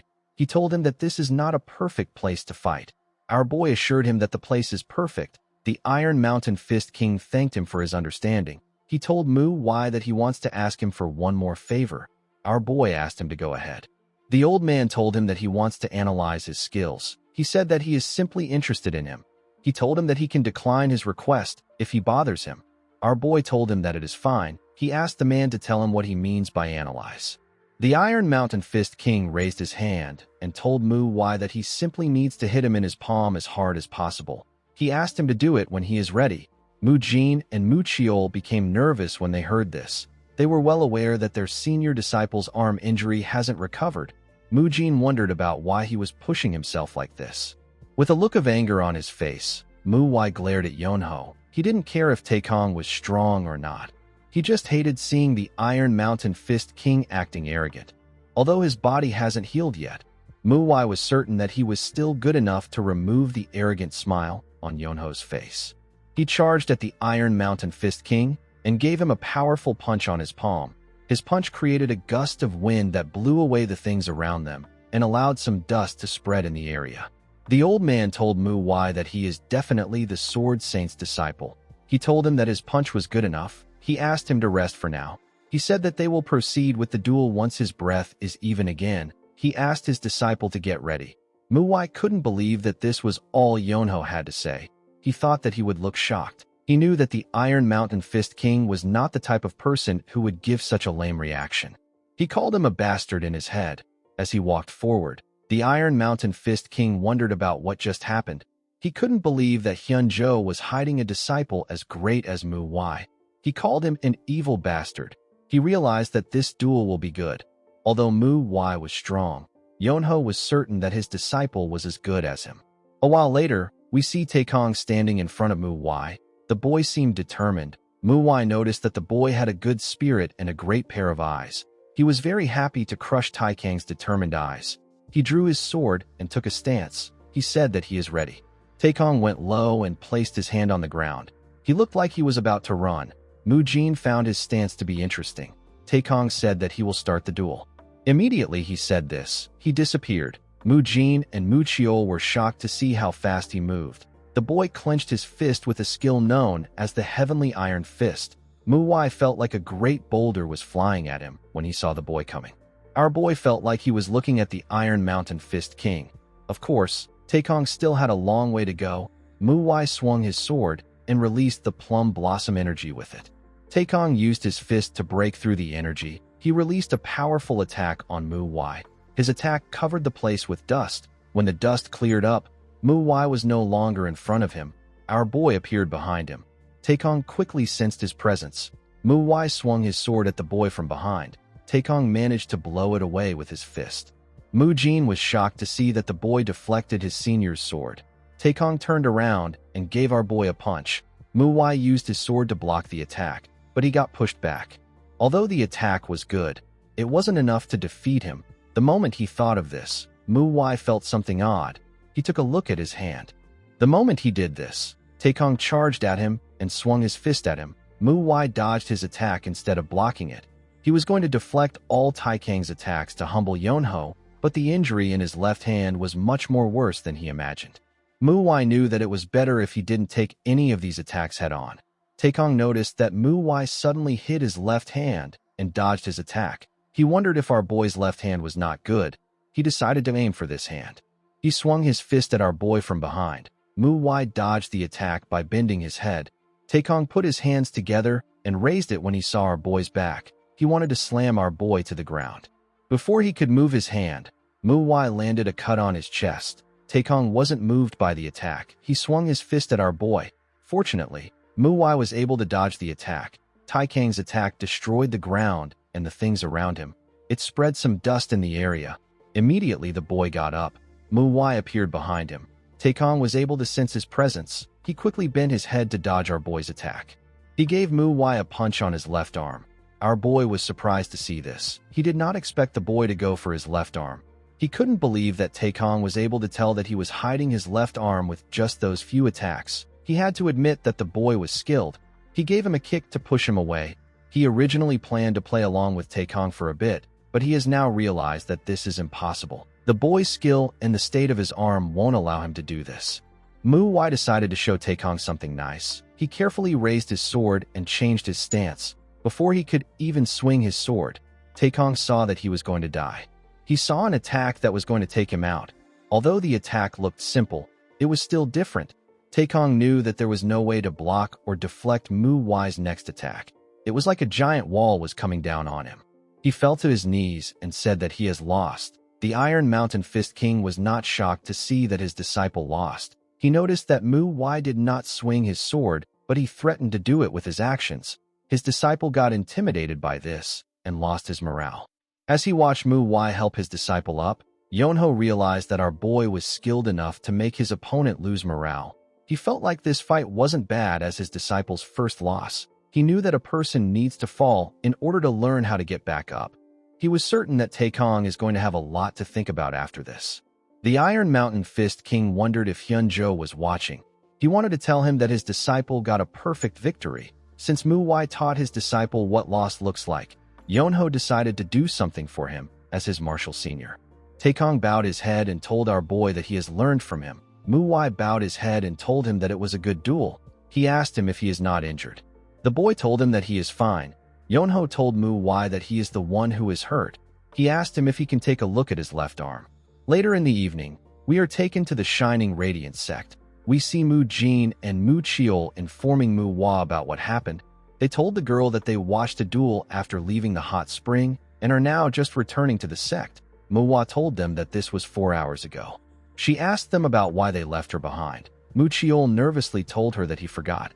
Mu Jin told her that the duel was so fierce that he could only focus on it. The girl told them that they shouldn't have left without saying anything. She asked them if they know how worried she was. Mu Chiol apologized to her and told her that the duel was truly fierce. The girl asked him about how fierce it was. Mu Chiol revealed to her that the opponent was the Iron Mountain Fist King. He told her the story that led to the duel. While he was talking, we see Taekong doing a handstand with his thumb. He was doing it on a roof in the sect. The scene shifts, and we are taken to a room. We see the Iron Mountain Fist King talking to Mu Wai. He told our boy that his injury is worse than he thought. He couldn't believe that Mu Wai defeated his disciple in this state. He asked him about how he got his wound. Mu Wai screamed when the man said this. Yonho told him that it will hurt a lot. He was squeezing Mu Wai's left arm. He told him that he needs to endure it. He told him that his arm might have been paralyzed forever if he checked on it later. He told Mu Wai that he should be grateful that he can feel pain. He asked him about what happened to him. He knew that it would be difficult for our boy to find someone who can do something like this to him.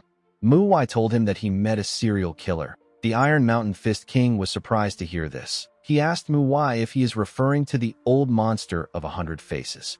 Our boy told him that it was the old monster's disciples. Yonho didn't expect to hear this. He thought that the old monster was dead. He couldn't believe that the old monster managed to hide from those chasing him, and he even raised some disciples. He asked Mu Wai if the disciples were strong. Our boy revealed to him that one of them was strong enough to kill first-generation disciples of the Zhongnan sect. The Iron Mountain Fist King was shocked to hear this. He asked Mu Wai if he is strong enough to kill someone who killed first-generation disciples of the Zhongnan sect.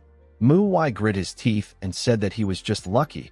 He said that he was only able to get the killer because he let his guard down. Yonho told him that he was able to do this because he was skilled. He told him that he is lucky to have gotten away with an injury like this. Since Mu Wai agreed to duel his disciple even though he was injured, the Iron Mountain Fist King told him that he wants to return the favor. He asked our boy if he would like to learn something from him. Mu Wai was shocked to hear this. A person cannot get far in martial arts with just knowledge alone. One needs to keep training until the knowledge is engraved in both their body and mind, and they need to amass experience. When it comes to experience, the most efficient type of experience is a near-death experience. The scene shifts, and we are taken outside. We see Mu Wai looking at his sword. Our boy was aware that he was only able to improve quickly in this life thanks to the experience he gained in his past life. He remembered the man that killed him in his past life and told himself that there is no limit to power. Muwai knew that he needed to avoid being arrogant. He reminded himself that he is not yet used to the Manhwa sword. He understood that what he needed was not a new martial art. It was learning experience.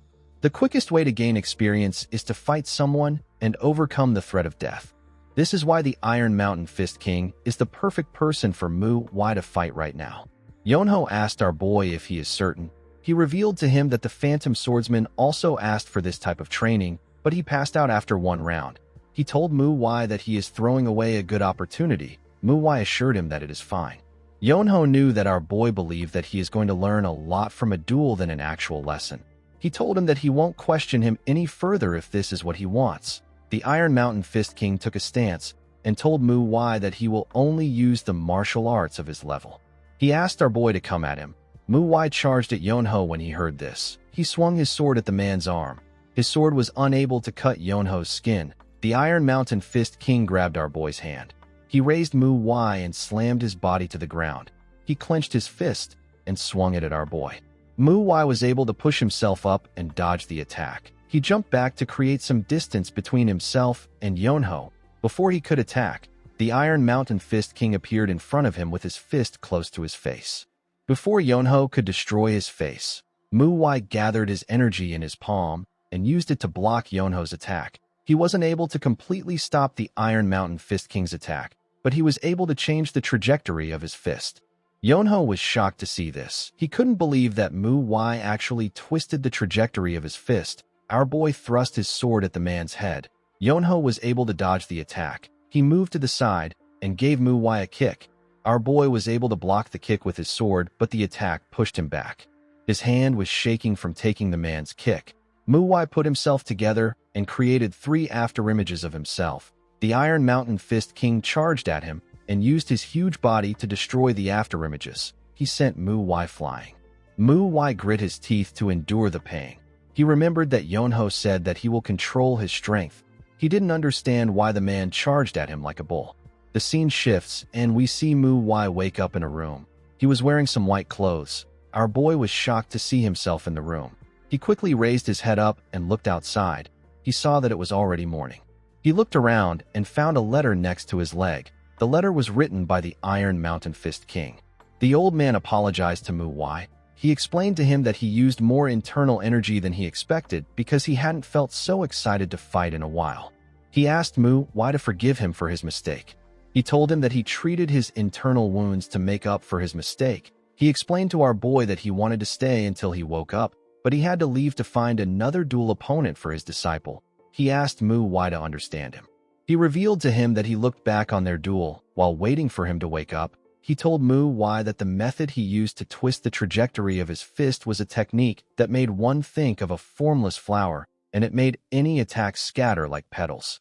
The Iron Mountain Fist King said that he doesn't know the name of the technique, but it should belong to the Manhwa. He said that he didn't get to hear the name of the technique. He asked Muwai to tell him the name the next time they meet. He told him that the technique had its flaws even though it was excellent. The Iron Mountain Fist King assured our boy that he will tell him about the flaws of the technique and what he thinks about it. He said that he will also give him a new training method that he just came up with. Muwai saw that Yonho only used 1 page to discuss the flaws and used 9 pages to write about the training method. He found the old man's thoughts on the flaws to be quite interesting. He gently smiled. He realized that Yonho must have really liked him. The Iron Mountain Fist King isn't the type of person who would shy away from teaching those younger than him, but he was also not the type of person who would give out this much advice. Muwai realized that Yonho is doing all of this because he saw his talents. He knew that the old man was a difficult person to see because no one ever knows where he might be. He believed that he was fated to meet Yonho by coincidence and receive this much help from him. He kept the letter in his clothes. He decided to throw out the man's training method. The moment he thought of this, Muwai entered his room. The girl was surprised to see him awake. She asked him about when he woke up. Muwai told her that he just woke up. Muwai revealed to him that she wanted to wake him up. Muwai was surprised to hear this. He asked her if something is wrong. Muwai revealed to him that some people from the Zhongnan sect are currently in the sect. our boy realized that it must be about the killers. He told her that he will join them soon. The scene shifts, and we are taken to a forest. We see Yonho looking at the sky. His disciple told him that he looks like he has been having a lot of thoughts ever since they left the hot spring. Yonho asked him if it looks this way. Taekong told him that he has not been his usual self. The Iron Mountain Fist King told his disciple that he is the one who has been thinking about Mu Wai. He asked him if he is thinking about how he lost. The boy asked his master about how he knew. The Iron Mountain Fist King told him that he would be stupid to not know this after living for so long. He advised Taekong to not be so hung up over his loss. He told him that he simply needs to focus on his training now that he knows what he lacks. Taekong accepted his master's advice. He asked him about what he is thinking about. Yonho looked at the sky and said that it is nothing much. He said that he is thinking about his old friends. Taekong asked him if he has friends. The scene shifts, and we are taken back to the Shining Radiance sect. We see the Zhongnan disciples looking at the belongings of their fellow disciples. The two men easily recognized the Big Dipper embroidered inside their clothes and the swords that they carried. They knew that these items belonged to Sun, Mu, and Hoon. The men turned to Mu Wai and his fellow disciples. The man standing in the front and his comrade bowed their heads. The man apologized to Mu Wai. He told him that they suffered such misfortunes because of their shortcomings. The man whose name is Il Hyun thanked Mu Wai and the Shining Radiance sect for apprehending the killers. He told Mu Wai that he is thanking him in place of their sect leader. He assured him that the Zhongnan sect will never forget what they have done for them. Mu Wai and his junior disciples put their hands together and bowed their heads to the men.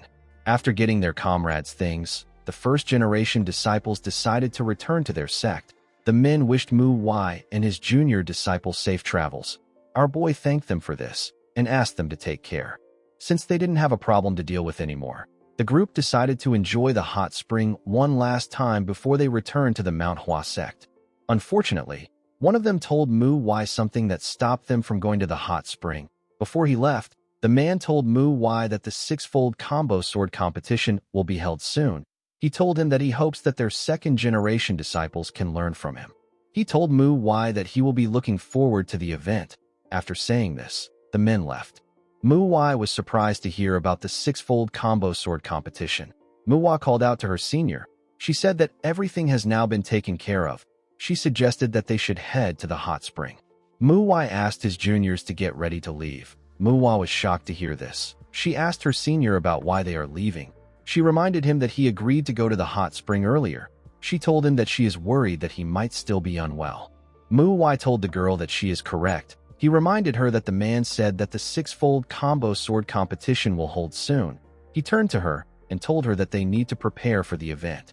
The six-fold combo sword competition is an event held to reinforce the friendship between the Zhongnan sect and the Manhwa sect. The reason it is called the six-fold combo sword competition is because the basic martial arts of both sects is the six-fold combo sword technique. Martial arts is more than just techniques. It embodies philosophy, values, and mindset. Due to this, the basic martial arts of each sect or clan is considered the essence of their values. People have always wondered about how the Zhongnan sect and the Manhwa sect share the six-fold combo sword technique. There was a lot of discourse over this matter. Some people said that the two sects were actually one in the beginning. Others say that two people who were taught by the same master founded two different sects. Unfortunately, it is not possible to know the truth because it is not recorded anywhere. However, there is no reason to search for the truth since the two sects are on good terms. It might have been because the world was so cruel, or because the two founders were kind-hearted people.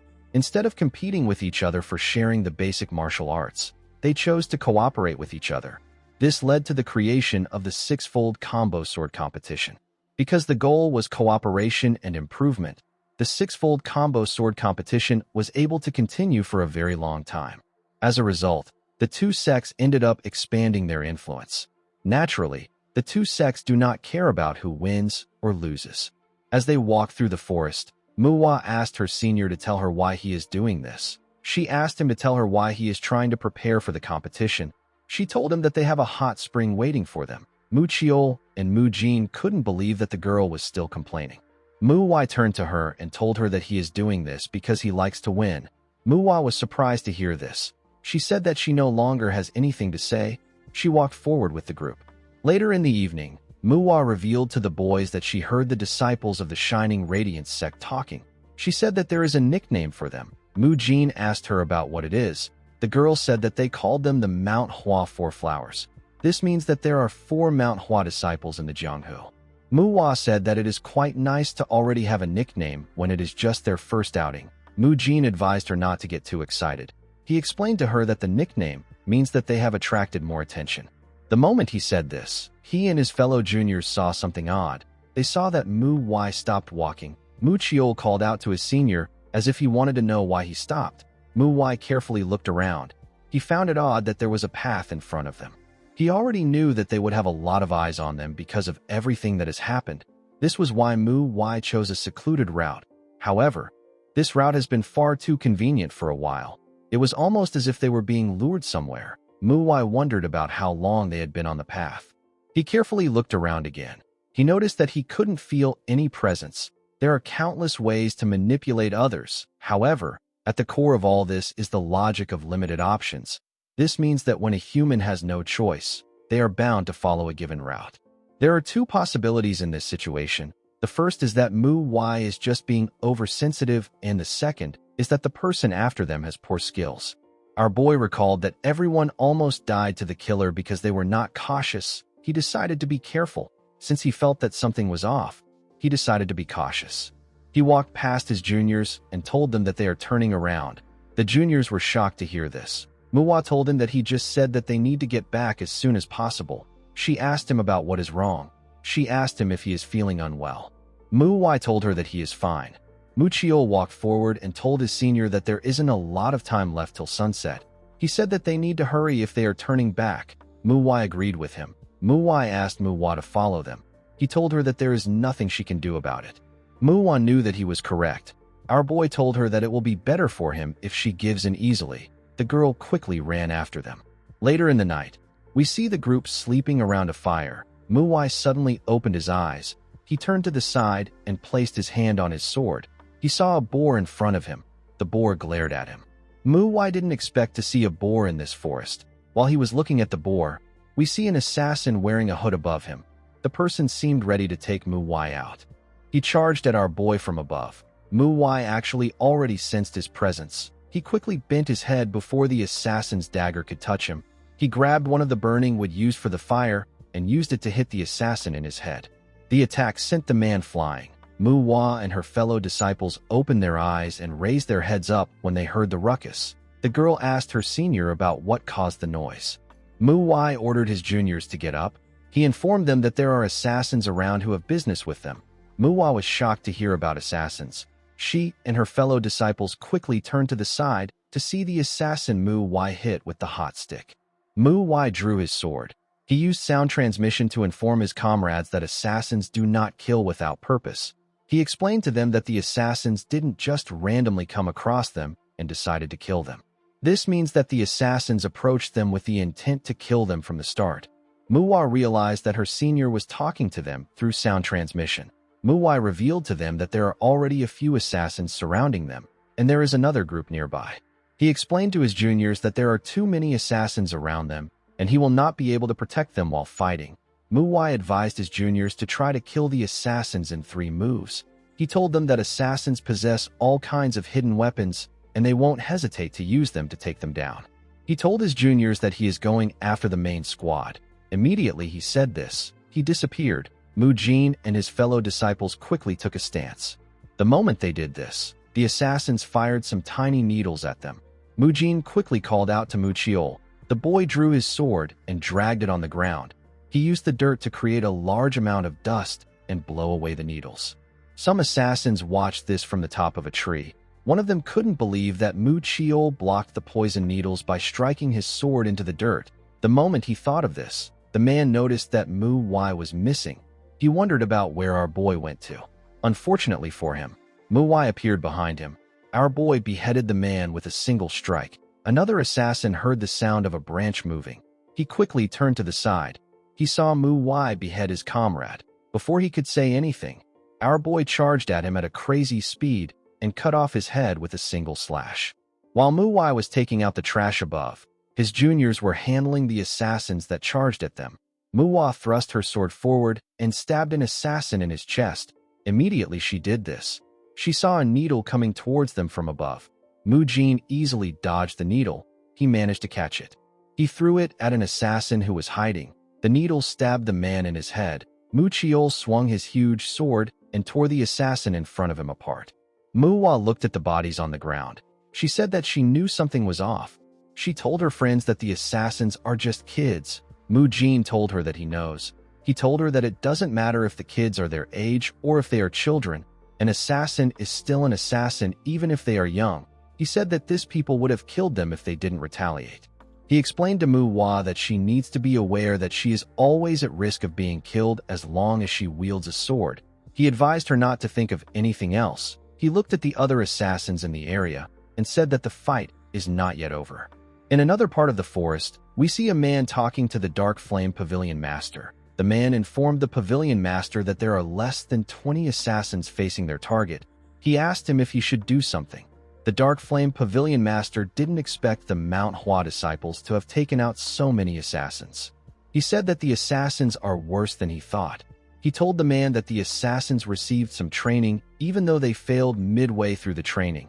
He said that it is fine if the kids die there since they were all going to be guards. He told the man that they might not be able to kill the Manhwa disciples.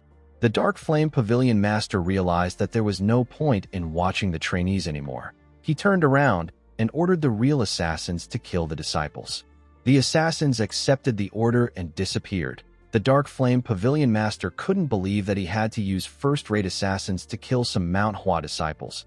Although he didn't like it, the Pavilion Master had to admit that the disciples were skilled. He now understood how they got a nickname. Unfortunately, the disciples ruined the plans he had with the Great Truth Sect. Now, rumors tainting his image are spreading in his organization. The Pavilion Master believed that the disciples' skills will bring them an early death. He has protected his position for a long time, and he didn't plan to give it up. The Dark Flame Pavilion Master believed that he still had a chance to protect his image. He simply needed to eliminate the disciples to save his image. The Dark Flame Pavilion Master told himself that he is simply eliminating those who interfered with the Great Truth Sect and people who could become future threats. He smiled and said that these two reasons are not bad. He said that it is quite good. Immediately he said this, someone grabbed his head from behind. The person asked him if he likes getting grabbed from behind. He called the Pavilion Master a pervert. The Dark Flame Pavilion Master was shocked to hear this. He quickly turned to the person. The person turned out to be Manhwa. Our boy told the man that he likes perverts because he enjoys beating them up. The moment he said this, he slammed the man's head to the ground with a technique known as the falling flower palm. The assassins stopped running and turned back when they heard a loud sound come from their master's location. One of them asked if he was the only one who heard the sound. His comrades told him that they also heard the sound. One of them said that it came from the Dark Flame Pavilion Master's location. He said that he is certain nothing is wrong with the Pavilion Master, but it won't be bad if they check on him. Another assassin suggested that some of them check on their Pavilion Master and the others take out the disciples. He told his comrades that they will join them after checking on the Pavilion Master. One of them asked him not to bother coming to them. He said that they are just taking out a bunch of kids. After creating the plan, the assassins decided to split up and go their separate ways. The ones going after the Pavilion Master assured their comrades that they won't take long. Pressure points art is a technique where one puts pressure on certain points in the human body to inflict different kinds of effects. Manhwa hit the Dark Flame Pavilion Master in his paralysis point at the back of his neck. He raised the man and hit his mute point in his throat. This was to render the Pavilion Master speechless. He let go of him after he was done. He noticed something in the Pavilion Master's sleeve when he let go of him. He quickly took out the plaque in the man's sleeve. The plaque belonged to the Overlord Fortress. Manhwa saw that the man was the Dark Flame Pavilion Master. He told the Dark Flame Pavilion Master that he was always wondering about who the Great Truth Sect leader depended on for him to act so arrogantly. He didn't think that he would be working for the Overlord Fortress. Our boy told the Pavilion Master that he now understands everything. He stood up and looked in front of him. He counted the number of assassins that ran back after hearing the ruckus. He noticed that half of them were coming towards him. Manhwa said that this is a shame because they are not enough to take him. He told the Dark Flame Pavilion Master that he should have at least brought the Dark Emperor. The man was shocked to hear this. Mu Wai assured him that he will kill him after he takes care of his minions. He asked the Dark Flame Pavilion Master to just wait there. The Dark Flame Pavilion Master wondered if Mu Wai had lost his mind. He couldn't believe that our boy wanted him to bring the Dark Emperor, the only assassin in the Jianghu, to be equal to the martial masters who possessed the Emperor title. He assumed that Mu Wai was arrogant. Mu Wai disappeared in front of him immediately he had this thought. The Dark Flame Pavilion Master couldn't believe that our boy managed to get his pressure points. He told himself that this disgrace is temporary. He said that it is better than giving up his position. He told himself that he will return to his fortress once Mu Wai is dead. Immediately he thought of this. The man saw one of his assassins get thrown to a tree with a sword in his chest. The Dark Flame Pavilion Master was shocked to see this. He couldn't believe his eyes. He recalled that Mu Wai just left him. He wondered about how a first-rate assassin got skewered onto a tree. The moment he thought of this, the Pavilion Master realized that he could only hear the screams of his assassins. He wondered if they were really getting killed by Mu Wai. Some minutes later, everywhere became quiet. The Dark Flame Pavilion Master could only hear the sound of Mu Wai's footsteps. Our boy walked up to him and raised his sword. He stabbed the man in the head. On the other side of the forest, we see Mu Jin putting his sword away. He and his friends were done taking care of the assassins. While they were looking around, Mu Wai arrived to their side of the forest. He asked them if any of them got hurt. Mu Wai told him that they are fine. She said that they were simply surprised. She asked her senior about who the assassins are. She found it odd that they faced young assassins first, and later, the experienced assassins joined the fight out of nowhere. Mu Wai revealed to his juniors that he saw the plaque of their leader. He said that the assassins came from the Overlord Fortress. Mu Wai and her friends were shocked to hear this. A prestigious sect usually refers to sects or clans with great influence. These organizations are sitting on a long history of traditions and excellent martial arts. They value justice and unity. The renowned sects of Sichuan are the Sichuan Tang clan, the Amei sect, and the Qingqing sect. These three were the most powerful in Sichuan until the Overlord Fortress came into the picture. Those who refused to take the side of either the orthodox or unorthodox factions and dreamed of unifying the Murim belonged to this organization. The organization surpassed the renowned sects of Sichuan and became the Overlord Fortress. The prestigious sects of Sichuan allied together to stop the fortress. This led to the creation of the Sichuan Alliance. Currently, the Sichuan Alliance and the Overlord Fortress are competing with one another for power. Mu Jin told his senior that he believed the Sichuan Alliance was stopping the Overlord Fortress. Our boy explained to him that the Alliance is simply keeping the fortress in check. He said that there must be a change in the situation between the two forces. This is why the Overlord Fortress turned their attention to Shangxi. Mu Wai explained to his juniors that the Overlord Fortress is quite thorough. This means that the attack was planned and well prepared for. He told his juniors that this conflict was unavoidable from the beginning since the Overlord Fortress targeted them. He said that it might have been worse if they found out later. He told them that it is a good thing that they learned about it now. Mu Wai nervously asked her senior about what they should do. Mu Wai told her that they will do nothing. He asked her about what they can actually do in this situation. He said that the only thing they can do is to let the sect know about everything. He told his juniors that there is nothing they can do. He told them that they will be returning to the sect right now. Mu Wai informed him that they are in the middle of the night. Mu Wai told her that she can stay there and join them when the sun comes up. Mu Wai reluctantly followed the boys. The scene shifts and we see the group arrive at the sect. Mu San and Mu Ho were shocked to see their senior disciple. Mu Wai greeted the boys. He forgot their names, so he referred to them as Mu 1 and Mu 2. The boys quickly corrected him. Mu Wai informed them that he is going to see the sect leader. He ordered them to get the others ready for training. The boys accepted his order. In the next scene, we see the sect leader welcome them. He told Mu Wai that he got the messages he has been sending from the outer sects. He told the disciples that he is proud of them. The man carefully looked at the group. He could tell that they had changed. He noticed that their clothes were worn out. He also noticed that Mu Chiol was carrying a great sword. He raised his cup and told the disciples that they look like they have gone through a lot. He asked them if they are all right. Mu Wai told him that they are fine. The sect leader drank his tea and asked him if they didn't face any problems. Mu Wai told him that nothing happened aside from the fact that they crossed paths with the Overlord Fortress on their way back. The sect leader spat out his tea when he heard this. The sect leader used a napkin to clean his mouth. He realized that he is about to hear a very heavy topic. He asked Mu Wai to start from the beginning. After hearing what Mu Wai had to say, the sect leader told him that he understands. He told the group that he is glad they returned safe and sound despite all that has happened. He said that he will think about the issue with the Overlord Fortress. He asked them not to worry about it. He revealed to them that he got a letter from the sect's blacksmiths. He said that the blacksmiths are going to start making the Plum Blossom Sword.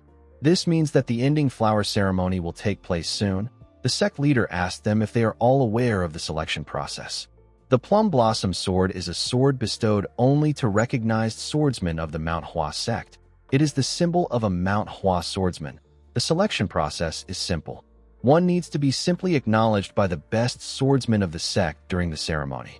The ending flower ceremony is an event during which disciples show off their achievements over the last year to the adults of the sect. Those who excel are praised, and those who do not are advised.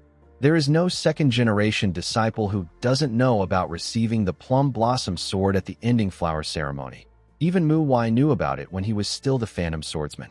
If there is a difference between the ceremony of now and then, it is that the strongest swordsman of the sect has changed. Since Hyunjo isn't around anymore, Elder Baek soon will conduct the ceremony. Mu Wai knew that the reason the sect leader was telling them all this was because he is worried about Mu Cheol. The sect leader told the group that he understands that they have their reasons for making their decisions. He told them that he trusts their decisions, but this doesn't mean that he does not worry for them. He said that he has to say something even if he is being nosy. The man told Mu Cheol that a great sword is not used in their sect.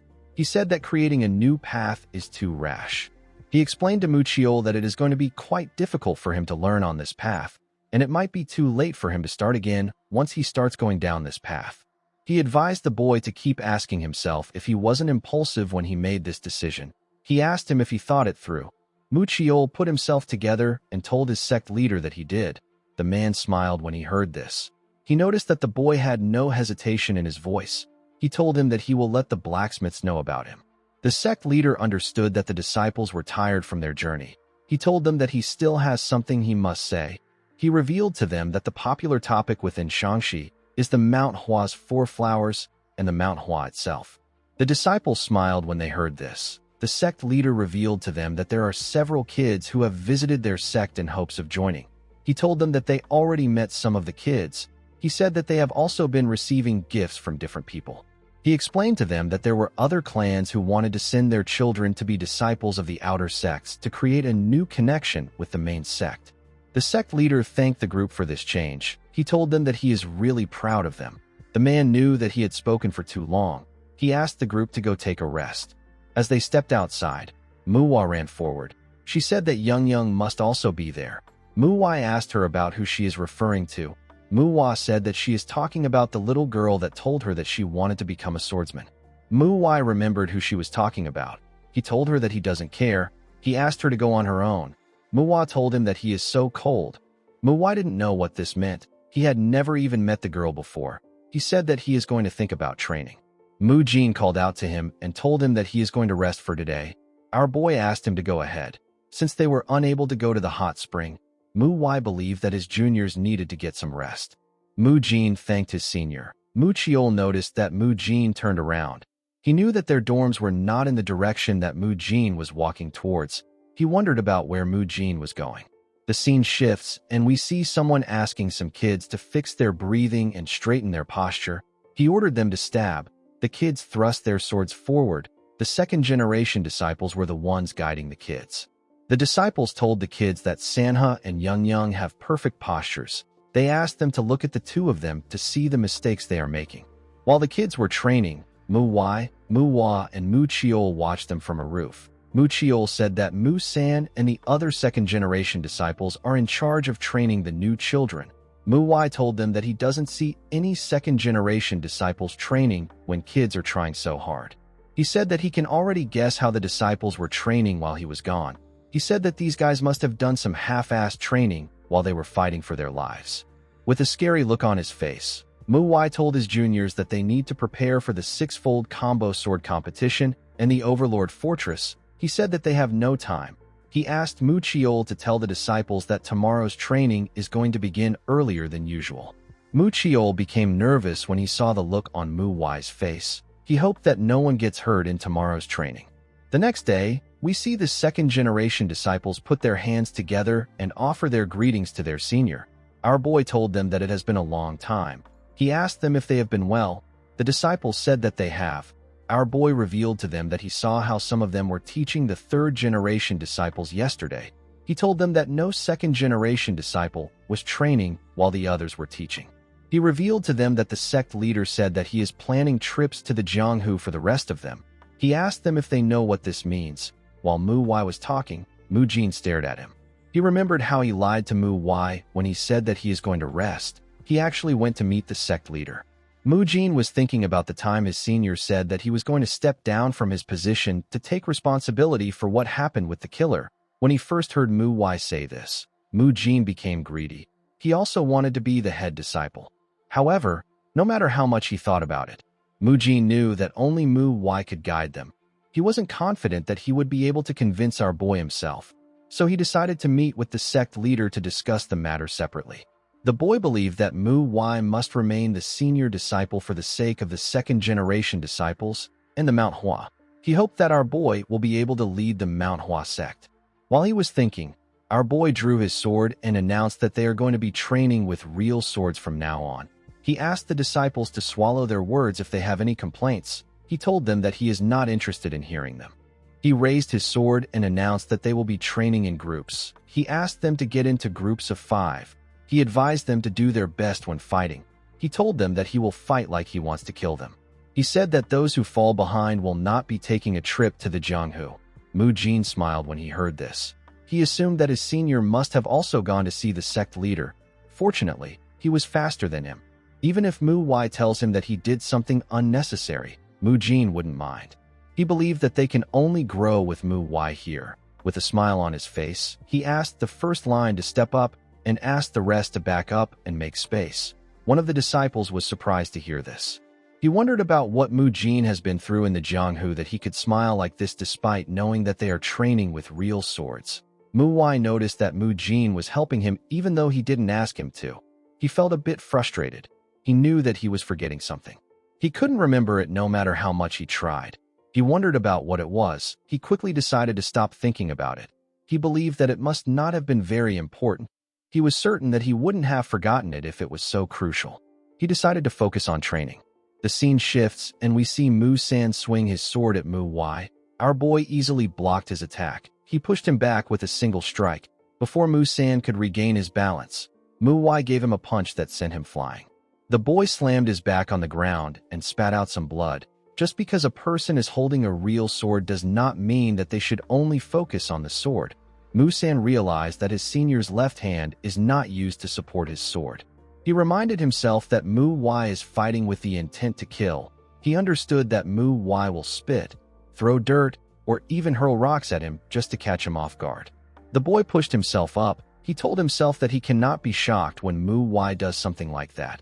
He knew that they were the ones who will suffer if they get hurt. Mu Wai does not care whether they are hurt or not. There is no room for complaints if the training gets hard, and there is no time to be scared. Immediately Mu San thought of this. He saw a sword coming towards his head. The boy realized that the sword will be at his throat the moment he lets his guard down. There is something called the lazy donkey rolling on the ground. It is a saying referring to how a donkey will roll on the ground in a rush. It was made to mock those who roll on the ground. This is because the Murim cares so much about their image. In the Orthodox Murim, especially among the renowned sects and clans, people say that they will rather die than roll on the ground. This is how shameful they consider the act. Mu San grit his teeth and quickly rolled on the ground to dodge Mu Wai's sword. The boy realized that the Orthodox martial artists were saying nonsense. He knew that no one thinks of their image when death is in their face. He promised to do everything he can to survive. Sometime later, we see a mountain covered in snow. Mu San wondered about how much he has struggled. At this point, the Manhwa had finished its autumn season and entered the winter season. The disciples put on their neat winter clothes. The entrance ceremony of the third-generation disciples had already taken place too. The scene shifts and we see Mu San looking at the white silk on the mountain peaks. It made him wonder if he was doing the right thing. He was no longer as afraid of his senior's sword as before. Training also wasn't as deathly difficult as before. Of course, this didn't mean that it wasn't difficult or scary. It had simply lessened in comparison. However, Musan has been feeling less confident lately. The boys seem to be extremely tired. It has been a while since they started training with real swords, but he was still busy trying to run away and dodge attacks. There was only one thing Musan was really afraid of. He was scared of a reality where he wouldn't improve no matter how hard he trained. He wondered if this was really his limit. He wondered if he cannot get better no matter how hard he tries. He asked himself if this is the best he can do. The scene shifts, and we see Musan block a strike from Mu-Wai. He got pushed back by the attack. When he raised his head, he saw a rock coming at him. Fortunately, he was able to dodge it. Mu-Wai swung his sword at his head. Musan bent his head to dodge the attack. He raised his head and reminded himself that he also wants to be a martial artist of the Manhwa sect. He charged at Mu-Wai. Unfortunately, our boy gave him a bone-crushing punch in his face. The attack sent the boy flying. He slammed his back on the ground. Musan looked at the cloud as he struggled to catch his breath. Mu-Wai entered his sight and stretched his hand out to him. Before accepting, Musan asked his senior if he is doing well. Our boy asked him if he remembers the first time they trained with real swords. He reminded him that he couldn't even stand 5 turns. This happened 2 months ago. Now Musan is able to fend off 20 turns. Mu-Wai told him that he doesn't miss any opportunity to attack back. Before, he used to focus on running away. Mu-Wai explained to him that he can't see his growth because it is subtle. He assured him that he has grown stronger. He asked Musan to explain what this is if it isn't a person doing well. The boy was surprised to hear this. Mu-Wai told the others that they have also improved. They began to learn the basics of martial arts again and developed a habit of picking at the calluses on their hands. Our boy asked them if they think that they did this because he asked them to. The disciples were surprised to hear this. Mu-Wai advised them not to doubt their efforts if they have been consistent with their training. He explained to them that they don't need to prove themselves because time and truth are scribed into their calluses. Upon hearing this, Musan grabbed his senior's hand and stood up. Mu-Wai's words were not warm, but they were reassuring to the boy. It healed his tired and empty mind. He believed that his senior was right. He told himself that a man of the blade does not need to think of the end. There was no need to worry about this. There was no need to be tired. Musan asked himself if a blacksmith worries about how long he must work.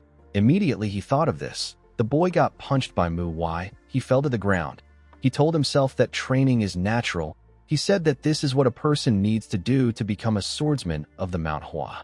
When he accepted this fact, the training no longer felt painful. It was still difficult, and there were still times where he had his doubts. However, now he knows that the end doesn't exist. The only thing to do is to move forward.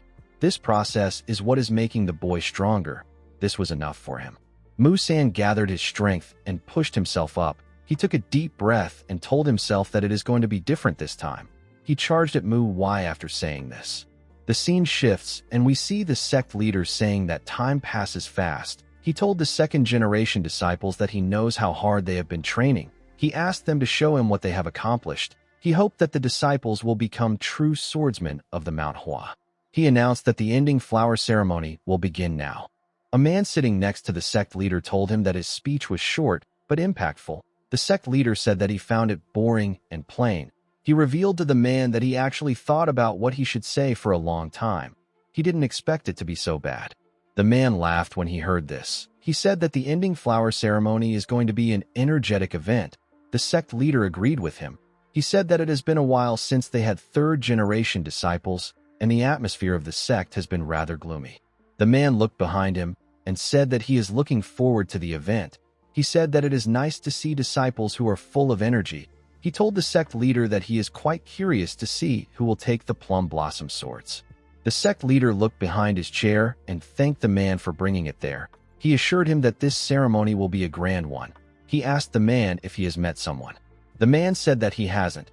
He told the sect leader that he would only be a nuisance. He said that he is satisfied with watching the boy from a distance. The sect leader told him that he knows why he won't see his son, even if he doesn't say it. He reminded the man that it has been a while since he last saw his son. He told him that he is quite determined. The man laughed and said that a person cannot forge the plum blossom sword without such trait. Some minutes later, we see Young asking her fellow disciples to begin. The kids began to swing their wooden swords. Manhwa watched from afar. She turned to Mujin and asked him if they are going on stage after the third-generation disciples performed the six-fold combo sword technique. Mujin told her that she is correct. He explained to her that they are not going to perform the technique. They will go straight to the duels. He asked her if she was the one who looked after the squad that Young is in. Manhwa said that she was. She told Mujin that they are doing so well thanks to her. After Young's squad was done, the second squad was asked to come to the stage. Manhwa informed Manhwa that Sanha's squad is about to perform. She asked him if he is not going to watch. Manhwa closed his eyes and said that he isn't watching. Manhwa told him that Sanha is going to be so upset. She said that a person shouldn't be so cold. Manhwa opened his eyes when he heard this. Manhwa asked him not to mind her. She said that she was talking to Mujin. She said that she can't do anything about her senior's cold nature. Manhwa found it odd that she said this. Even without her saying anything, he has been watching the boy's performance with his energy. He saw that Sanha was observing the movements of other disciples pretty well. He was also maintaining a good posture.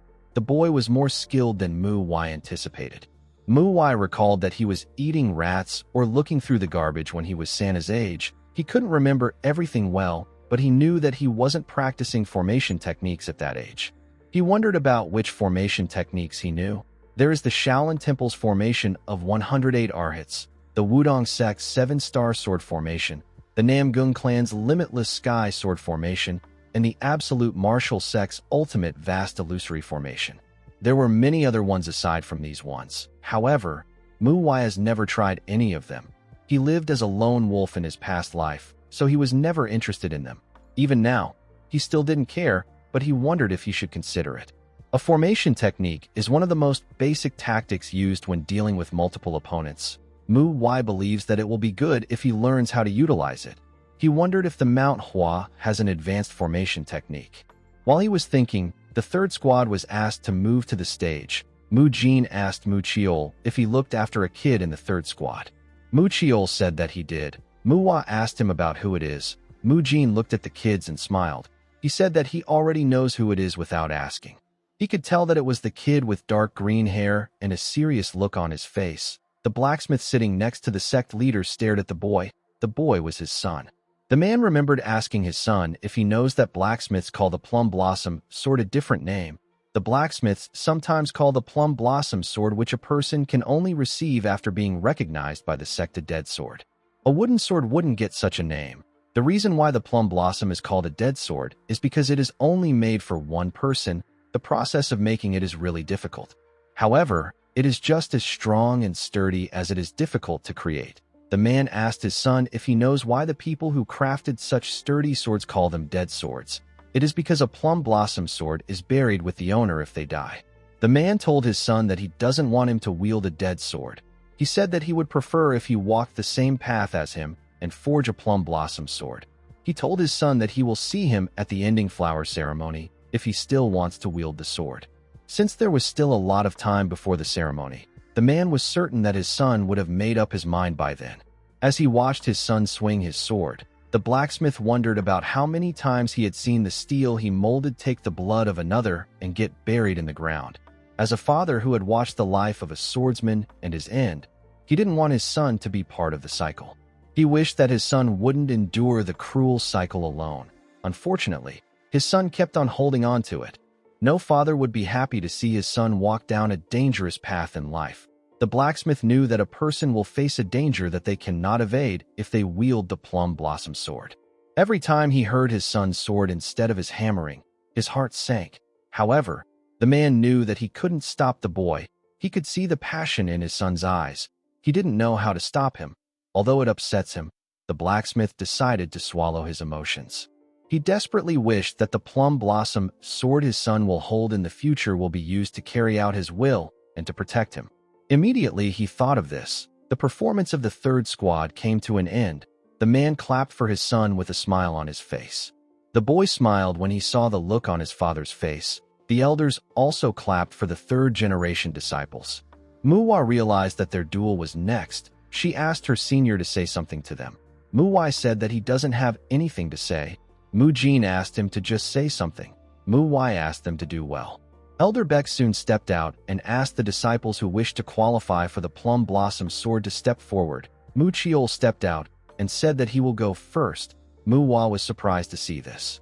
He went to the stage and drew his sword. The elder told him that he heard about his change. He told him that he is proud of him for walking on his own individual path of martial arts. He explained to Mu Chiol that he will not receive a Plum Blossom Sword if he feels that he is not a sword of the Mount Hua. Mu Chiol told him that he understands. He took a stance and raised his sword. The elder asked him to come. The boy quickly charged at him.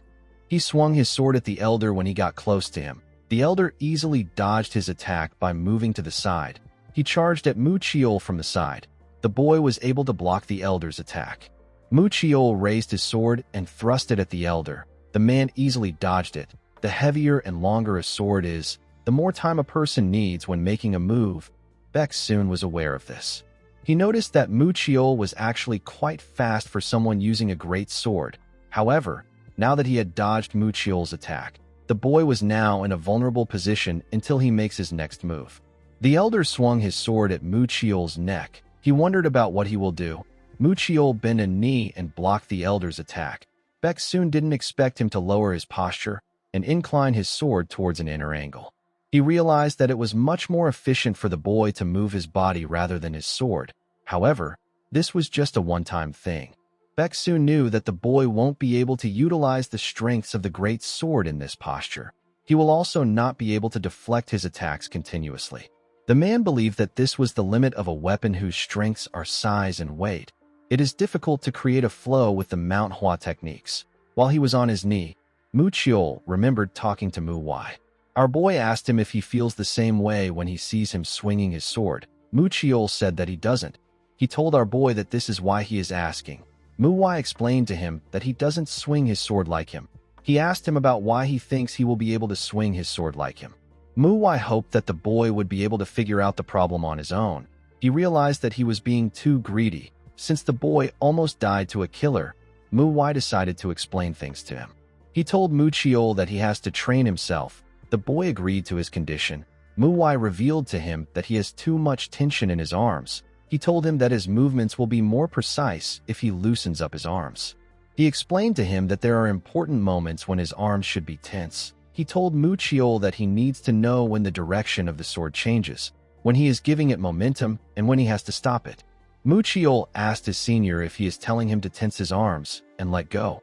Our boy told him that he is. The boy asked him if he won't lose balance when he does this. Mu Wai reminded him that he simply needs to loosen his arms, not his entire body.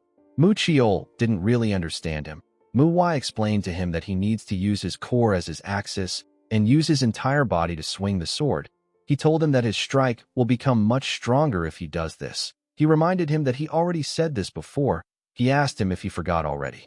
He explained to Mu Chiol that the arms simply hold the sword, other than when the direction of the sword changes, when he is giving it momentum, and when he has to stop it. Mu Chiol is expected to have no tension in his arms in order to gain flexibility for his next move. Mu Wai told the boy that he will have strength, speed, and flexibility for many movements if he is able to use the power of his body organically and utilize the weight of his sword. The arm's strength cannot surpass that of the entire body, no matter what weapon a person wields. It is necessary that they use their entire body to control it. The moment he said this, Mu Wai realized something. He asked Mu Chiol if he has been using his arms to control his weapon this entire time. Immediately, he remembered this. Mu Chiol pushed himself up and made a huge swing at the elder. His attack pushed the elder's sword aside. Beck soon wondered about how Mu Chiol suddenly got this strength. He assumed that he and the boy had the same level of strength. Mu Chiol changed his stance and raised his sword. The elder was surprised to see this. Mu Wai remembered the conversation he had with Mu Chiol. He remembered the boy telling him that he ended up concentrating on the strength of his arms because of his great sword. He didn't know that Mu Chiol was this strong. He wondered if the boy grew stronger or if he was hiding his strength. It made sense that Mu Chiol was so focused on the weight of the sword. Our boy couldn't believe that the boy was training the illusionary sword when he has a strength like this.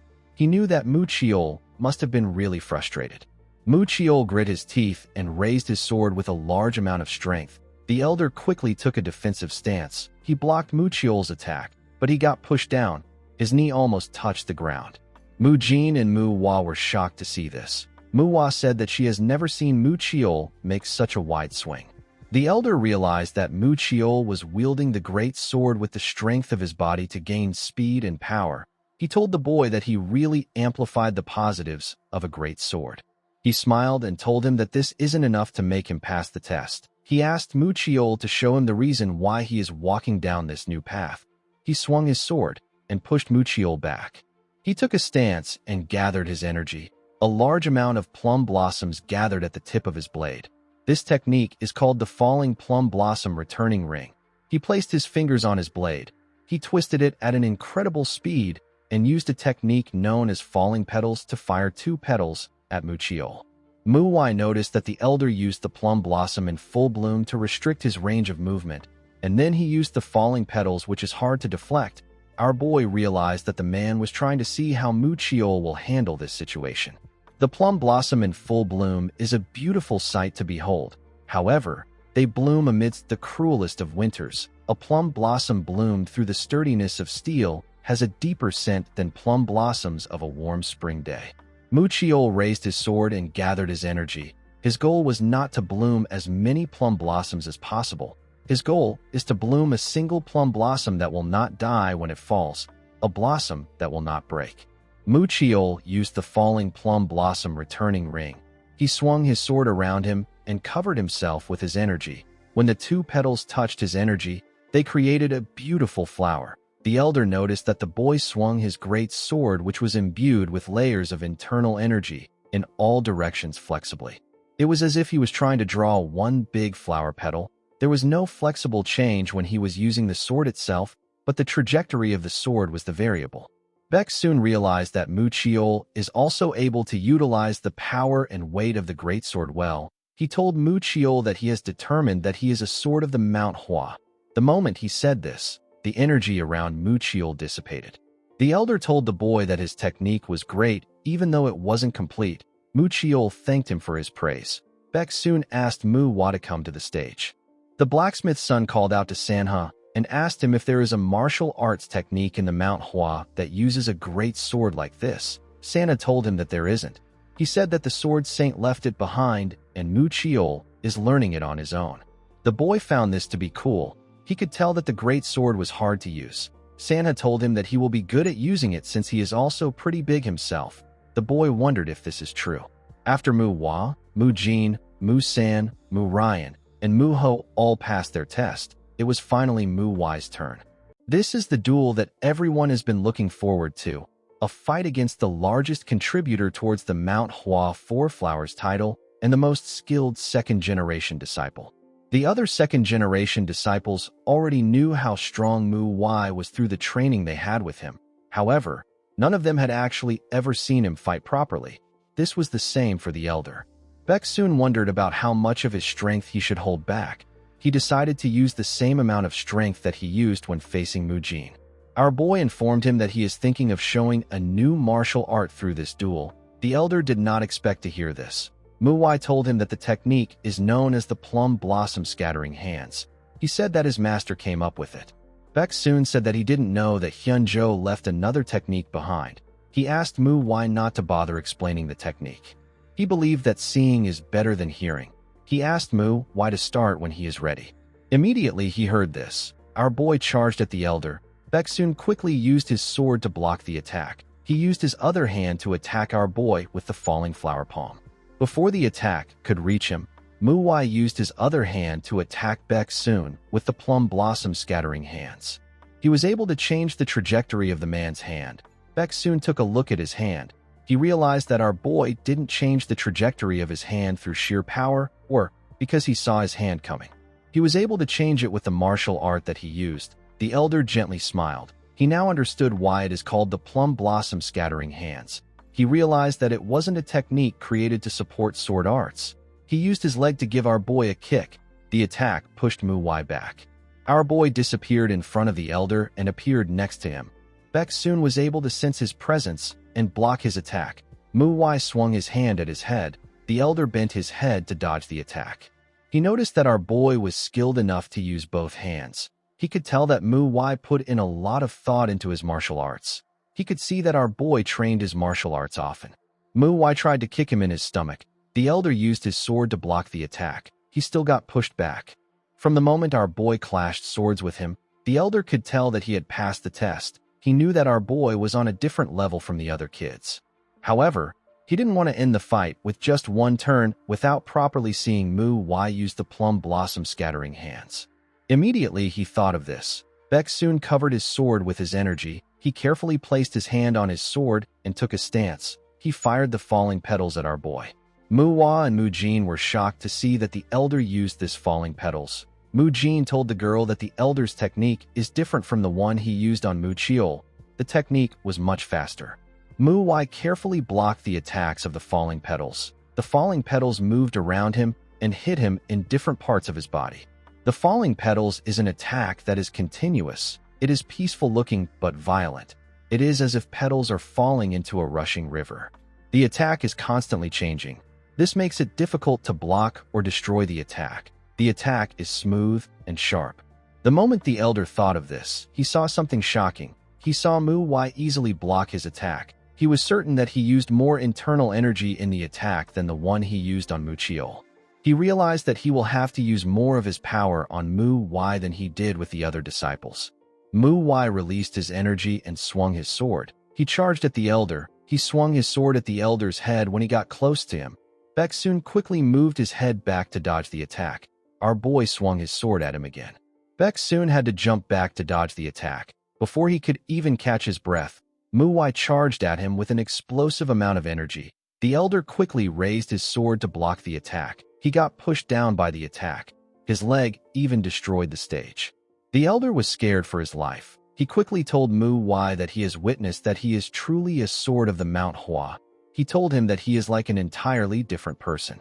Mu Wai took away his sword and thanked the elder. He asked him to think of his change as a form of growth.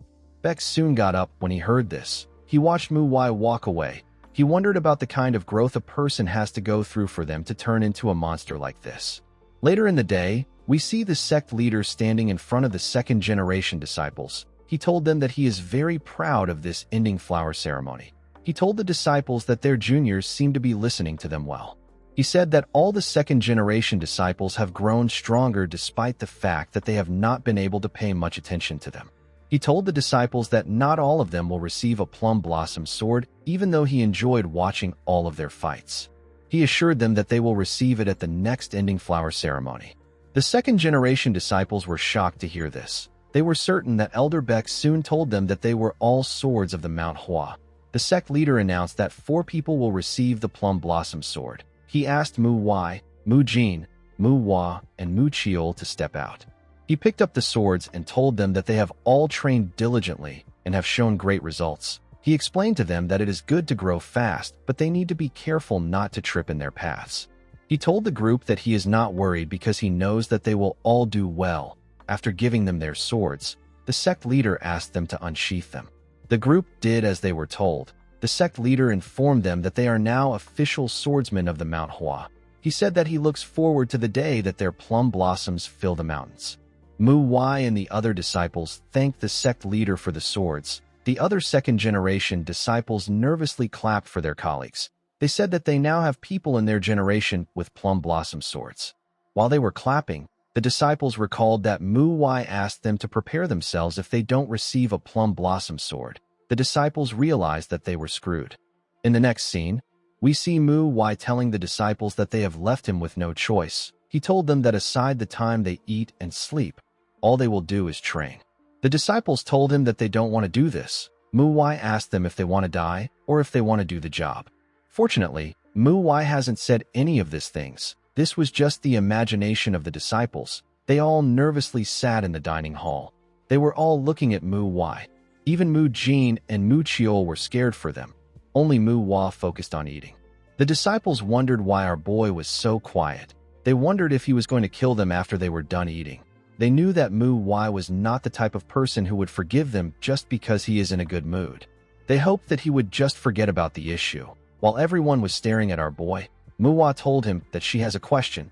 She asked Mu Wai about why Elder Beck soon said that he saw everyone as the sword of the Mount Hua and only gave 4 of them the plum blossom swords. The disciples were shocked to hear this question. They couldn't believe that Manhwa would ask this kind of question.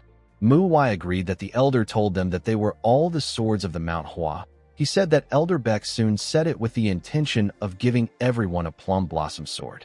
He told Manhwa that he doesn't know why everyone didn't get a plum blossom sword. Manhwa actually knew the reason why everyone didn't receive a sword. He accidentally overheard the elder tell the sect leader that he passed everyone. The blacksmith informed the sect leader that he only made 4 swords. The reason only the Manhwa 4 flowers received the plum blossom swords isn't because the other second-generation disciples were unskilled. It was because they didn't prepare enough swords. Manhwa told the disciples that he knows that they are worried and scared about what he is going to do to all of them. He asked them not to worry. He told them that they all passed by his standards. The disciples were shocked to hear this. They wondered if this was really the senior disciple that they knew. Some of them actually felt more anxious than before. Manhwa realized that it was time for him to change his training method. He knew that he couldn't be dueling the disciples all the time. He knew that it was also time for him to raise his own skill level. He realized that he didn't have a lot of time. He had this realization when he heard the conversation between the sect leader and the monk from the Shaolin. The conversation was bothering him. After the ceremony ended, a disciple walked up to Manhwa and told him that he was amazing. Our boy asked him about why he is acting as if this is their first time meeting. The boy wanted to put Manhwa in a good mood in order to secure his survival. Manhwa asked him to stop wasting his time. He told him that he did great. He asked him to rest until the evening banquet. The moment he gave the order, our boy saw something shocking. He saw a Shaolin monk following a disciple. He wondered about what the monk was doing there. The scene shifts, and we are taken to the sect leader's office. We see the sect leader and the monk drinking tea at the same table. The sect leader told the man that it is hard to come to the Manhwa because the mountains in the area are rough. He told the monk that he must have had a long journey. He asked him about why he came all the way there. The monk thanked him for the welcome. He revealed to him that he came there because of the Orthodox Path Assembly.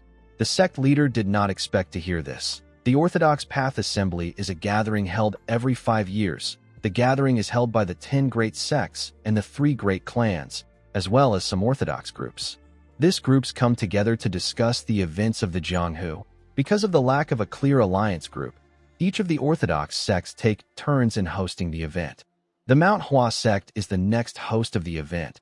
The sect leader told the monk that his sect still has more than 2 years before they host. The monk put his hand into his robe and informed the sect leader that the Bakley clan has raised an objection. He brought out a letter and placed it on the table. He told the sect leader that it is from the Bakley patriarch. The sect leader quickly opened it. The monk informed him that the clan is worried that the Manhwa will not be able to host properly due to the losses they suffered at the Shanxi massacre. The Bakley clan is suggesting that the Manhwa switch positions with them since they are set to host the event after them. The sect leader told the monk that the Bakley clan would have come there themselves if things were so simple. He told him that he must have come here on their behalf for another reason. The sect leader knew that the Orthodox Path Assembly was just an excuse. He said that the Sword King of the Bakley clan must still be in denial about the fact that he lost to the Manhwa Sword Saint after his clan challenged the Manhwa's position as one of the Murim's 3 greatest sword sects. The sect leader knew that the Bakley clan wanted to get them now that they are weakened by the Shanxi massacre. However, the clan will be insulted if they simply raise their swords against the Manhwa for no reason.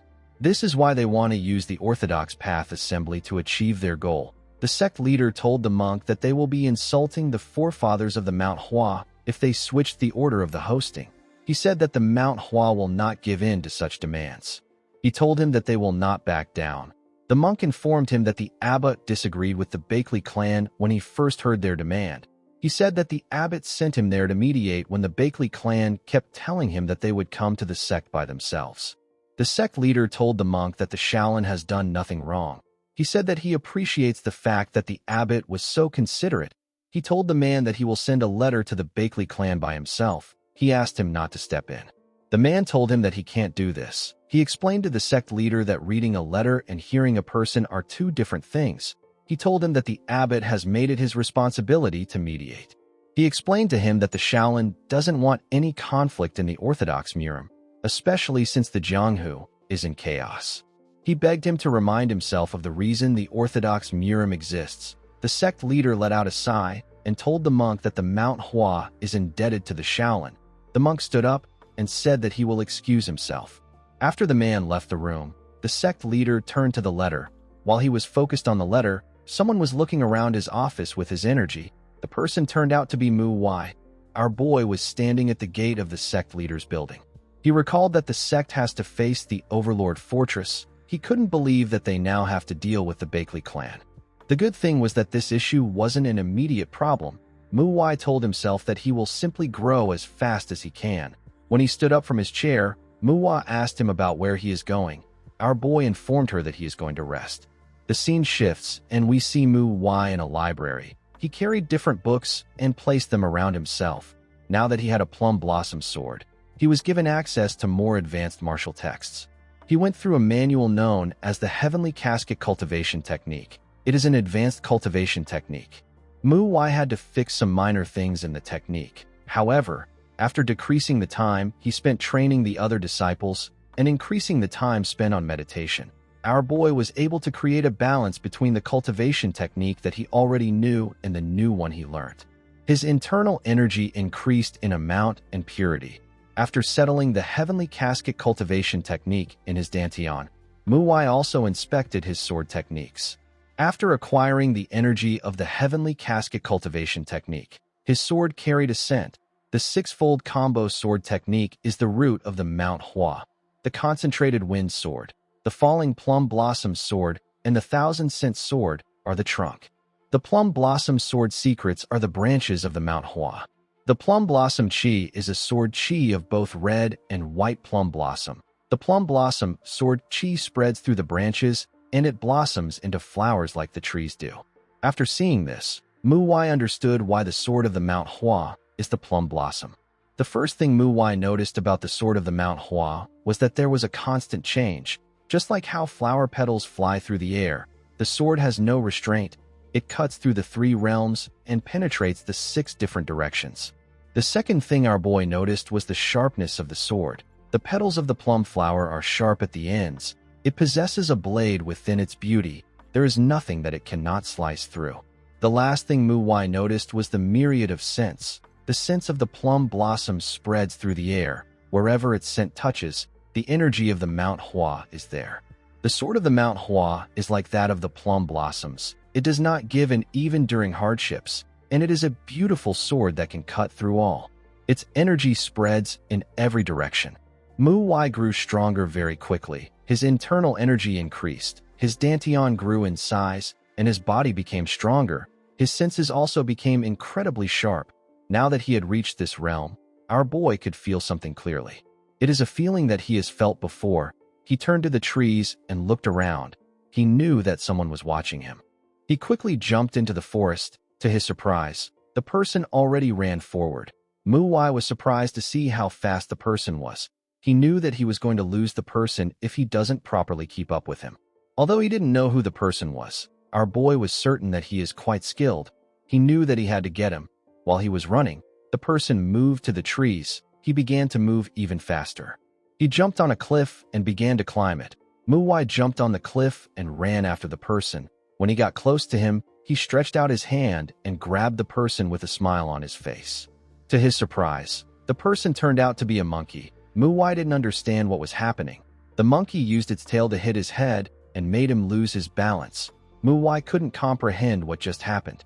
He fell and slammed his back on the ground. He quickly got up. He didn't still know what was happening. He carefully looked at the monkey in front of him. He noticed that the monkey had a plum blossom sword. It was already weird enough that a monkey was using a footwork technique, but it didn't make sense that it had a plum blossom sword. Mu Wai didn't know how to react to this. Before he could do anything, the monkey disappeared in front of him and reappeared next to him. He swung his sword at Mu Wai. Our boy quickly blocked the attack. He noticed that the monkey was using the plum blossom secrets. He used his sword to push the monkey back. He said that he never expected to witness something like this. He asked the monkey if it is a mythical creature that learned martial arts. The monkey jumped up and screamed when it heard this. Mu Wai knew that mythical creatures existed, but he had never heard of a creature that learned martial arts. He couldn't believe that it was this monkey that was watching him all this time. He spat out some blood and told the monkey that he doesn't know if he is mad because he caught up to him. He told him that they need to fight. With a look of anger on his face, he asked the monkey to come at him. He told him that he wants to see how good he is. The monkey charged at Mu Wai when he heard this. He and our boy swung their swords at each other. They used several techniques on themselves. The two of them were not holding back on each other. A while later, we see Mu Wai pick up his sword from the ground. His clothes were tattered and his body was filled with injuries. He looked at the monkey with eyes filled with anger. He wondered about the kind of monkey this creature was. The monkey screeched at him. It turned around and walked away in anger. Mu Wai was annoyed to see this. He went to meet the sect leader. The man told him that he met Amhu. Mu Wai was annoyed to hear that the monkey had a name. The sect leader revealed to him that he saw the monkey when he was a second-generation disciple. He said that he saw it next to the former sword saint. The man's name is Gukhayan. Mu Wai asked the sect leader about how old the monkey is. The man told him that he is not really sure. He said that he was told that the monkey has lived for 200 years when he was younger. He told our boy that the monkey might almost be 300 years old. He explained to him that the former Mount Hua sword saints always took care of him. Amhu learned martial arts from them. Mu Wai now understood why the monkey was so strong. The sect leader explained to him that he thought Amhu died because Hyunjo never saw him. He was relieved to hear that the monkey is still alive. He advised Mu Wai to be nice to Amhu when he sees him. He told him that there have been sword saints who have learned from him. Our boy told the man that he understands. Even though he said this, he still planned to teach the monkey a lesson. The sect leader poured himself a cup of tea and asked Mu Wai if he has heard about what happened with the Bakley clan. Our boy told him that he has. The sect leader explained to him that they will still eventually come into conflict with the Bakley clan even if the Shaolin tries to mediate between them. He said that the Sword King won't step in by himself, but he will try to have his successor act in his stead. Mu Wai told the sect leader that he is not scared. The man was shocked to hear this. He assured him that the Sword King's successor won't be able to defeat him. He asked him not to worry. Mu Wai didn't really care about the successor. He was more interested in beating Amhu. He told the sect leader that he heard that they have not decided on who will move first. He suggested that they ask the Bakley clan to come to the Mount Hua. The sect leader was surprised to hear this. Mu Wai reminded him that the clan said that they wanted to host because they didn't trust the capabilities of the Mount Hua. He said that if the Bakley clan wants to see the beautiful scenery in the mountains, they need to climb up there by themselves instead of trying to move the mountains. The sect leader smiled when he heard this. He told Mu Wai that he is right. He assured him that he will remember what he said. He asked him if he is focusing on the six-fold combo sword competition. He asked him to prepare for the competition well. After speaking with the sect leader, Mu Wai left his office. He wondered about why the sect leader worries so much. He believed that he was missing the most important thing. The Overlord Fortress, the Nine Hell Sword sect, and the Bakley clan won't do anything immediately. The important thing the sect needs to focus on is the six-fold combo sword competition that will take place in 2 months. Although the Mount Hua might have gotten weaker, they are still not a small sect. Their enemies will need to prepare accordingly before they strike. Moving the main force of a group is not a light decision. The group will need to be cautious. From their perspective, it will be better for them to gauge the Mount Hua strength. The best way for them to do this is through the six-fold combo sword competition. This means that they will be watching the sect during the competition. The timing for the conflict will depend on how the disciples perform in the competition. The scene shifts, and we see Mu Wai telling the second-generation disciples that they are the easiest targets. He announced that their goal from now on is to become stronger. He told them that they will start walking towards their goal from tomorrow morning. He asked them not to even think that they have a smidge of freedom until the six-fold combo sword competition begins. The disciples all knew that they were screwed. The scene shifts, and we see someone standing at the top of a cliff. The disciple had a huge rock tied to his back. He was standing on the cliff with one leg. He balanced the huge rock on his back. It wasn't just this disciple that stood at the top. The other second-generation disciples were there with him. They were also doing the same training as him. They all stood at the top of a cliff on one foot. They maintained balance and weight all on this foot. They were doing this to push their bodies and minds to the extreme.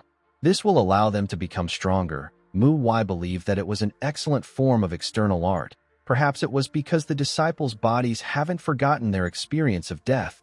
They were not struggling like last time. Instead, Their eyes were filled with murderous intent and rage. Their wrinkled forehead was filled with determination. While this training method might seem aggressive to onlookers, it was actually quite dependable. It was certain that the second-generation disciples would become stronger. While everyone was focused on maintaining a perfect position, Muwai stood at the top of his own cliff with one hand. He did a handstand and used his leg to carry 2 huge boulders.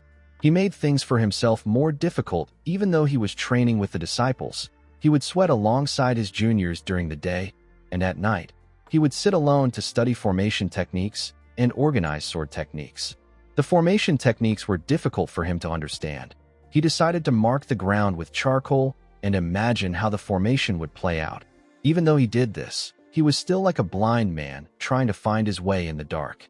He wondered if the techniques were difficult for him to learn because he never had any interest in them before. He had such a long way to go in learning the techniques. He also had to look after Mu Chiol and guide him in his Iron Plum Blossom sword technique. Mu Wai's days were too short and his nights weren't long enough. Every time he returned to his room at night, he would see Amhu waiting for him. This reminded him of how he spent his youth in his past life. He remembered the days when he always had someone to fight. The only difference is that this being isn't human. It is a violent monkey. After fighting him once, Mu Wai saw how fast and how skilled he was. The monkey's footwork was so strange that our boy had to rely on his instincts to fight him. After this fight, Mu Wai felt Amhu's eyes watching him from afar. Although he wanted to cross swords with the monkey again, the monkey would always run away once he noticed that our boy has sensed his presence. Mu Wai promised himself that he would grab the monkey's tail and spin him around the next time they fight. Mu Wai recalled that a lot of things has happened in his time at the Manhwa. He almost died to the disciple of the old monster of 100 faces. He had a duel with the disciple of the Iron Mountain Fist King. He drank all night with members of the Beggar sect, and he played tag in the middle of the night with members of the Overlord Fortress. Our boy had experienced several ups and downs. He believed that the downs were more prominent than the ups. However, he also believed that he didn't need to worry too much. He told himself that all he has to concern himself with are the responsibilities of the true owner of this body. He looked at the bottle of liquor in front of him and said that he gets angry when he thinks about how a particular person would laugh about this situation. He said that he is working his ass off like a dog. He poured himself some liquor and asked the person to keep watching over him. He said that he will make it through. After saying this, he drank the liquor and placed the cup down. He told the person that he wrote everything he knew as his thoughts flowed because he doesn't have a knack for writing. He said that he won't do this next time since it isn't really his style. He told the person that he has something to say. He told him that he will not be able to come back there for a while because he is going to be busy. He said that he is going to put down his brush now. After saying this, Mu Wai stood up. He walked away from a headstone. The headstone was for Hyunjo. It was the place his body was buried in. Mu Wai went there to share his thoughts with his dear friend. 2 months later, we see someone hold the sect leader's hand and greet him. Baekyu asked the man whose name is Hong Xian if he has been well. He told him that he came there in a hurry when he heard the news about him joining the six-fold combo sword competition. He told Hong Xian that people like them garner attention with the smallest things. Hong Xian laughed and apologized to the sect leader. He said that he simply wanted to see the Mount Hua 4 flowers by himself. He told Baekyu that his disciples are indebted to them. He wanted to thank them himself. The sect leader looked down and asked him about what he thinks now that he is there. The man looked at Mu Jin, Mu Hua, and Mu Chiol. He said that he can recognize who the 4 flowers are without anyone pointing them out to him. He told Baekyu that their eyes are like blades and their breathing is well controlled. He said that the kids have broken out of their shells. He said that all the second-generation disciples seem to have an excellent grasp over external arts. He asked Baekyu if he guided them on external arts separately. The sect leader said that he didn't do anything. He explained to Hong Xian that Mu Wai is the one responsible for their training. He said that he was also the one who guided them on their external arts training. Hong Xian said that Mu Wai's techniques are that of an experienced martial artist. He told Baekyu that our boy has the spirit of a grandmaster. The sect leader asked him about who he is looking at. Hong Xian said that he is looking at Mu Wai. The sect leader informed him that Mu Wai is not there yet. Hong Xian was surprised to hear this. Baekyu told him that he is mistaking Mu Jin for Mu Wai. Hong Xian asked him about where our boy is. Immediately he did this. Mu Wai walked forward. Muhwa was surprised to see her senior. She asked him about where he was. She said that the six-fold combo sword competition is about to begin. Muhwa told her that he had to pee. Mu Jin informed his senior that he has to take 5 steps to the right. Muhwa quickly followed his advice. He stood in front of Mu Chiol. The boy told him that the sect leader is talking to someone right now. He said that they will begin the event once the sect leader is done talking. The moment he said this, the sect leader informed Hong Xian that Mu Wai just arrived. Hong Xian was shocked to hear this. He couldn't believe his eyes. He wondered about how a second-generation disciple could have such eyes. He knew that our boy would be extraordinary, but this was far beyond his expectations. Mu Wai told himself that he should have finished something if he was going to show up to the event late. He said that he will go back there again when the chance arises. Baekyu told Hong Xian that they have stalled for too long. He said that they can talk another time. He suggested that they begin the event. Hong Xian agreed with him. He decided to talk first. He announced that he has a few things to say before the event starts. He told the disciples that the six-fold combo sword competition isn't about who wins or loses. He said that it is a chance to experience the different interpretations of the six-fold combo sword technique and learn from it. Baekyu told the disciples that loss is not something to be embarrassed about. He said that a true martial artist grows through defeat. He told them that they need to be embarrassed when they don't learn anything or when they are blinded by their desire to win. He explained to them that their flaws are things that they should reflect on. After saying this, he announced that the six-fold combo sword competition will begin now. Immediately he heard this. Muwai wondered if he should go somewhere now. He believed that it was best to take care of a certain issue while he still has the time. The moment he thought of this, a disciple of the Zhongnan sect called out to him and asked him if he is Mu Wai. Our boy turned to see the disciple. He didn't recognize her. The girl told him that she was hoping to see him. She said that she is aware that there is a more respectable way to introduce herself. She said that she prefers to introduce herself now. She told our boy that her name is Xianju. She said that she is the older sibling in the Zhongnan's flower duo. Her sister who was next to her introduced herself as Xianmi. She said that she is the younger sibling in the Zhongnan's flower duo. The two sisters were second-generation disciples of the Zhongnan sect. With a smile on her face, Xianju apologized to Mu Wai for introducing herself to him out of the blue. She told him that she will be looking forward to his performance. After saying this, Xianju and her sister walked away. Mu Jin moved close to Mu Wai and told him that the girls are the representatives of the Zhongnan sect's second-generation disciples. Mu Wai asked him if they are famous. Mu Jin explained to him that the girls are known as the top beauties of Shangxi. He said that their title has the word flower in it because of their looks. Mu Wai found this odd. He told Mu Jin that the girls' energies are more captivating to him. He smiled and turned around. He said that he didn't have high expectations for this event, but it looks like it is going to be fun. He called out to Mu Jin and told him that he has some business to attend to. He asked him to tell anyone who asks for him that he was in a hurry to leave, that he didn't get the chance to stay. Mu Jin accepted his request. The six-fold combo sword competition is a competition where martial artists learn and see the differences of the six-fold combo sword. It is held for 2 days. On the first day, the third-generation disciples have duels. On the second day, the second-generation disciples have their own duels. For the second-day duels, the best disciples are picked out to be rewarded with miracle medicines. The miracle medicine that the Zhongnan sect prepared for the competition is the snake venom orb. It is a miracle medicine made from various serpent organs and venomous blood. Not only does it amplify a person's internal energy, it also raises their tolerance for poison. The Manhwa sect prepared the humanoid ginseng. The ginseng has the form of a human because of the spiritual energy imbued in it.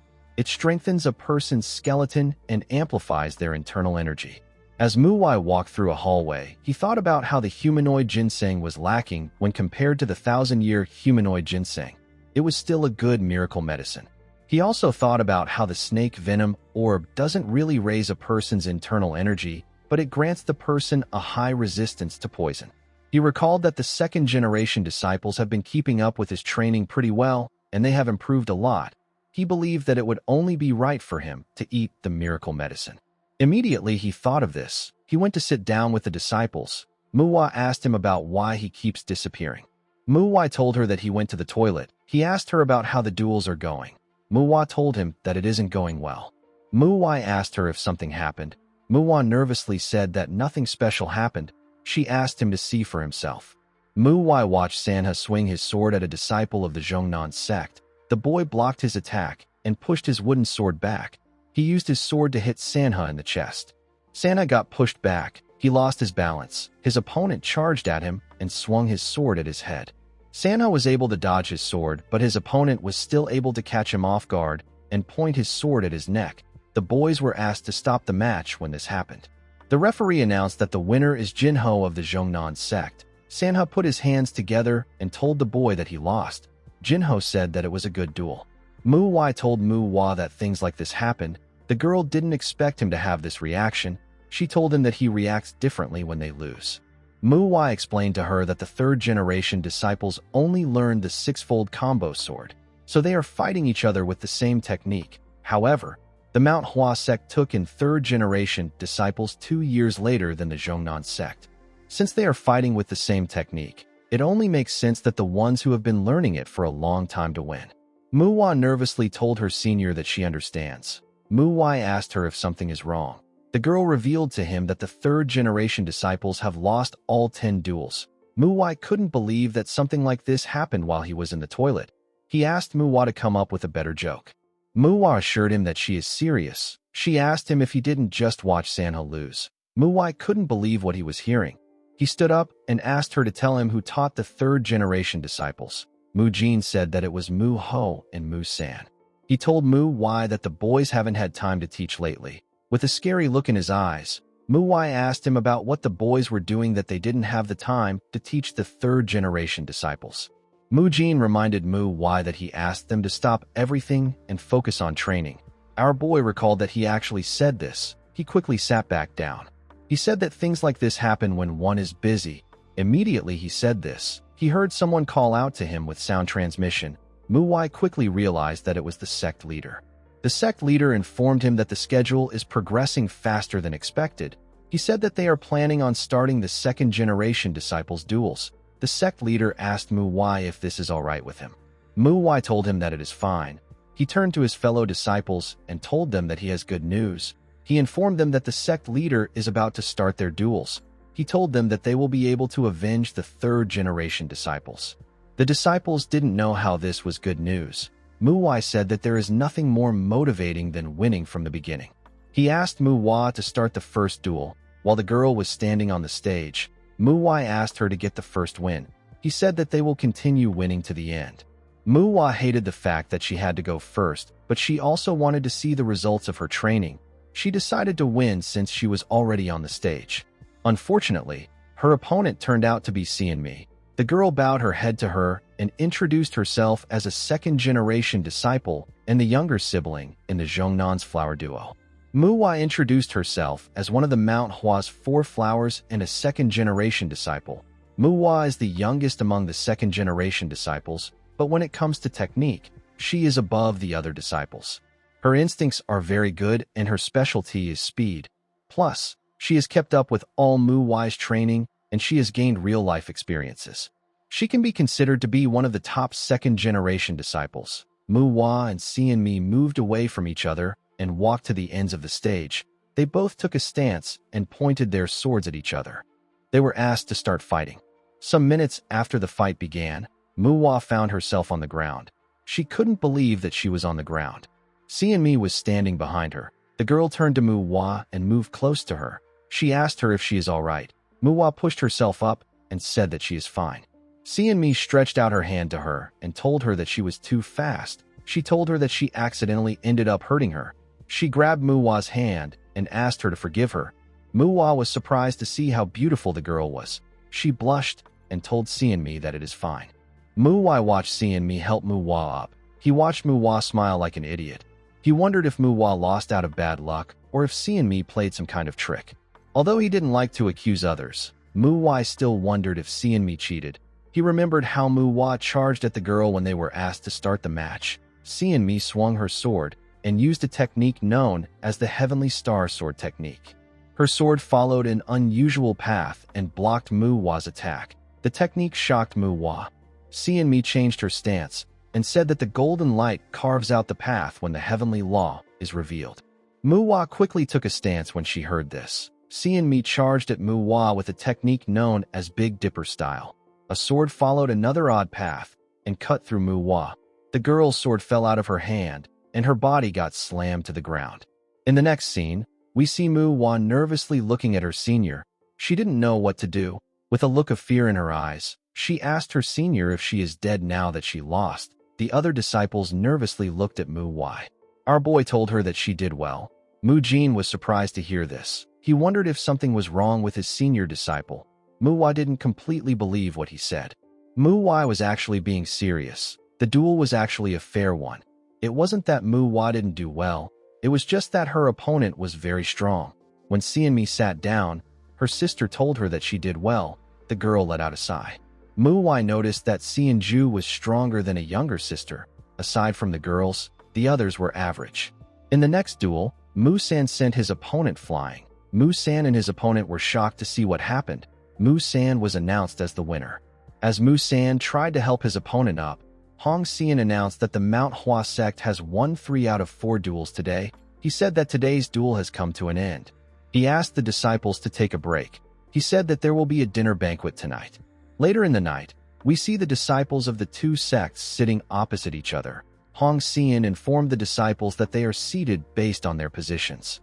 He explained to them that they are trying to make sure that they can build friendships. He asked them to get to know each other. After Hong Xian left, the second-generation disciples nervously stared at each other. No one knew what to say. Muhwa didn't expect everyone to be so shy. He believed that they should say anything that they want to say. He poured himself some liquor and drank it. He quickly noticed that the alcohol wasn't high quality. The moment he thought of this, he heard some people talking. When he turned to the side, he saw the third-generation disciples talking to each other. They were conversing freely. Muhwa wondered if he should talk first. He knew that he wasn't good at it, but he decided to try it out. With a scary tone in his voice, he introduced himself as Muhwa of the Mount Hua 4 Flowers. Muhwa was shocked to hear this. He wondered if anyone asked his senior disciple for his name. He didn't know why he suddenly introduced himself. Musan wondered why his senior disciple looked so scary.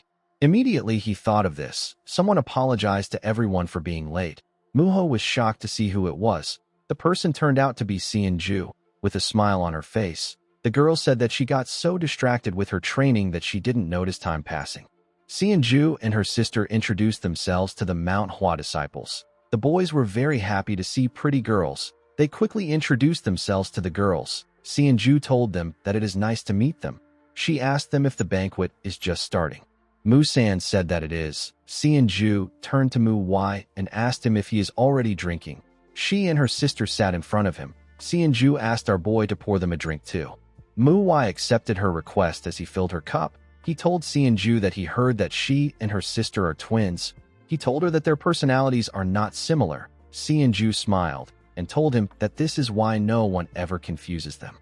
Mi said that she is more shy than her sister. Muhwa reminded Ju that she said that she was excited to see him. He asked her for the reason why she said this. Ju placed her cup down when she heard the question. She and her sister got up and put their hands together.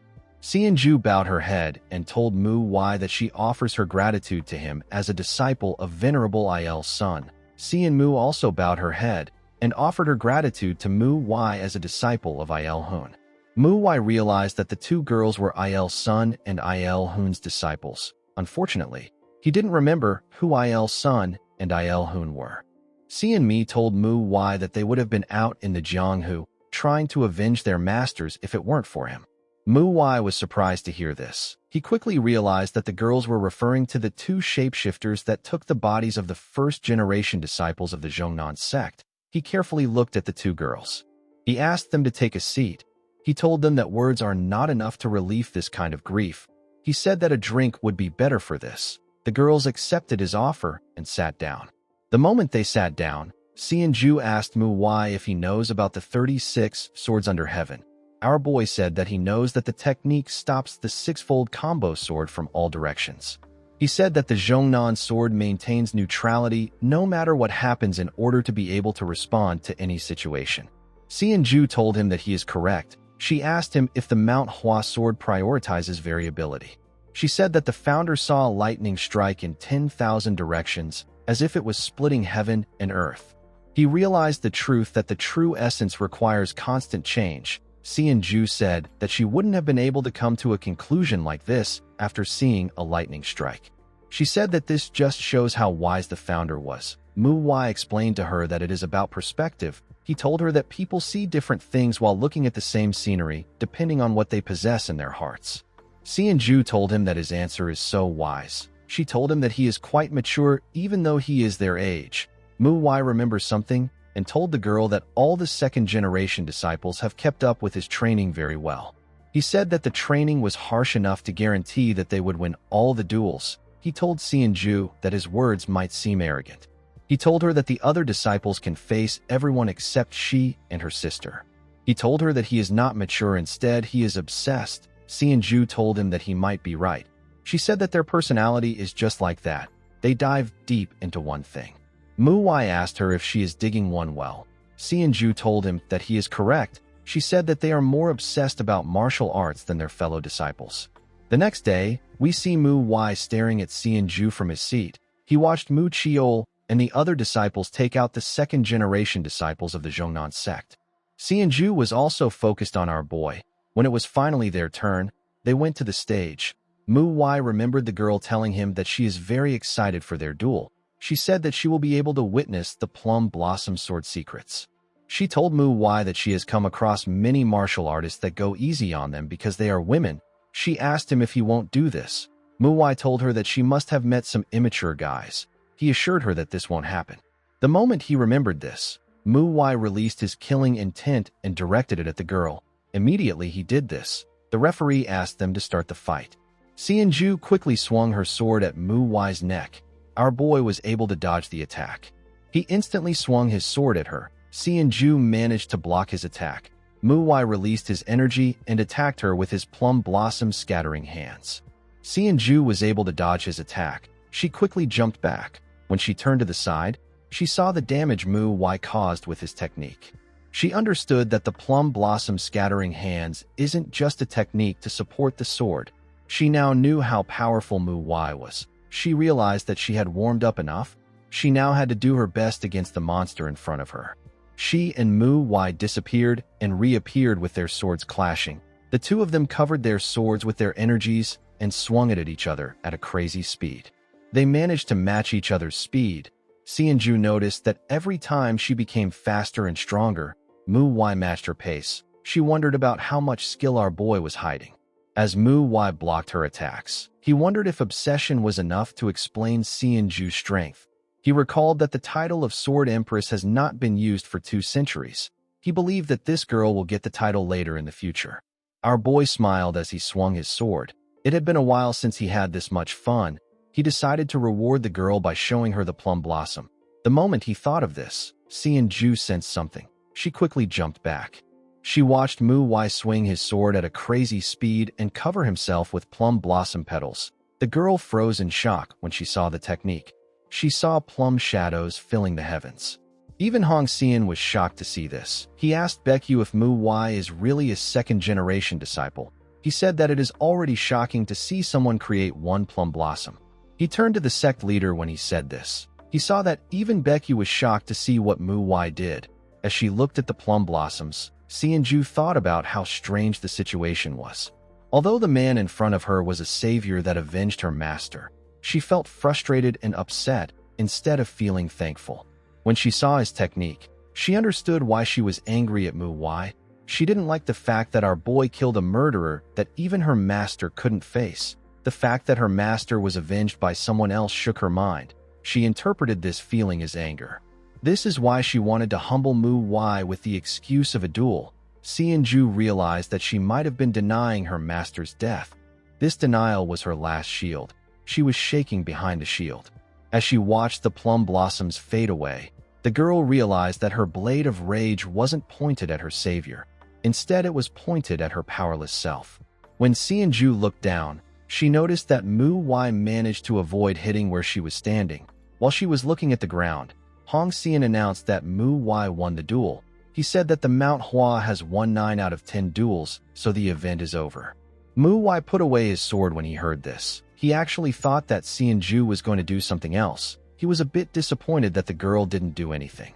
The elders of the Manhwa sect were shocked to see what Mu Wai did. Elder Beck soon remembered how strong Mu Wai was at the ending flower ceremony. He wondered about when our boy grew to this extent.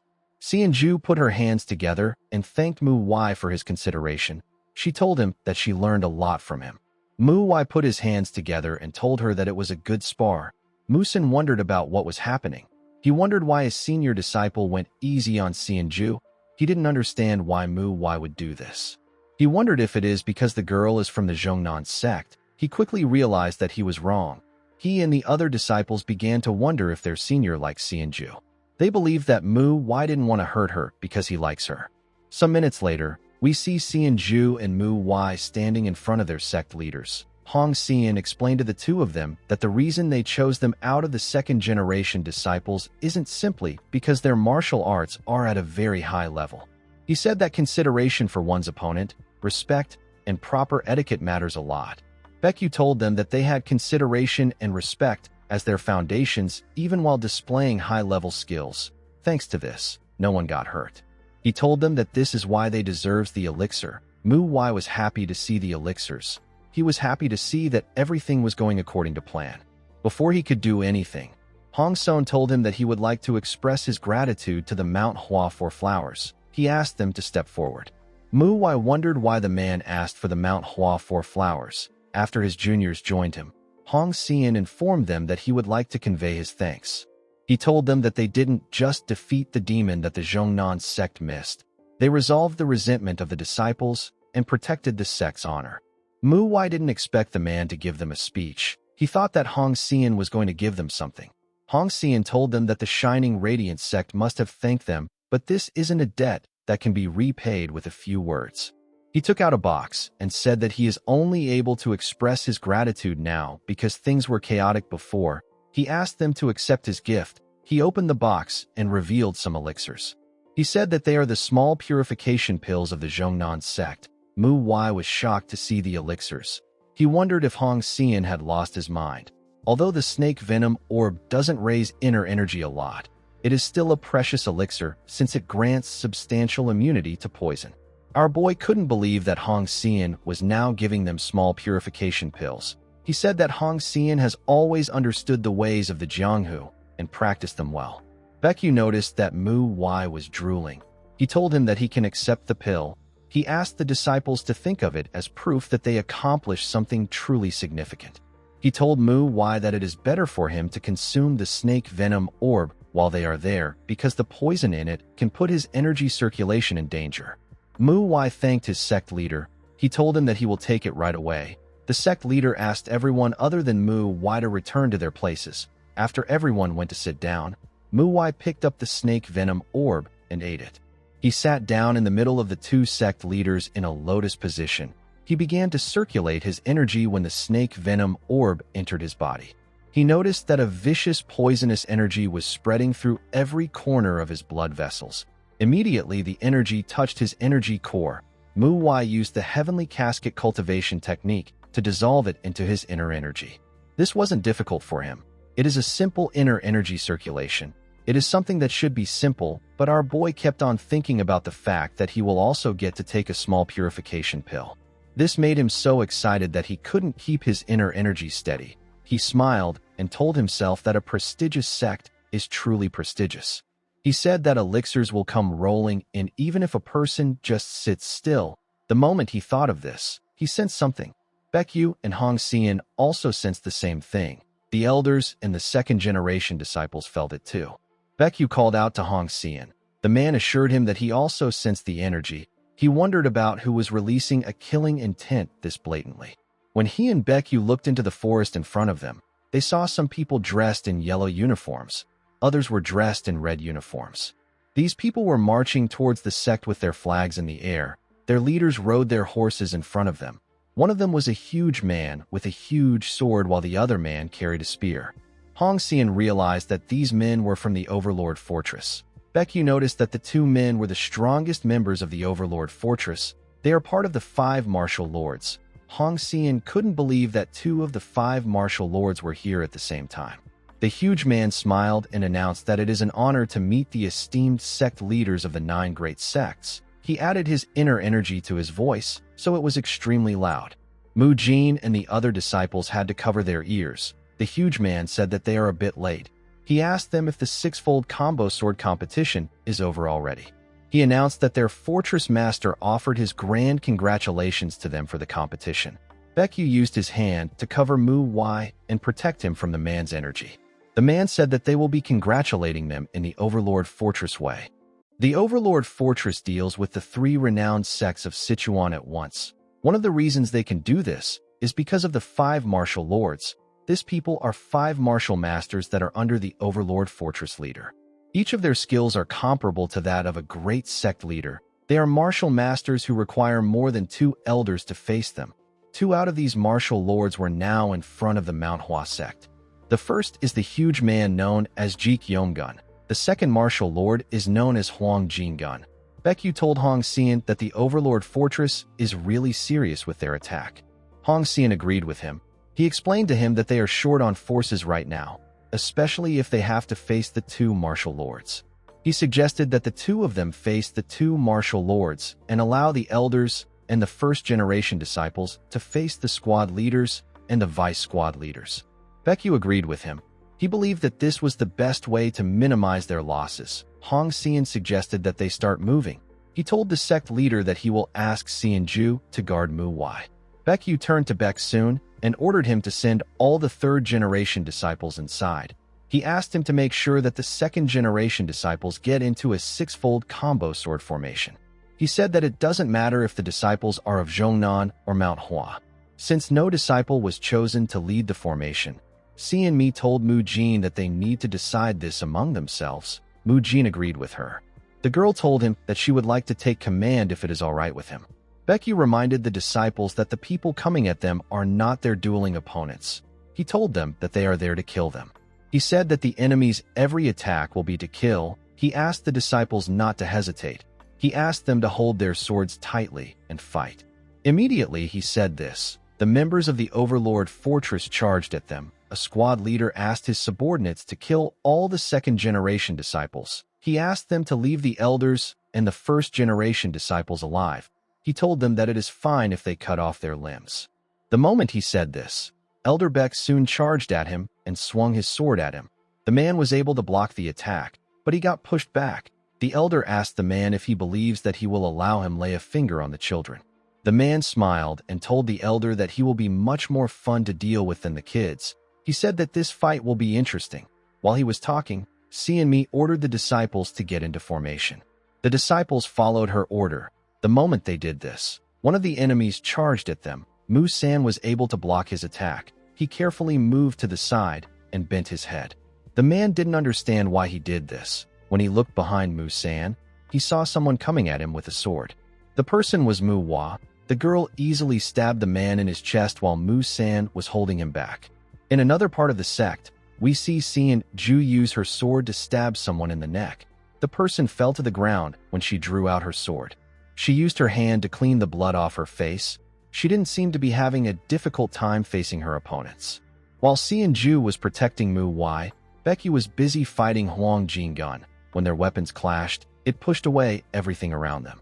The 2 men were fighting at a crazy pace. Jingun moved back and made a huge swing. Baekyu was able to block his attack with his sword, but the attack still destroyed the trees around him. Even though Baekyu blocked the strike, it still managed to land a cut on his arm. Jingun told the sect leader that he always believed that the sect leaders of the 9 great sects had gotten arrogant and lazy. He said that the Mount Hua is still the same. He told Baekyu that he is stronger than the sect leaders in Sichuan. Baekyu carefully looked at his arm. He remembered hearing that Jingun took off the Qingcheng sect leader's arm. He realized that the rumors about the man were true. He knew that he had to kill Jingun, now even if he loses an arm. Before he could do anything, he and Jingun felt something. They felt an immense qi coming towards them. Baekyu wondered if it belonged to Hong Xian or Jik Yomgun. He wondered if the fight between the 2 men was already over. To his surprise, the person turned out to be Mu Y. Our boy was running towards the sect leader with Xianju. Baekyu was shocked to see the 2 disciples. He didn't understand what they were doing there.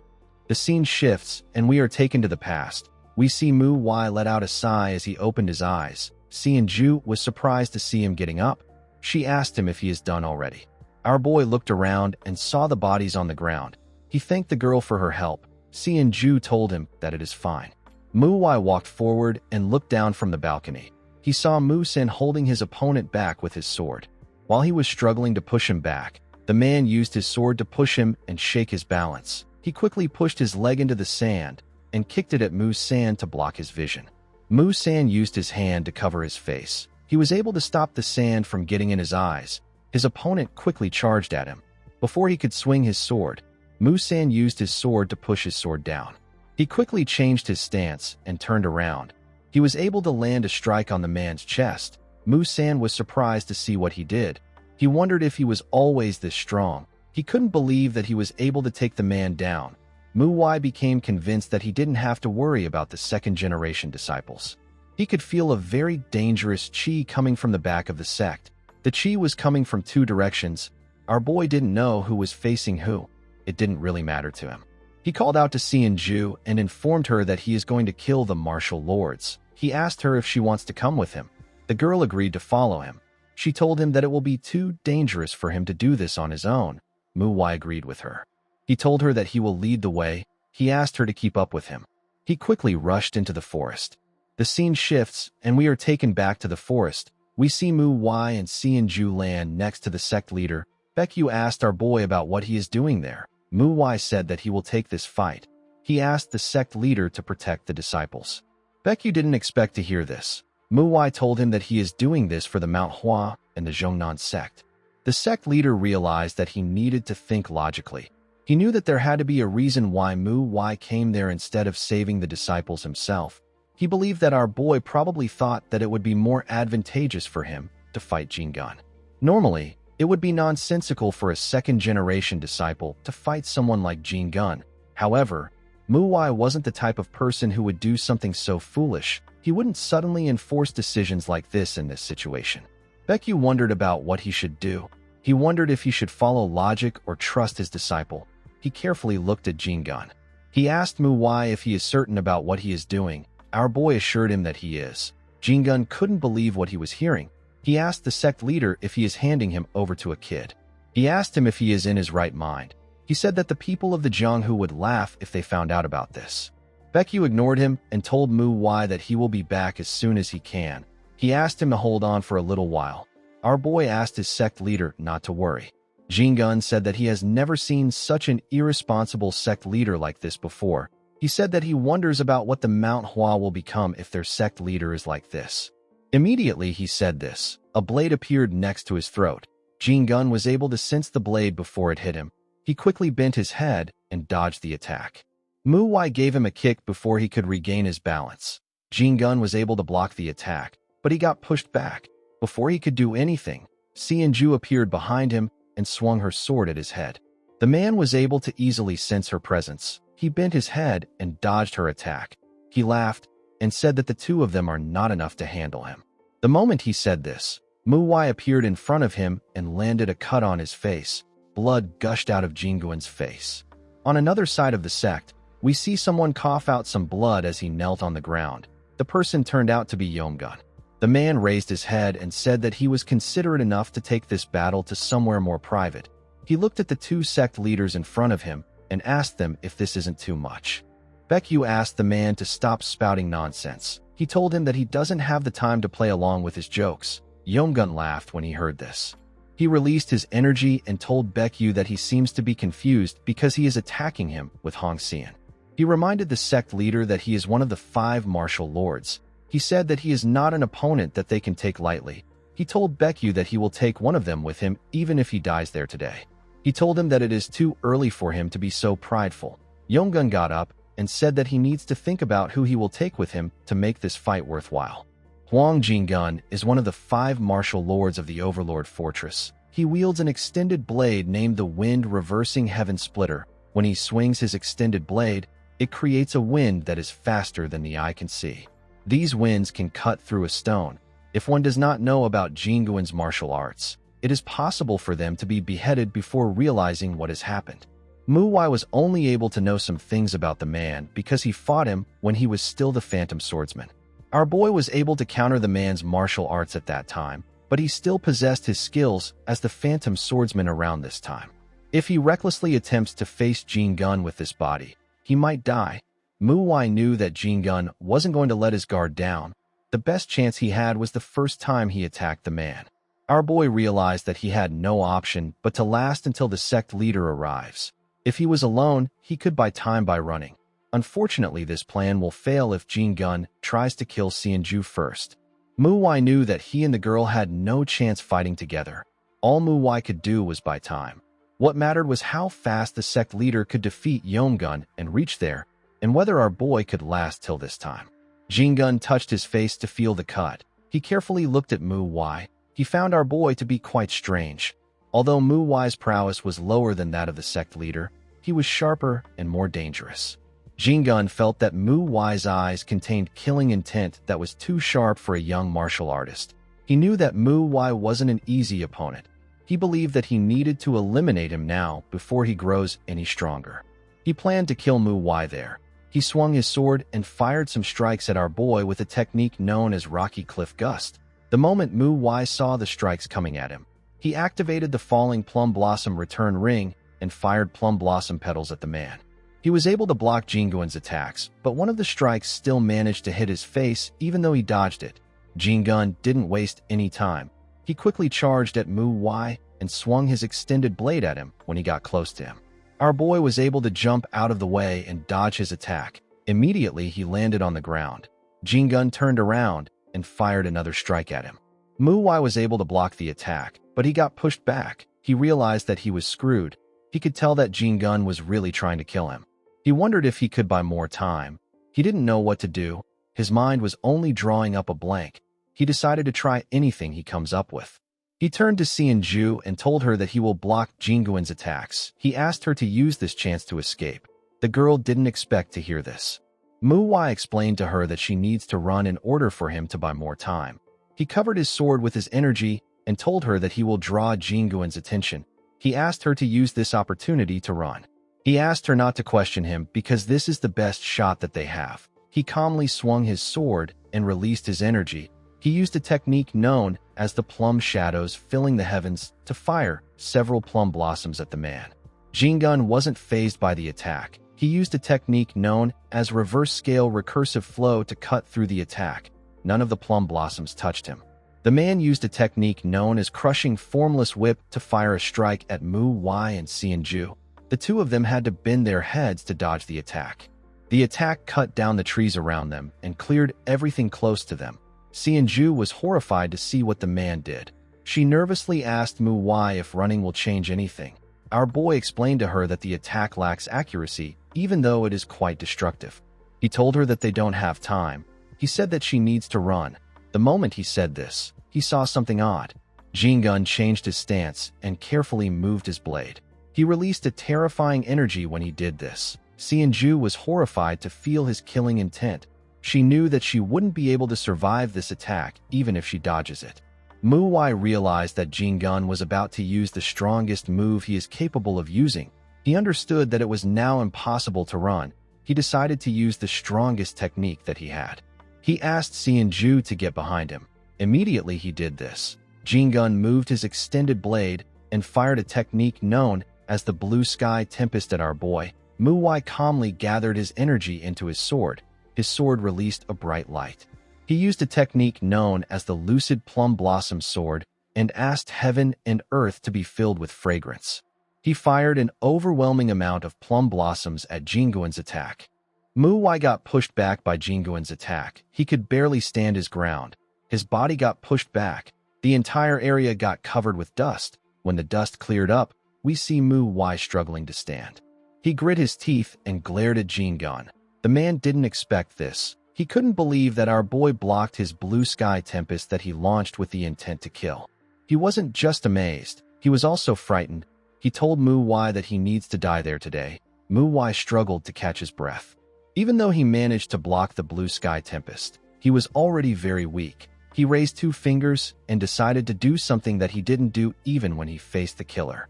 The innate true chi is the essence of life that is provided at birth, from the moment a human is born and begins to swallow grains. True chi is slowly consumed and mixed with the impure chi of the world. This is the reason why people grow old and contract disease at the same time. This true chi can be consumed in order to gain power. It is the art of consuming the finite to cut through infinity. Before Mu Wai could hit his chest with his fingers, Xianju grabbed his hand. Our boy quickly turned to her. The girl explained to him that she held deep hatred towards her weakness the day she lost her master. She said that she vowed to never allow anyone to pass away meaninglessly. She said that this is why she drew her sword. She asked Mu Wai if he didn't ask her to follow him, because he wanted to ask her whether she was ready to put her life on the line. Mu Wai told her that he said this when he didn't know how strong the 5 martial lords were. The moment he said this, Jin Gun charged at them. Xianju quickly drew her sword and stepped forward. She used her sword to block the man's attack. She told Mu Wai that what he decided doesn't matter anymore. She said that she has already made up her mind. She fully drew her sword and pushed the man back. Her sword released a bright light. Xianju attacked Jin Gun with the heavenly Jade 7 severing sword. She created an odd path and charged at the man with the technique. Before she could hit him, Jin Gun blocked her attack. He pushed her sword away and swung his blade at the girl. The attack sent her flying. Jin Gun quickly changed his stance and thrust his blade at the girl. Mu Wai quickly charged at him and used his sword to block his blade. He told Xianju that he will not overthink things since she is putting her life on the line. He told her that he will put his faith in her. With a scary tone in his voice, Jin Gun told Mu Wai that he would have been able to keep his life if he simply ran. He told him that his sense of camaraderie is making him tear up. He assured Mu Wai that he will kill them together. He gathered his energy and swung his blade at our boy. Mu Wai was able to block his attack, but he got pushed down. Xianju quickly used his back to push herself up. She swung her sword at Jin Gun. The man quickly jumped back to dodge the attack. He stopped moving and turned around. He swung his blade at her head. Xianju bent her head to dodge the attack. Even Mu Wai had to bend his head dodge the attack. Xianju and Mu Wai charged at Jin Gun. Jin Gun swung his blade at them. When their weapons clashed, it released a blinding bright light. Dust filled the air. When the dust cleared up, we see Xianju holding Jin Guan's head. Mu Wai was holding her arm to support her. Guys, we have come to the end of our video. If you guys want more of this recap, let me know in the comments section. Don't forget to like and smash that subscribe button for more recaps. See you guys later.